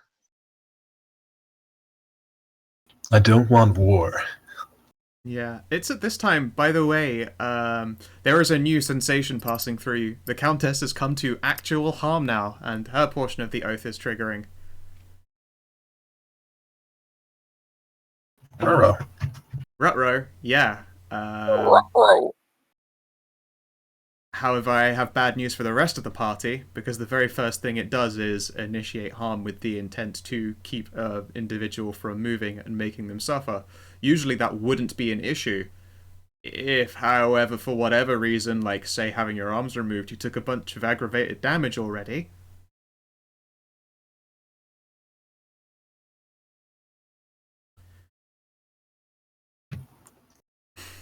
Beads of sweat. Their blood. Whatever, Kun. Your character, Dante Hamza, mid whatever it is that he was saying as he's pinned to it, you see the Countess go down, and, like, she just looks confused. Like, this whole time she's just been boiling over with utter anger, but you've been able to feel, like, the weight of her foot against you, like, growing weaker and weaker and weaker. And then, yeah, her eyes go wide and she just looks so confused and shocked, like her body isn't really listening to her. Her arms don't go up or do anything to stop her from, falling to the ground. But the moment that she touches down on the ground, like, you feel this sensation, like, your heart suddenly sort of feels like it's beating. And it's beating hard, like a hand is suddenly now trying to grip down against it to stop it from beating again. And your body is very, very overtaxed. And it explodes.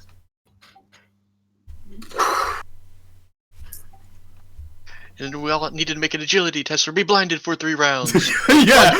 And also any ammunition you're carrying explodes with it. Yes, Dante Harms's heart explodes, dealing the remainder of the aggravated damage necessary to introduce you to the final death. Oh, I had Vitae left. I'd assume, like, the damage would have suppressed anyway. The Vitae, you can heal aggravated damage with it, but it is not instant like it is normal wounds. Doesn't that take like a night? Yeah. You 3? don't have the kind of time that it takes to restore aggravated wound. Okay. But Also, wait, shouldn't he have been in torpor? Actually, if he's like got passing into full lethal. Well, he was being kept going, essentially. If he'd been put in torpor, I can assure you she would have woken him up. You, like, no one else can see this happen because it's happening inside Dante's chest. For a moment, you are graced with the sensation of a heart beating again, and you realize that it hurts. It hurts so much more than you remember a heartbeat ever working. And your heart explodes in your chest. Now, before you die, Dante, I need some deep secret that's very valuable. In what context? Just some fact about you. What is Dante's deepest, darkest secret? Something that he wouldn't want any of these people here to know. Something that someone else does know. I mean, I think the biggest thing was his family, but then after, like, the entire change into a vamp, I think his biggest thing was well,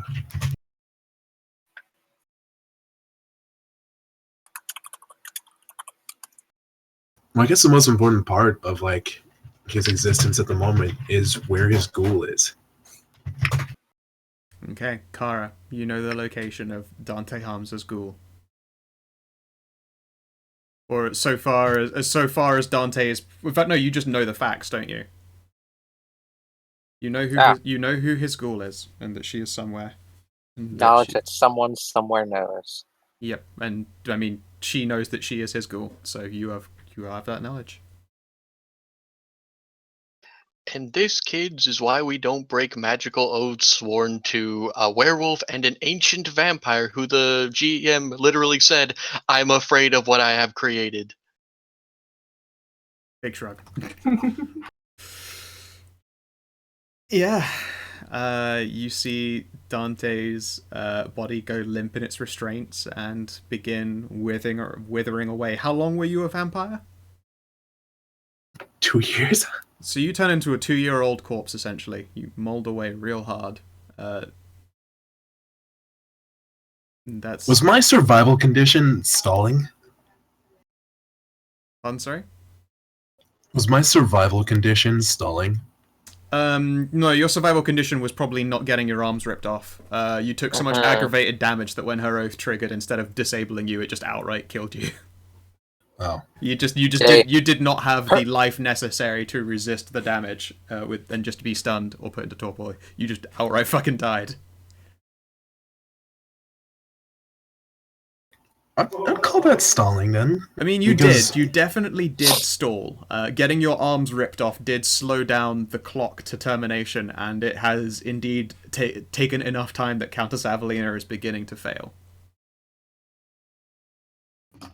Your last memory before your chest explodes is of this small child just looking baffled and collapsing to the ground. Oh, You dick. Yeah, she's trying to hold herself up, but her arms are shaking, and she's just trying to maintain the upright sitting position. Damn it. actually, I do remember you playing Fate, right? Yeah. So is it like Shiro trying to pick himself up and falling down?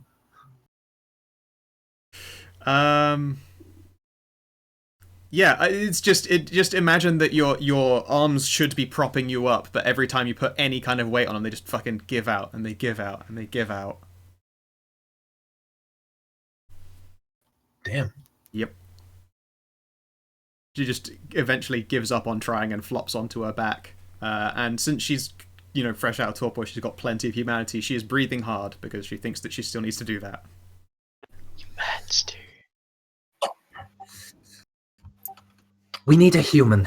The Countess needs vitae. Everyone looks at the ghoul. That would probably... Stopgap. Everything's on fire. We need to kill some fucking Carthians. We need to kill the firebrands who are doing this. They need a ritual station somewhere to do this.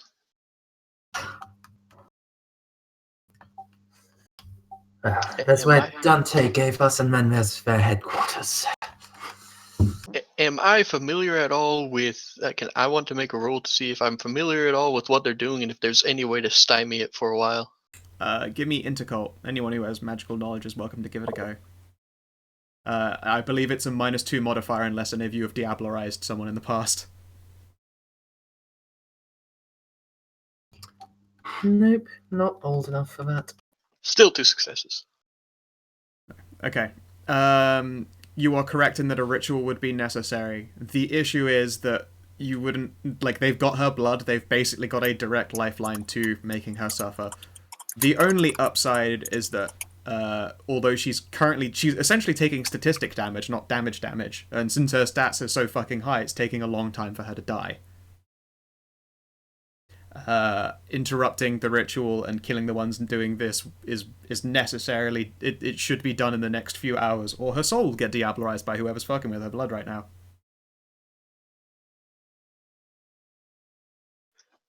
They are attempting diablerie. We need to find it and shut it down.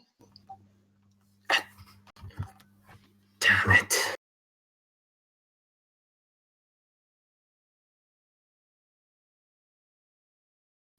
Most likely whatever elder was in charge of the Carthians.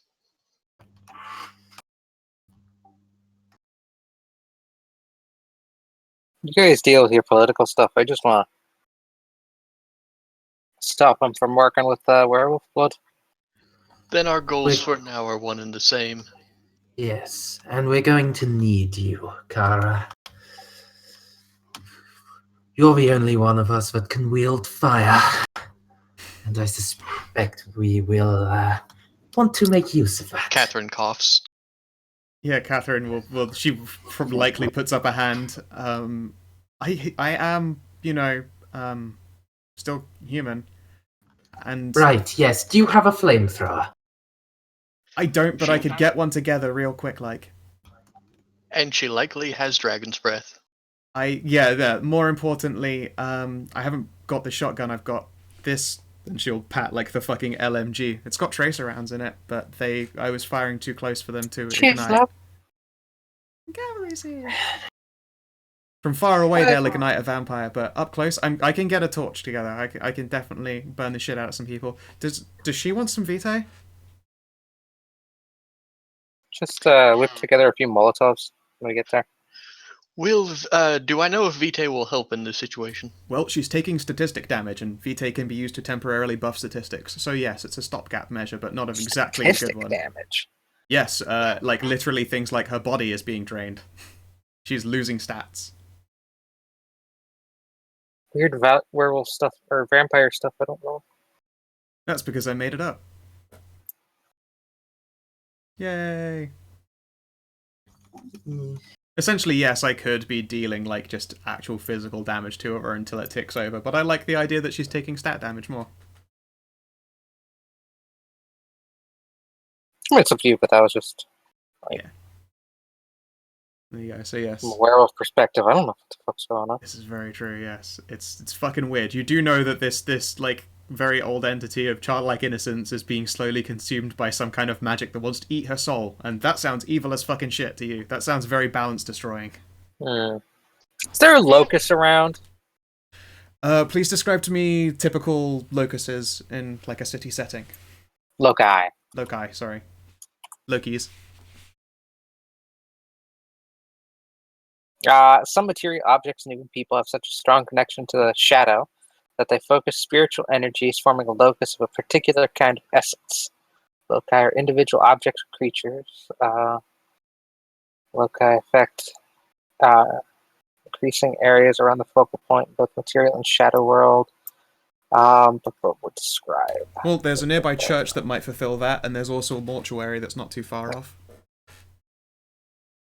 Loci arise naturally, if rarely, when large quantities of essence build up around the focal point without attracting any spirits.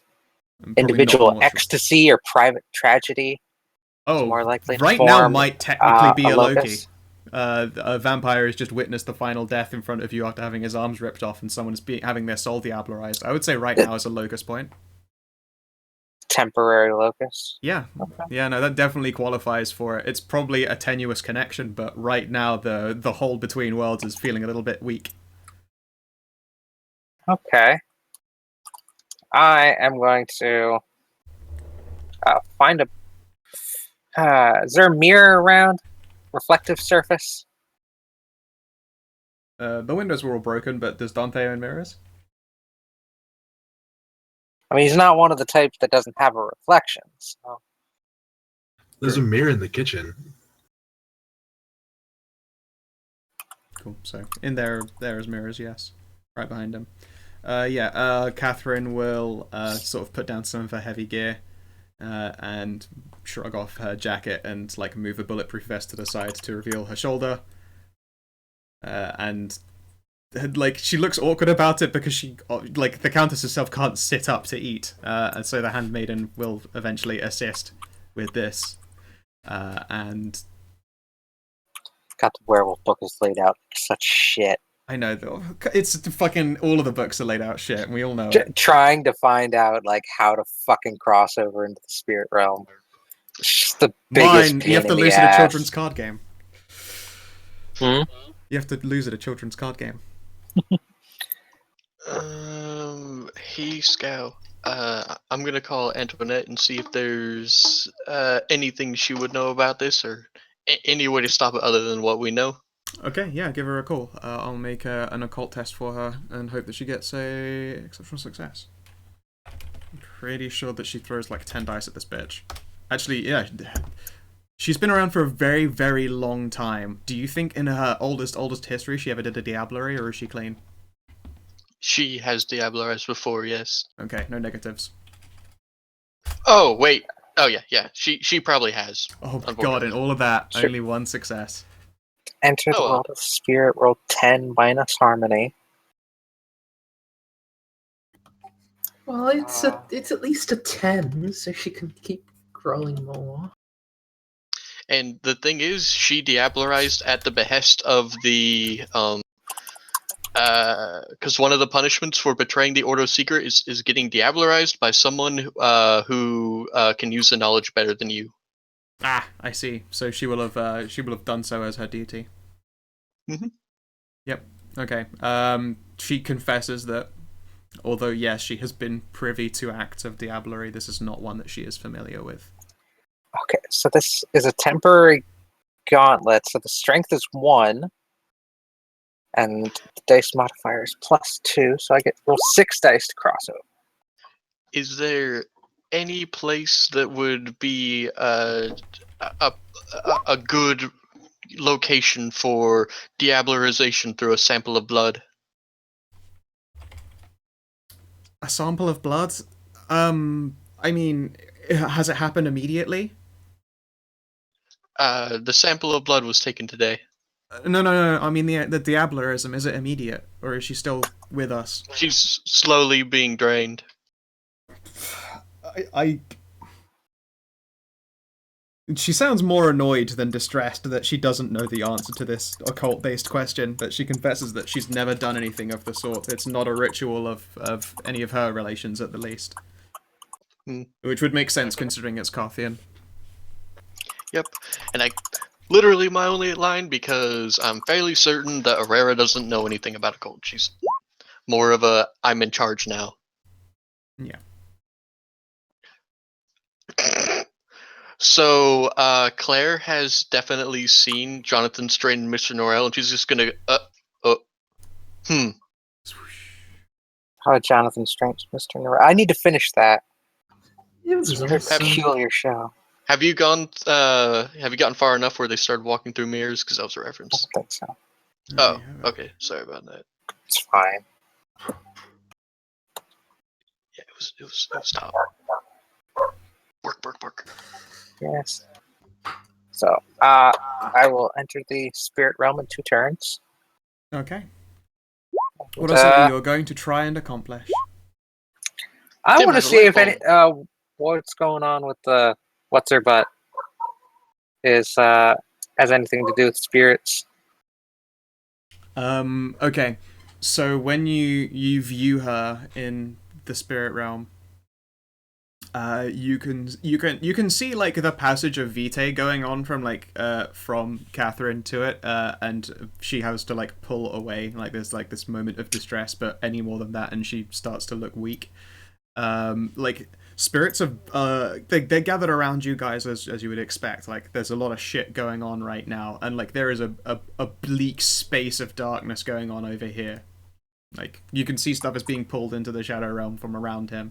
Like there's some weird voodoo. Even worse, Round 2. Around whatever Kuhn's decaying body. Thankfully, he hasn't been diablerized or something. His soul is going on to do whatever, but there is still some shadow-adjacent bullshit going on over there. You think that this might be the site for weird spirit things later in the future. Which would probably be valuable knowledge to your pack. It's not immediate concerns, but you can tell that this will be a focal point later for mischiefs, most likely. Spirits, like, as physical entities, are all... They were close to her before, like, you know, they were associate with her for the sheer sake of her age. They are staying really, really far away. Anything that strays too close to her, like, it seems to shred away a little bit as though it were being sucked into a vacuum cleaner, and then they would back away again. And you can see, like, a clear point, like a line. It looks like, actually, it's kind of hard to see because the upstairs is dark, but the spirit realm doesn't really have color in the same fashion. It's like a line of purest black, and it has a line of white inside of it that's being drunk through this like a straw, essentially, and it is being pulled in a direction. Do I see the end point, or...? It's just very, very far away. Is there a limit to how far you can actually see? No, I'm like... it's like another world. Okay, so say you zoom your consciousness out to the point where you are looking... Oh no, like I'd have to physically traverse. Oh, okay. It's going through the wall. Like it is literally another like version of the world. Yeah, yes. I mean, the whole place as well, it looks strange. Like, this was lived in by a vampire whose main method of vampirizing was through, like, perfumes, through scent. Like, it's alive in this place. And there are a lot of spirits because that's just all of you guys.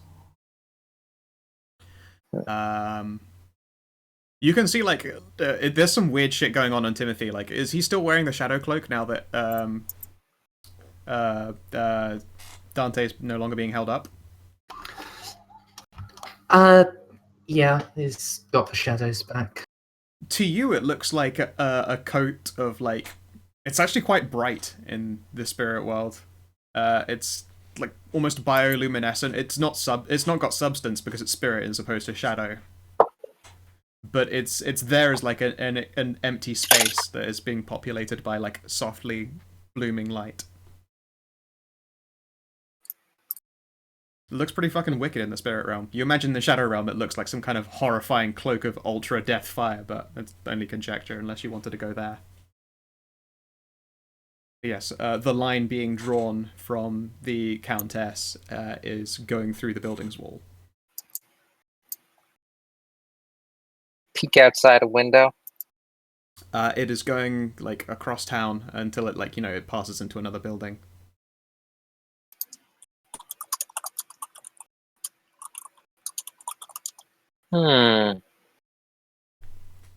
Interesting.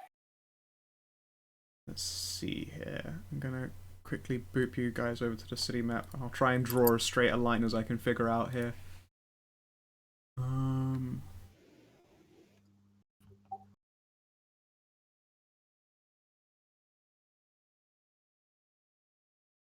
Yeah, I would say that it's probably going off in this direction. The Yakuza! I knew it! It's the Yakuza! Switch back over to that. It's the chemistry. Yeah, it would seem to be the chemistry. Chemistry comes as pleasing towards and recipes out connects like a DJ restoration of stolen energy. So, Interesting. Yeah, we just throw you in the passenger seat and start driving. It's fine. What do you see with your special eyes? Well, I don't need a passenger seat. Oh, I was talking to. Where's the D? Yeah, Timothy. No, he would be. I He would. haven't gotten to do the thing yet. Yeah. So. Yeah, you're physically in another world. Yeah, no, I'm just saying that's what. Yeah, I you do can with see like invisible, weird shit. I can't do that. I just get to see the stuff in the spirit world. Yep, and right now there is a soul being siphoned, essentially, out of someone, and you can see its passage through the spirit world. It is being used as a medium for conveyance over a distance, as opposed to directly leeching it out of someone, which you wouldn't be able to see normally. So, medium for conveyance. Is she like just using that body?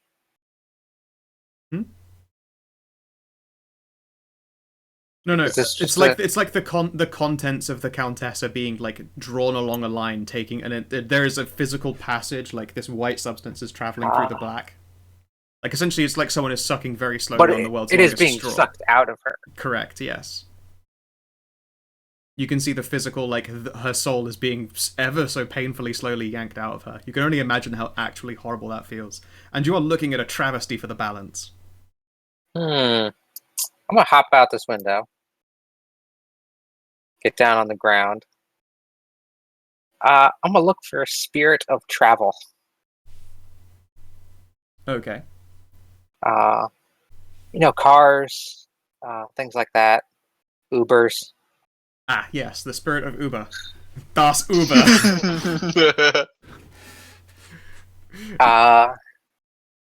And I would like to. Would you like to describe this spirit of travel? I'll let you create it in the world.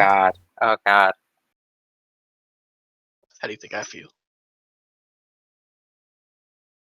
Well, it's more about resonance over time. So, let's go with a taxi. Okay.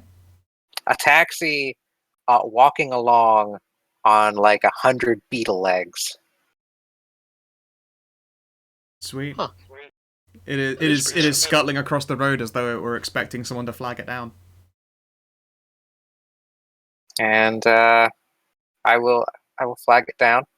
Sure. At that, like, there's no way that this spirit could have been looking at you, but the moment you perform the motion to, like, you know, hold a taxi up, it will pause. It will even, like, partially about face, and sure, it doesn't drive to you. It, like, sideways, it scuttles, like, horizontally to get to you more efficiently, and then it will come to a halt.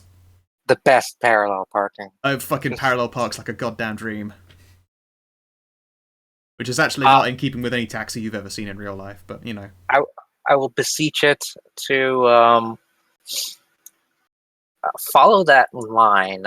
I'll point out the weird black and white line in the sky. Yep. Take me to where that ends, and I shall impart to you a point of essence. Excellent. There's like a motion on the inside of this cab as though there was someone sat behind a driver's seat, and like you get the sensation that this shape on the inside of the spirit is looking at you, and then you don't see emotion, but you sense that it is affirmation. Do you jump right into the car? Yeah, I will get in the car and say, "Thank you, honored spirit." Sweet. It open, like the back door opens itself for you, and then also the back as if you had any luggage to go in it, but then it closes when it turns out that you don't. Unless you do you put luggage in the back seat? No, I don't have any luggage. Exactly. Okay. So yes, the back then closes up again, and you're able to climb in to the spirit taxi.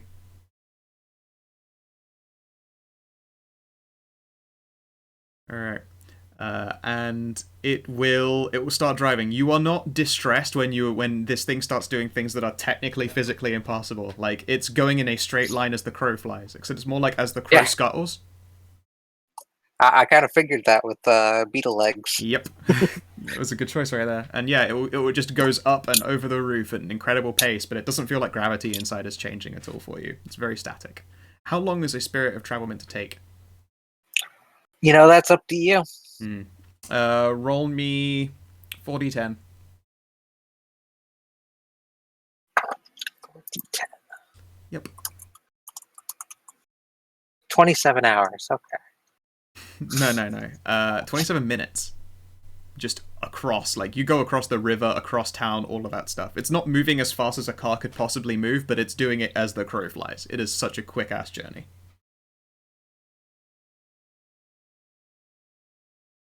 So in this time, back in the damaged restaurant, aka the previous home of the previous Dante, you saw Kara go and climb into a window, and she's fucking vanished. The Countess has taken all the vitae that she can from Catherine without completely disabling her. What are you guys gonna do? Technically, I just disappeared. True. Yeah. As I mentioned, I have an idea. Cool, go for it. It's going to be involving pulling all the curtains, turning all the lights off, and then activating night sight. They seem happy to wait for you to do so, considering the current circumstances. Every moment is necessary. Like, you know, the handmaiden will also go and help draw curtains and shit for you and all that kind of thing. Switching off all the lights. And then very quickly it is perfectly dark. Yeah. So then, Tim will activate night sight, which, as you know, lets him see invisible incorporeal entities and so on. Alright. Much as everything I described in Lily's sensation was like, it's in the spirit realm. You're just seeing everything as it is. Like, it's you're seeing it all as the normal solid building. There's no weirdness about it. You can see that spirits are moving in exact the same way, however, and as opposed to like a black straw drawing white light, you can quite literally see like just essence flowing out of her that you would recognize as the soul of a being. A look over at Dante shows that his has already departed to somewhere. He has not left behind a shade or a ghost or anything.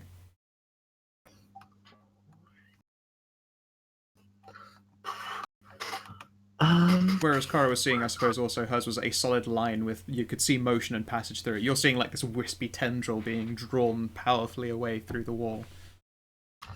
Yeah. Right. A map. Someone give me a map. You know what? Claire would probably have one of those because she takes a different route home every day. Good point. Alright, you've been presented with a Claire map. Tim will sketch a line from here across to the other side of the city in the direction that the essence is flowing.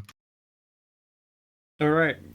You are... It's probably a rougher triangulation since you're just going in a straight line from the perspective of this building. Can you give me an int wits, please? Int wits, okay. Yep. And if you have any skills relative to just knowing your way around the city, that would also be relevant, although I don't suspect that you really have like a streetwise thing. No. Okay. But so, would there be a bonus simply? Nah, it's just because he knows everyone. That doesn't. Yeah, that's strictly mean he knows how to get his around status it. has no bearing on his geography.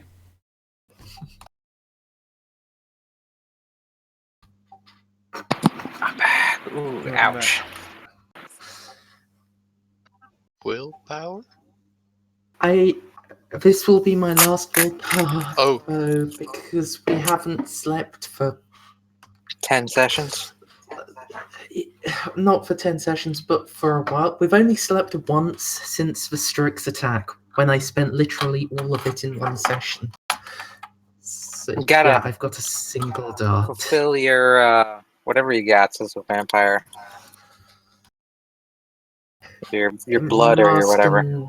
Mask and Dirge. Dirge. Yes. Which, I mean, I can't keep track of that for you, so when you do things that you think should be getting you willpower, then tell me, because like that's too much for me to watch on.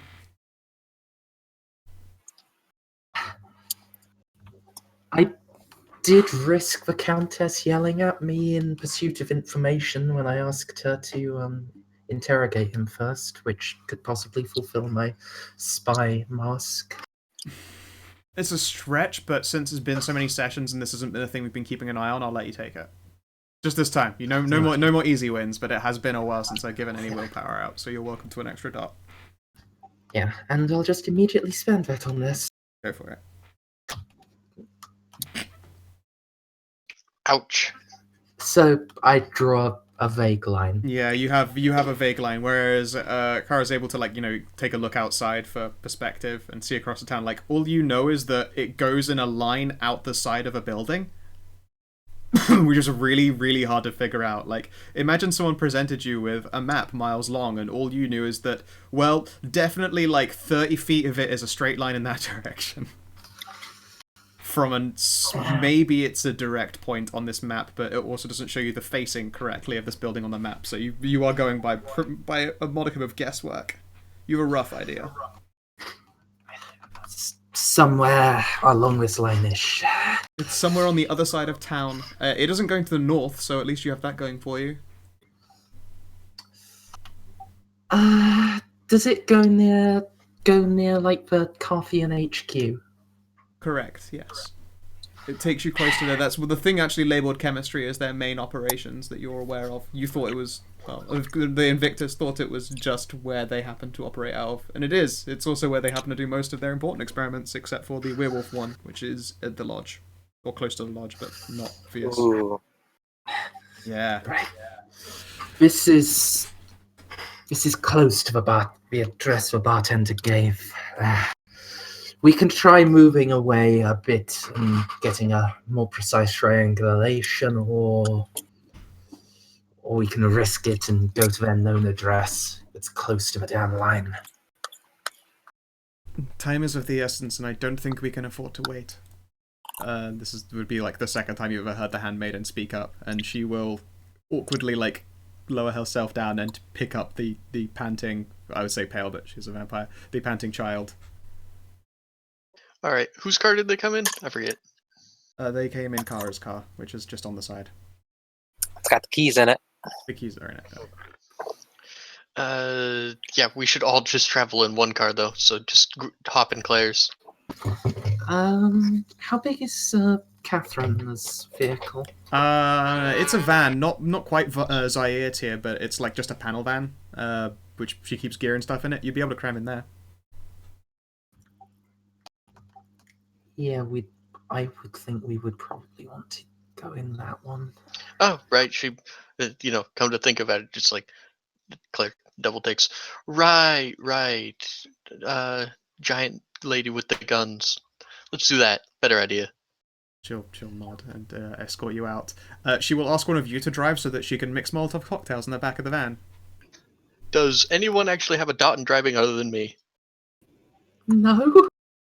Hey, look! My stupid decision at the beginning of the game means I'm the driver now.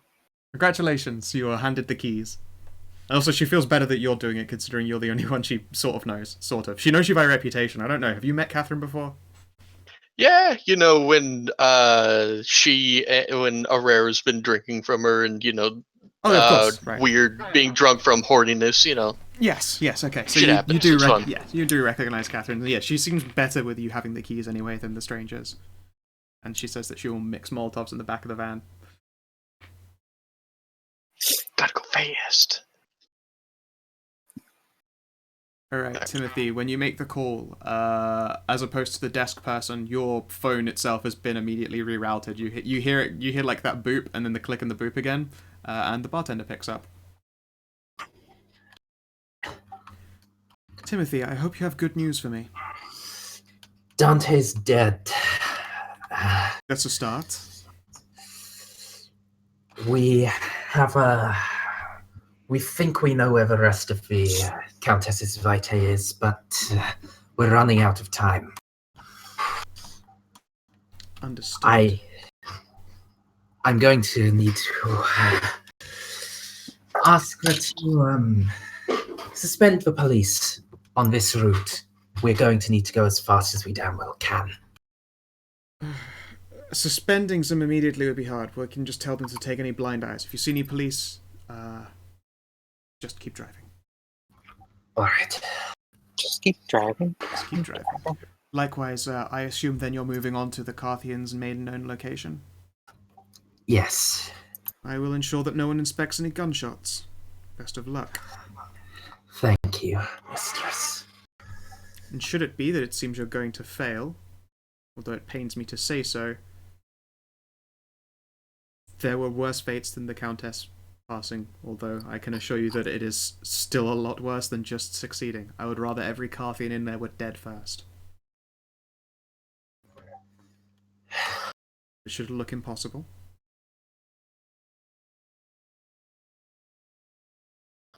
I understand. Very well. As I say, best of luck. And then she will hang up and leave you to it.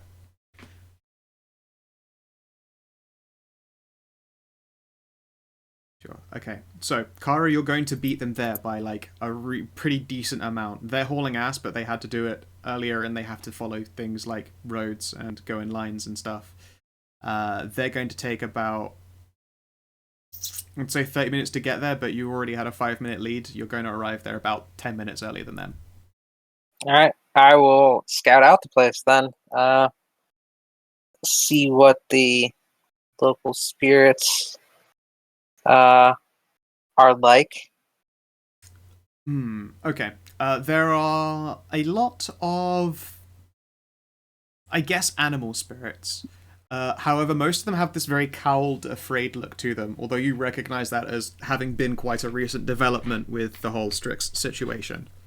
Like, trying to flag down spirits that might have been curious before just sort of makes them scatter instead.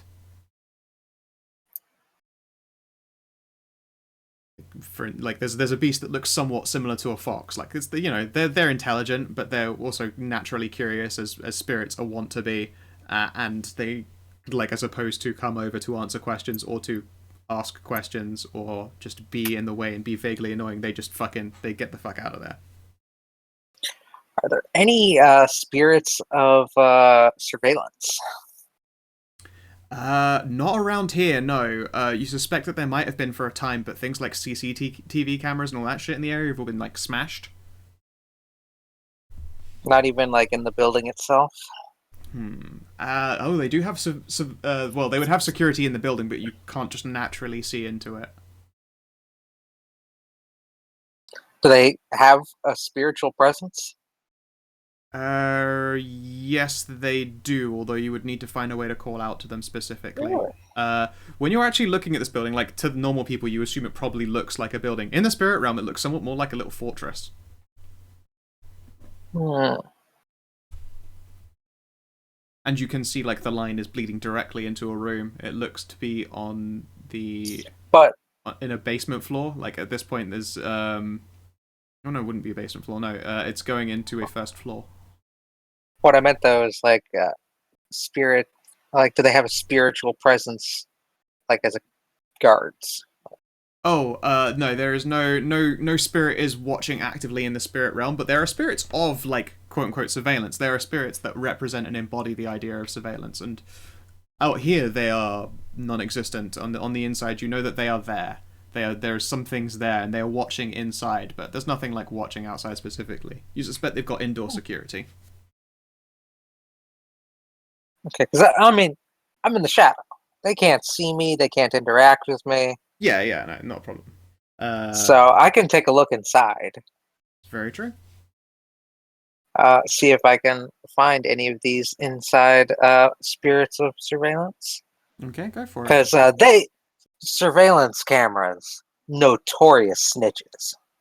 They are, except they're surveillance cameras in a building run by vampires who they can't usually see.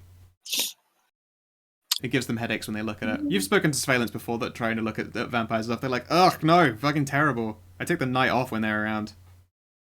Okay, I'll chat one up. Yeah, okay, so first, how are you getting inside this fortress? It's to you, it looks like a two-story fortress, so you've got ground and first.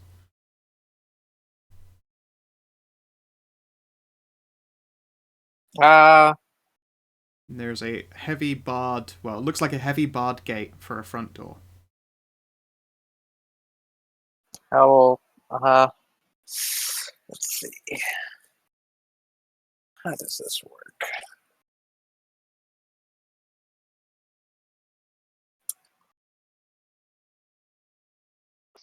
Hey, Scout. Yeah. I kind of wanted Aurora more powerful than would be for a player character. If Claire dies, can I play as a ghoul, specifically Catherine? If you want to play as a ghoul, yeah. I don't have any bannings on people playing as ghouls. I mean, you'll have to deal with the fact that they are not going to be as strong as vampires, but they're ghouls and they can do things in the day, which is pretty cool and useful. And on top of that, if Claire dies, it's a pretty easy in with the group because she'll be ordered by Aurora to, kill whoever killed Claire. It's pretty easy. Wouldn't an axe be the one? Oh no, yeah, or an by axe Aurora, would, sorry, yes. yeah. The axe itself would also be involved. Yeah, an axe wouldn't be ordered by Aurora. The axe would just be sent, but Yes. Aurora would be sending her own. So. Yep. So I'm an Eladoth. Okay. We are the mediators. We are the balance. Well, The when in Picard. doubt, then, when you're trying to get into a place, knocking and asking. Yeah, I will simply ask the gates to open for me, since it has no bearing on the physical world. Yeah, like the gates when you go up to it, like you call out to it, and you feel the sensation of presence, and then you do what all people do when they're faced with the door. They knock, and you just knock on the little iron gate, and then they slide downwards. Very Castlevania-y style, like a descending and then rising iron grill, revealing a bunch of spears and spikes. You get the sensation that this is not a pleasant place to break into. It's a sharp entrance, but you are able to walk inside. Okay. When you're inside, the theme of a fortress continues, although there's like hints of like it belongs to a place of modernism, like things like the walls as opposed to being made of uneven stone, they're like still very solid brickwork, like very familiar and very static. Do I feel like this place might be a locus itself?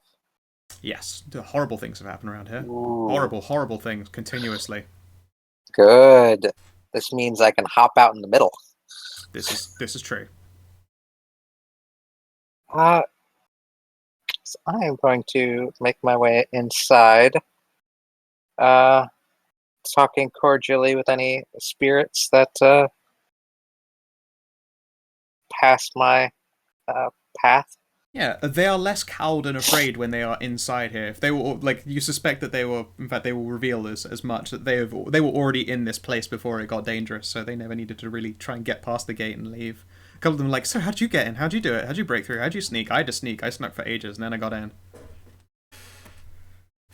Just like, you knocked. Like, ah. I would just be patient and Yeah. answer the questions. Respond to each one respectively. Yep. There's one though that no matter how much you would try to interact with it, it just firmly, staunchly does its best to ignore you. It appears to be like a very, very large dog, I think is the best way to put it. I don't mean like, it's not wolfish or in any fashion, it's like a really big bloodhound. Interesting.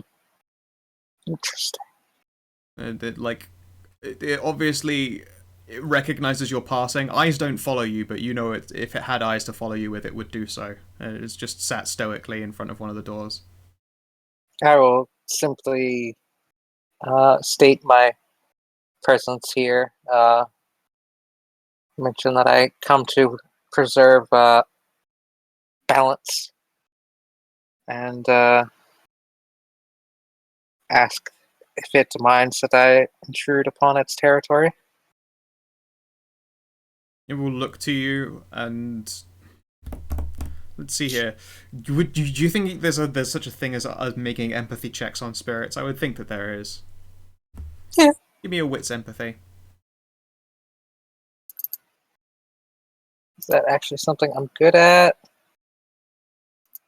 Yeah.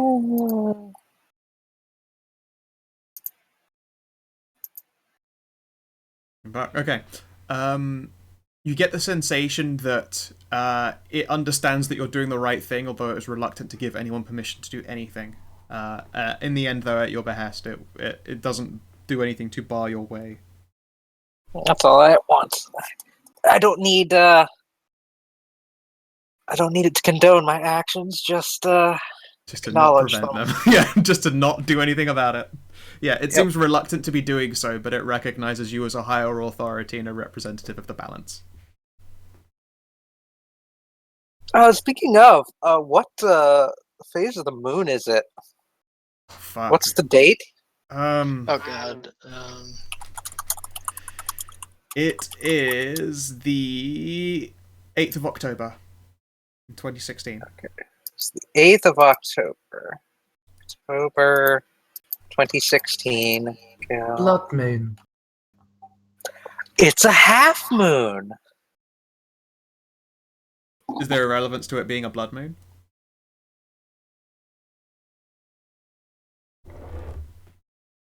Isn't a blood moon a full moon? Oh no, that's October 2017. I'm Oh. sorry. Yeah. So October 8th, 2016 is a half moon. Okay. That's my moon sign. Ooh. Hey, what does that mean? I think I can get some essence. So you being in the spirit realm during the half moon grants you essence? What is essence? Yeah. That's like my vitae. Oh, okay.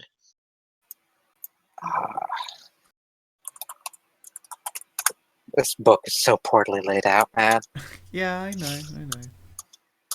Yeah. It doesn't have this under the section about the spirit world.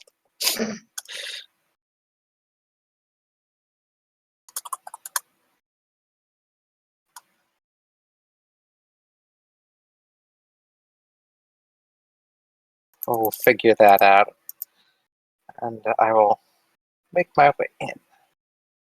Okay. All right. It like barely moves out of the way for you to get past this door, and when you do so, you can see that there are a number of. Let's see here. They look like lots and lots of small paintings on the wall that are constantly changing and updating, and you can see that there is a spirit of surveillance just sort of, looking for them. In fact, no, it's not really looking at them. It's got its legs propped up on a table, and it's mimicking the motion of reading from a magazine, although it's not reading from anything.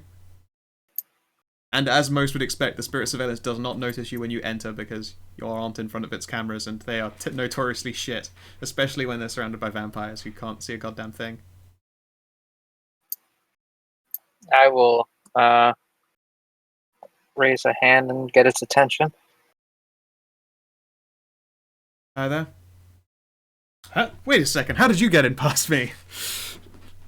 And then he'll like suddenly realize that he's not doing his job. Just walked in. I was wondering if you could provide some information, maybe, in exchange for some essence. Well, I mean, I was gonna go on my break, so I would yeah, alright, I'll take some essence.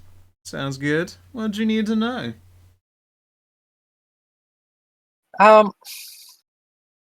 This place is full of vampires, isn't it?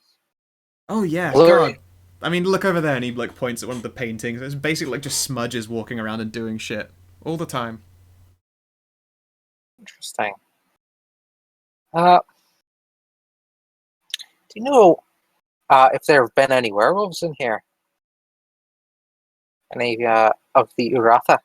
And he like tilts his head from side to side and thinks and thinks. Ah, like, I mean, sort of. They weren't alive. You can tell it was you, but it wasn't alive yous. Hmm.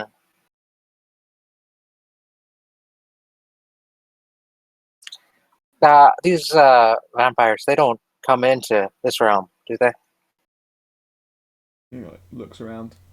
They I mean, that's the stuff. Well, I mean, that's stuff for like daytime people doing their daytime thing, do. Wait, what? She said realm. Oh, in the realm, sorry. Yeah, and it's like the spirit realm. Oh, okay, sorry. I thought you meant like just in this fucking surveillance room. And he's like, vampires don't give a Yeah. shit about that. No, in the realm, nah. Sometimes they look in through like windows and stuff.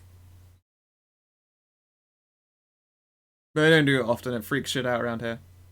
They don't like. I don't know why. When it's you guys talking to us and looking around, it's so cool. But whenever they look through the window, it's like, ugh, terrible times. I stay away from them. Looking through windows. Mm-hmm. Uh, Like open a window and take a peek in. Some of them stick their head through, and then they don't do that very often. I will thank him for his information and offer him up an essence. Thank you. And when he accepts your essence, like you see that he seems to accept it in the form of what looks like a box of donuts. He props his legs back up on the table again and starts eating. Surveillance spirits. Yep.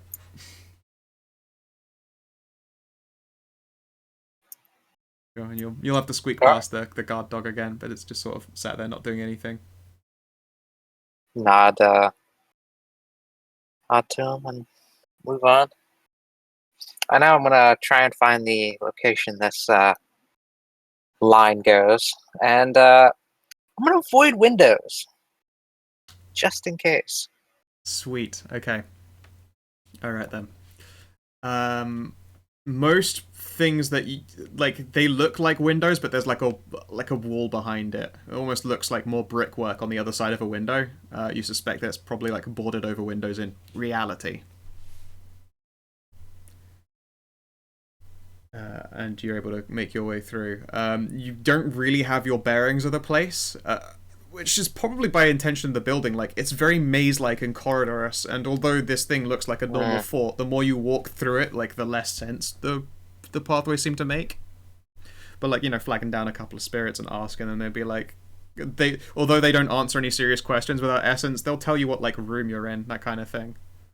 So you can use them to circumnavigate this fortress, and eventually you find one that line going through a wall. You know it's on the other side in a room. Okay. You haven't seen the door to this room yet, though. It might be like, you know, around a corner, but you suddenly like just nearly like walk into this line.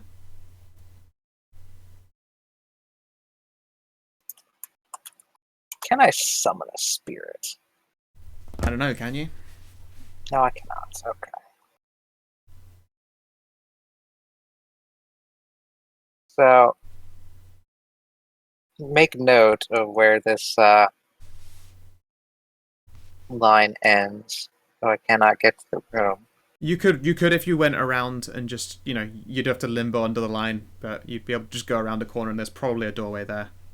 No. Yeah, you've tracked the room that it belongs to. Okay. Then, One sec. Before okay. you go into there, can you do me a? I wasn't gonna go in. Oh no. Okay. Well, regardless, can you do me a wits composure as you go around the outside of the room? And also, likewise, guys, you're all arriving at the building at this time in the van. In this time, there have been 3 Molotovs created. She tapes a couple of matches to the outside of them, and it's full of petroleum and a little bit of lighter fluid. Yeah. She doesn't have much. She doesn't have like much supplies for this. She isn't really expecting to make Molotovs on the go, so she's like leeching supplies out of other stuff, like a travel lantern. She yoinks all the lighter fluid out of the lighter, and then just mixes it with like petrol from a backup tank. Just starts cramming them into like empty bottles of cheapo beer, like Bud or something. She gives that look to anyone who watches her, like it was all they had. Question me? Yeah, and then she's mixing up some Molotovs. They're really ghetto. They are not like high quality Mahira the Fairy fucking Molotovs, that's for sure. Oh my god. She made some fucking dope ass firebombs with like she made napalm bombs if I remember correctly. It was a lot of fun. She was more about guns in my game. In this, She she's got does an have engineering guns. suite, so she builds crazy shit. She made a gun fist with like fucking. I can't remember what aught it was. The buck rounds. Double aught 12 gauge back. Yeah, and crammed 2 of those onto a power fist that would hurt anyone using it except for the orc on their team. You're right. No, the Molotovs were Simon Mastercrafts.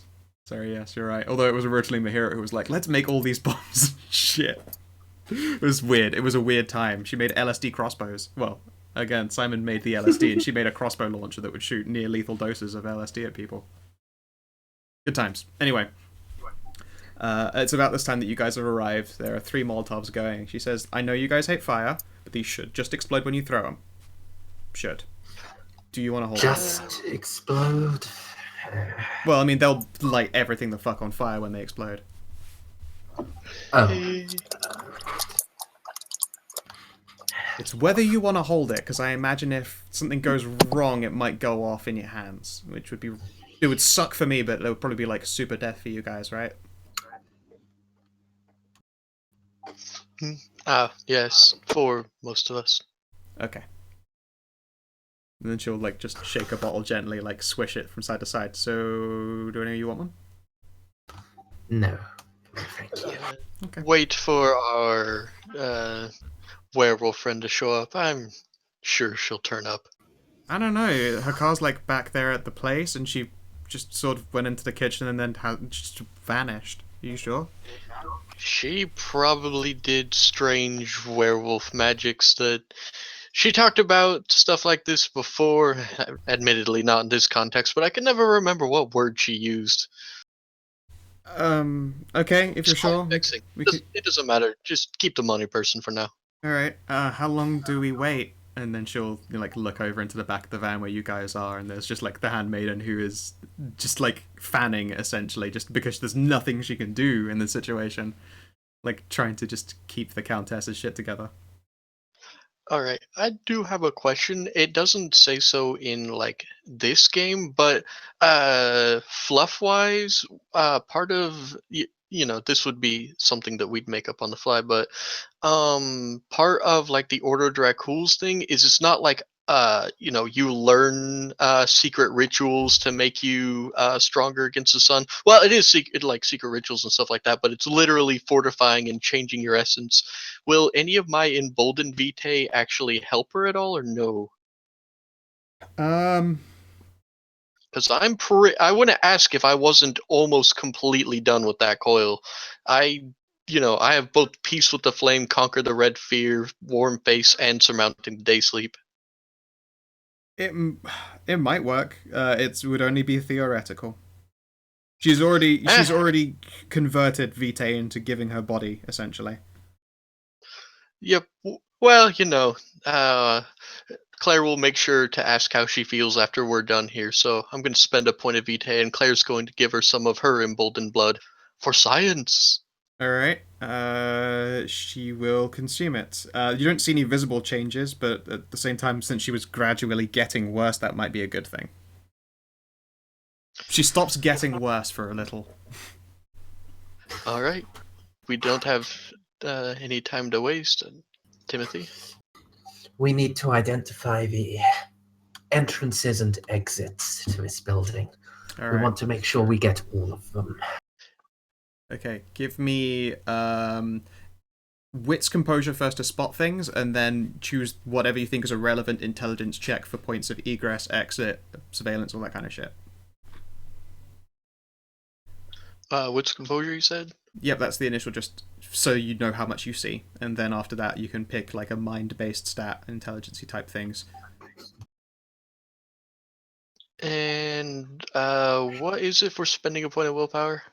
You spend a point of willpower and gain 3 dice. Yeah, 3 dice.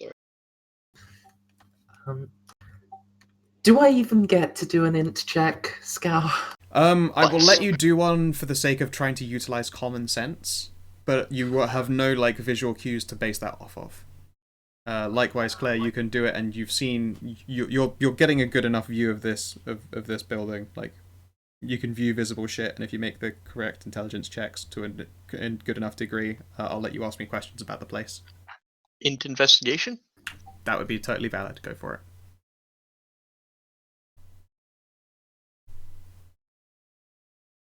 All right, you didn't get. Oh goodness. Okay, so Timothy, you did not get an exceptional success. So you're just going. You're positing on entirely like just what you know about buildings in general. You can ask me one question. I'll give you a vague answer.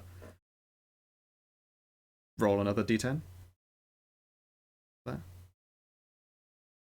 Again, yeah. Roll another d10. You've got a 10 there, and you can roll again. Ow. Ah, boo. All right, 3 successes in the end. All right.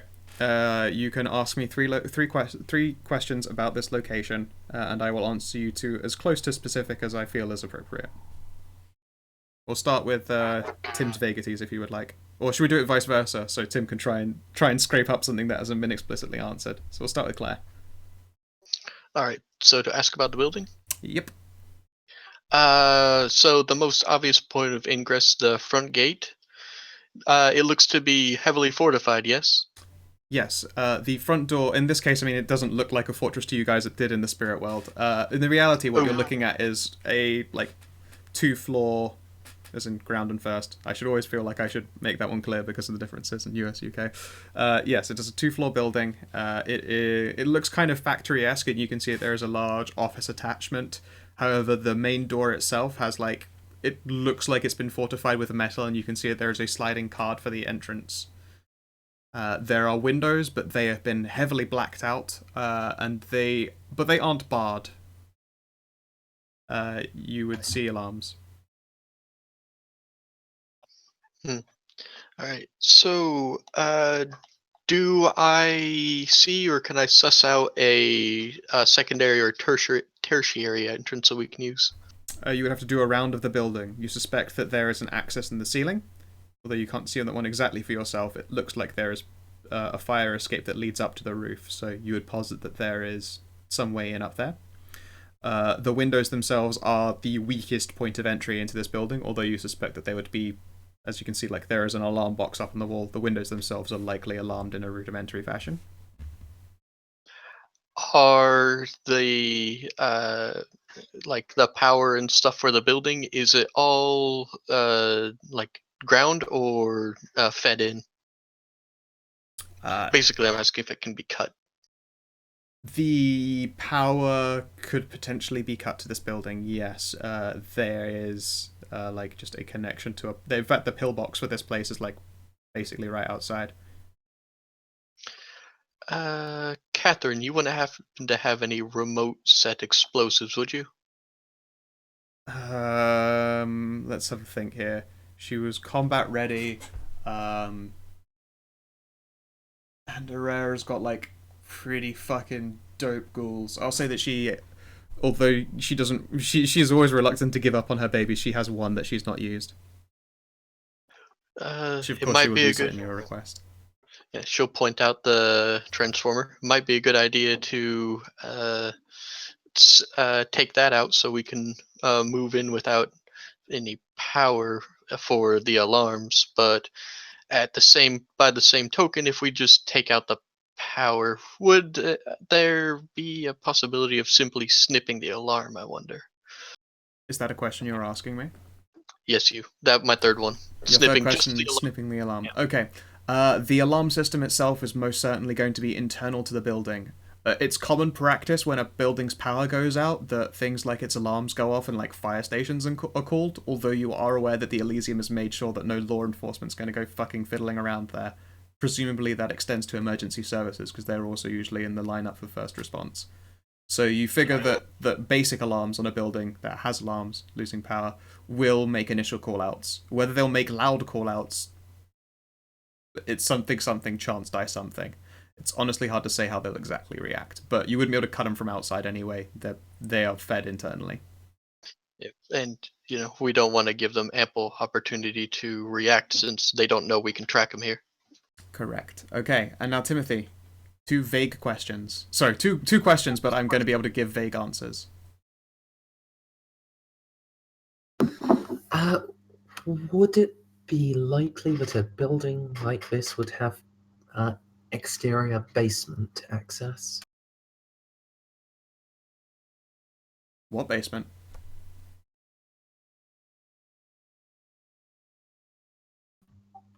Next question.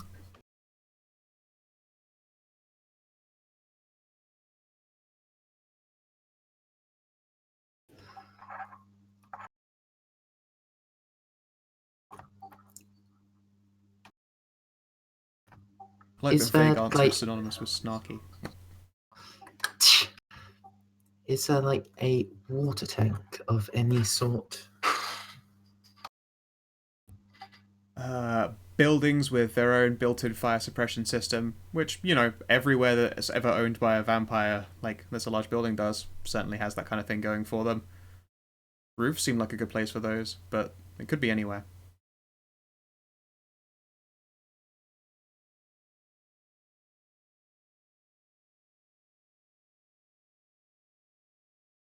You don't know about this building. It's common practice for vampire buildings that are large to have fire extinguishers. Even the Elysium, which is mostly, it's a fucking aquarium. They have a fire suppression system. Yeah.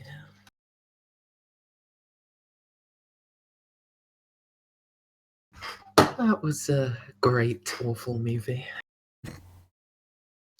That was a fantastic movie. I loved it. Almost nothing to do with the actual Constantine, but it was good. Yeah. They should make another. They should make another series, season of the series. Apparently, they're going to be making an animated series, Interesting. potentially with the actor from the live-action series Dope. as the voice actor. Got a rabbit pretty people. Okay, cool. Well, this will be a perfect opportunity to lead into the finale of this session. It'll also give me some prep time for the actual location. You did a look around of that building. Kara, you can sense like there is just like a restless shifting in the spirits around this place. Like, anything that gets close to that black and white line that's passing through the walls starts to doing that vacuumy thing. And when you were going past it, you felt like a tugging on your own essence.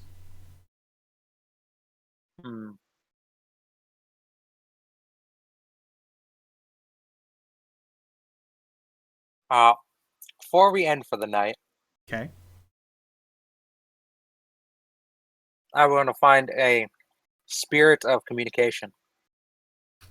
You can like look around for rooms. Eventually, there's something that looks like an office, and there's a telephone there.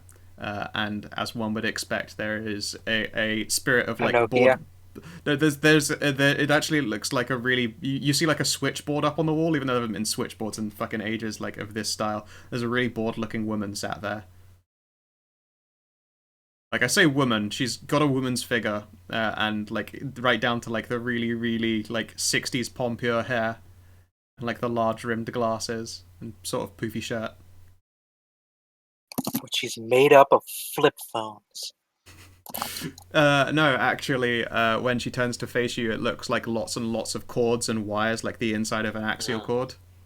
Like they're just made up of like these cords make their entire body, but everything is like styled perfectly to be like this old like 60s switchboard assistant.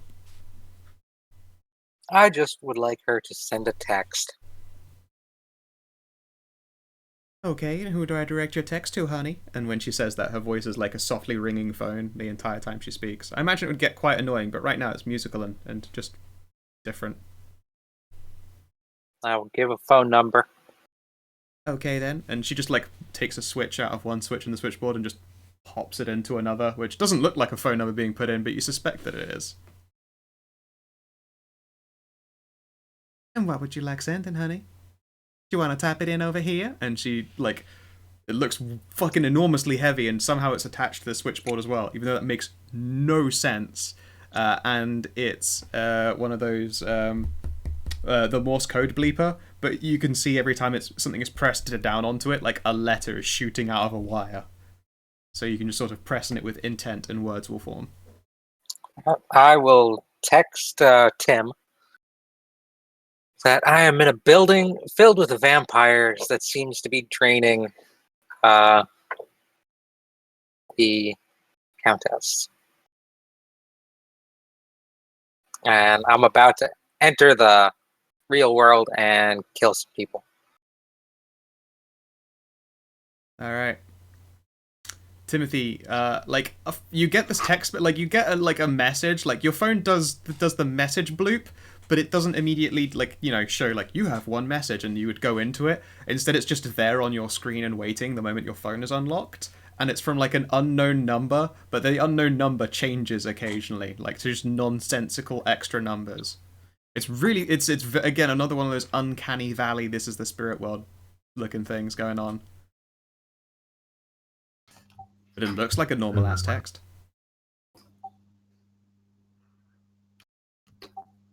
All right. It looks like Kara's inside. I knew it. Werewolf magic. Fucking werewolf magic is dope as shit. I also love making up things in the spirit world. I love it. Oh, the spirit world is just fantastic. Sorry, yes. It's straight up like permission to do anything wonky. Yep. Sorry, yes, continue there. Yes. And she's about to start killing Kindred. Does anyone know if I can send a reply to this, however she sent this? Hang on. She's frozen. Alright. Into cult for crazy werewolf bullshit. I'm telling you right now that you just don't know shit about crazy werewolf bullshit. Even if you get a dramatic success, all I'm going to do is give you flavor that you already knew. I can't give you any details. There's no way any kindred knows it at all. I will look Tim dead in the eye. Crazy werewolf bullshit. Alright. Let's have an experiment. Tim will try to type a reply. Your phone explodes! Give me a chance, die.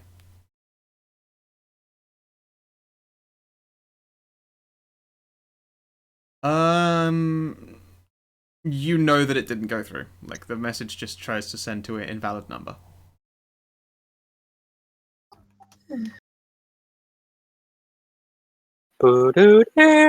Your message cannot be completed as dialed. Yeah.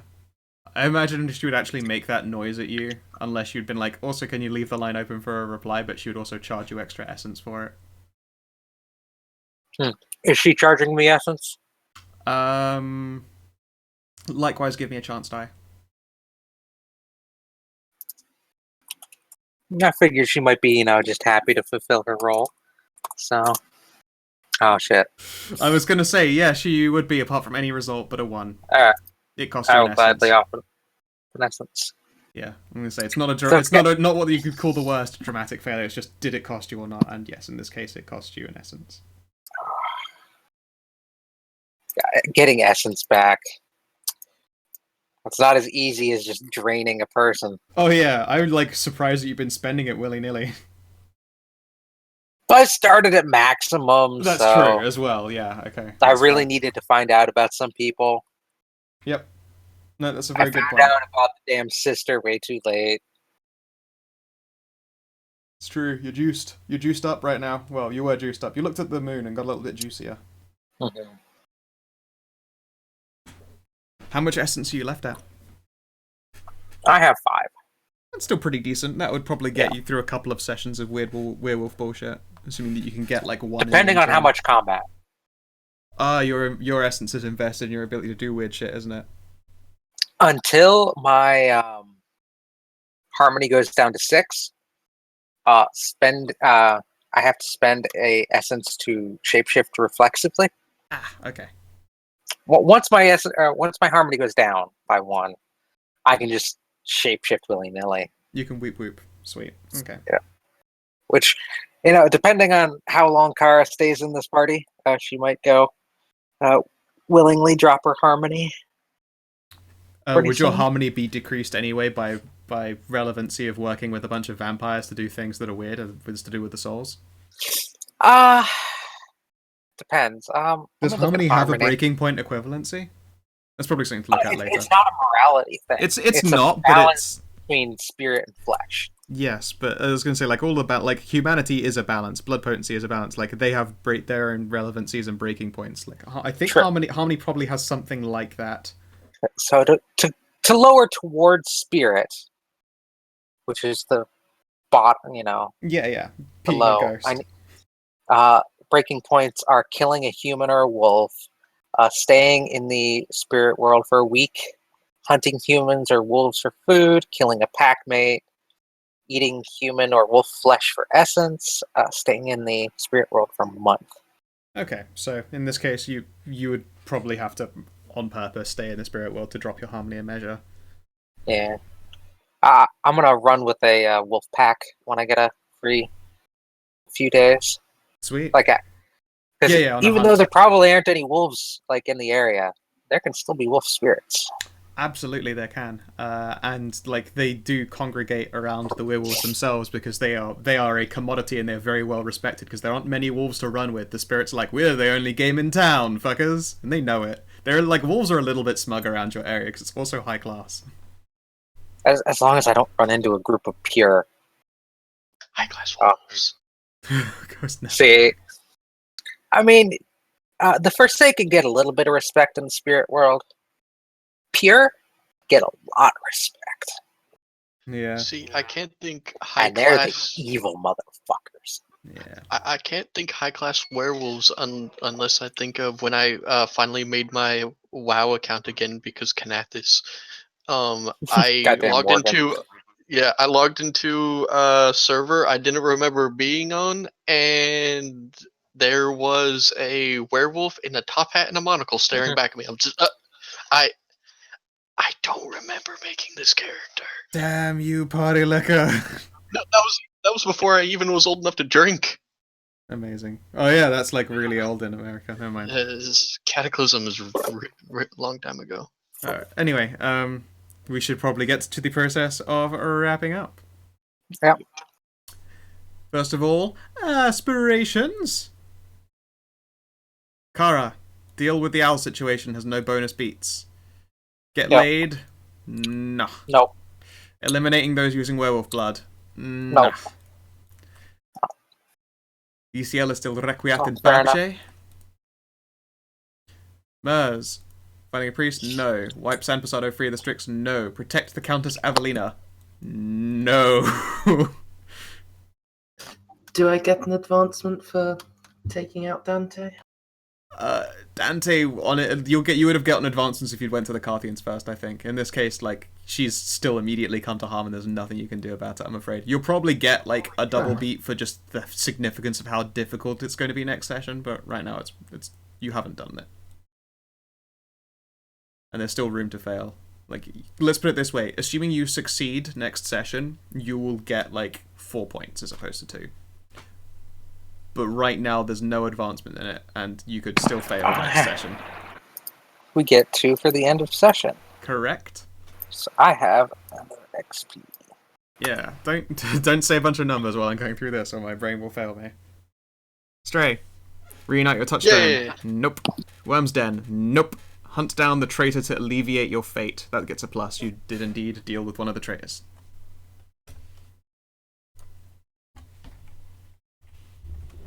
Die. So it's not scored yet, because just say, although the traitor in there is singular, as a whole party, the Carthians are responsible. You've dealt with one part of this problem. Whatever, Coon. Oh. I mean, you scored Get the Party in hot water with a group unrelated to the Carthians, because they're in hot water with the bartender, technically, and with the Countess for being party to the people who betrayed her. So, I mean, your corpse scores. Quick, spend experience to resurrect yourself. Nah, it's not quite like that. That'd be fucking crazy, though. Quick, make an awesome werewolf to appear. Yep. In the spirit world I'm afraid that alongside. you are not going to be able to complete Go to Work tomorrow, and you failed to protect your touchstones. Kara is aware of your family. Sorry, is aware of your ghoul. And your Kara is ripe for the fucking. However, I will let you have the. In fact, I think I accounted for it in the experience your replacement character will have, so that should be pretty cool. I'm excited for that character. They're fucking weird as shit. Whatever Kun really should play the werewolf next session. Do the werewolf wombo combo. It'll be great. More werewolves, yeah, that'll add to the problem. No. It's cool. I've heard whatever Kun's character idea. I fucking love it. It's really strange. Sin Eater, I think. Was that right? I will Yeah. not confirm what the character is unless whatever Kun wants to confirm it. Whatever, Kun? He was talking Yeah. a lot about Sin Eaters. It's Sanka. You did?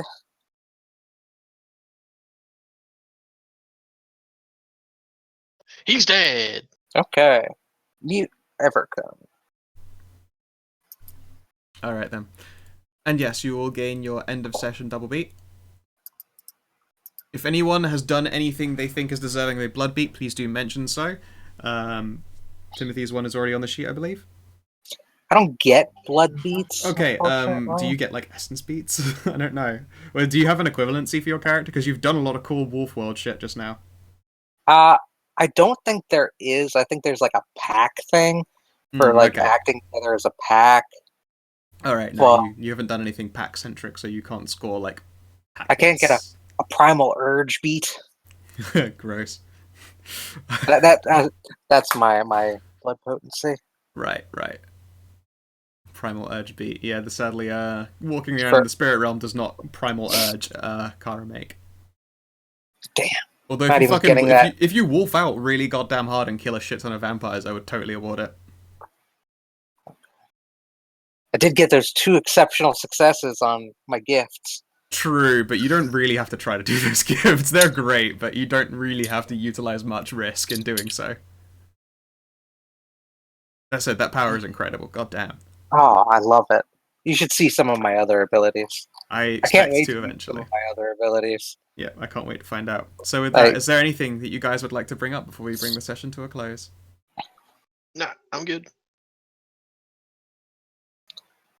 I got nothing. Alright. Thank you very much for playing, everyone. I hope you enjoyed yourselves. Whatever, Kun, I'm very sorry that you are down a character. I mean, if it's any consolation, it was fucking record time. Well done. And I'm excited for your new person. Hopefully you are This too. make 'em and you join quicker than DCL, who is a fucking slacker. Well, I wonder if it's going to be what's his butt, who now I cannot remember, and the joke is falling flat because I cannot remember. Oh. Also, just to give you an example, Gamalazi. Gamalazi. Oh, Gamalazi. Just to give you an idea, by the way, of how successful Dante actually was, he completed as many beats as DCL did in his time playing the entire game. But most of Dante's ones were like double beats, and most of Yeah. Disney's were, No. I mean in sheer number of beats completed. In all of Zair's, in all of his game history, he's completed 3 beats. So he completed 3 aspirations. To be fair, he always Wow. had some pretty long stretch ones.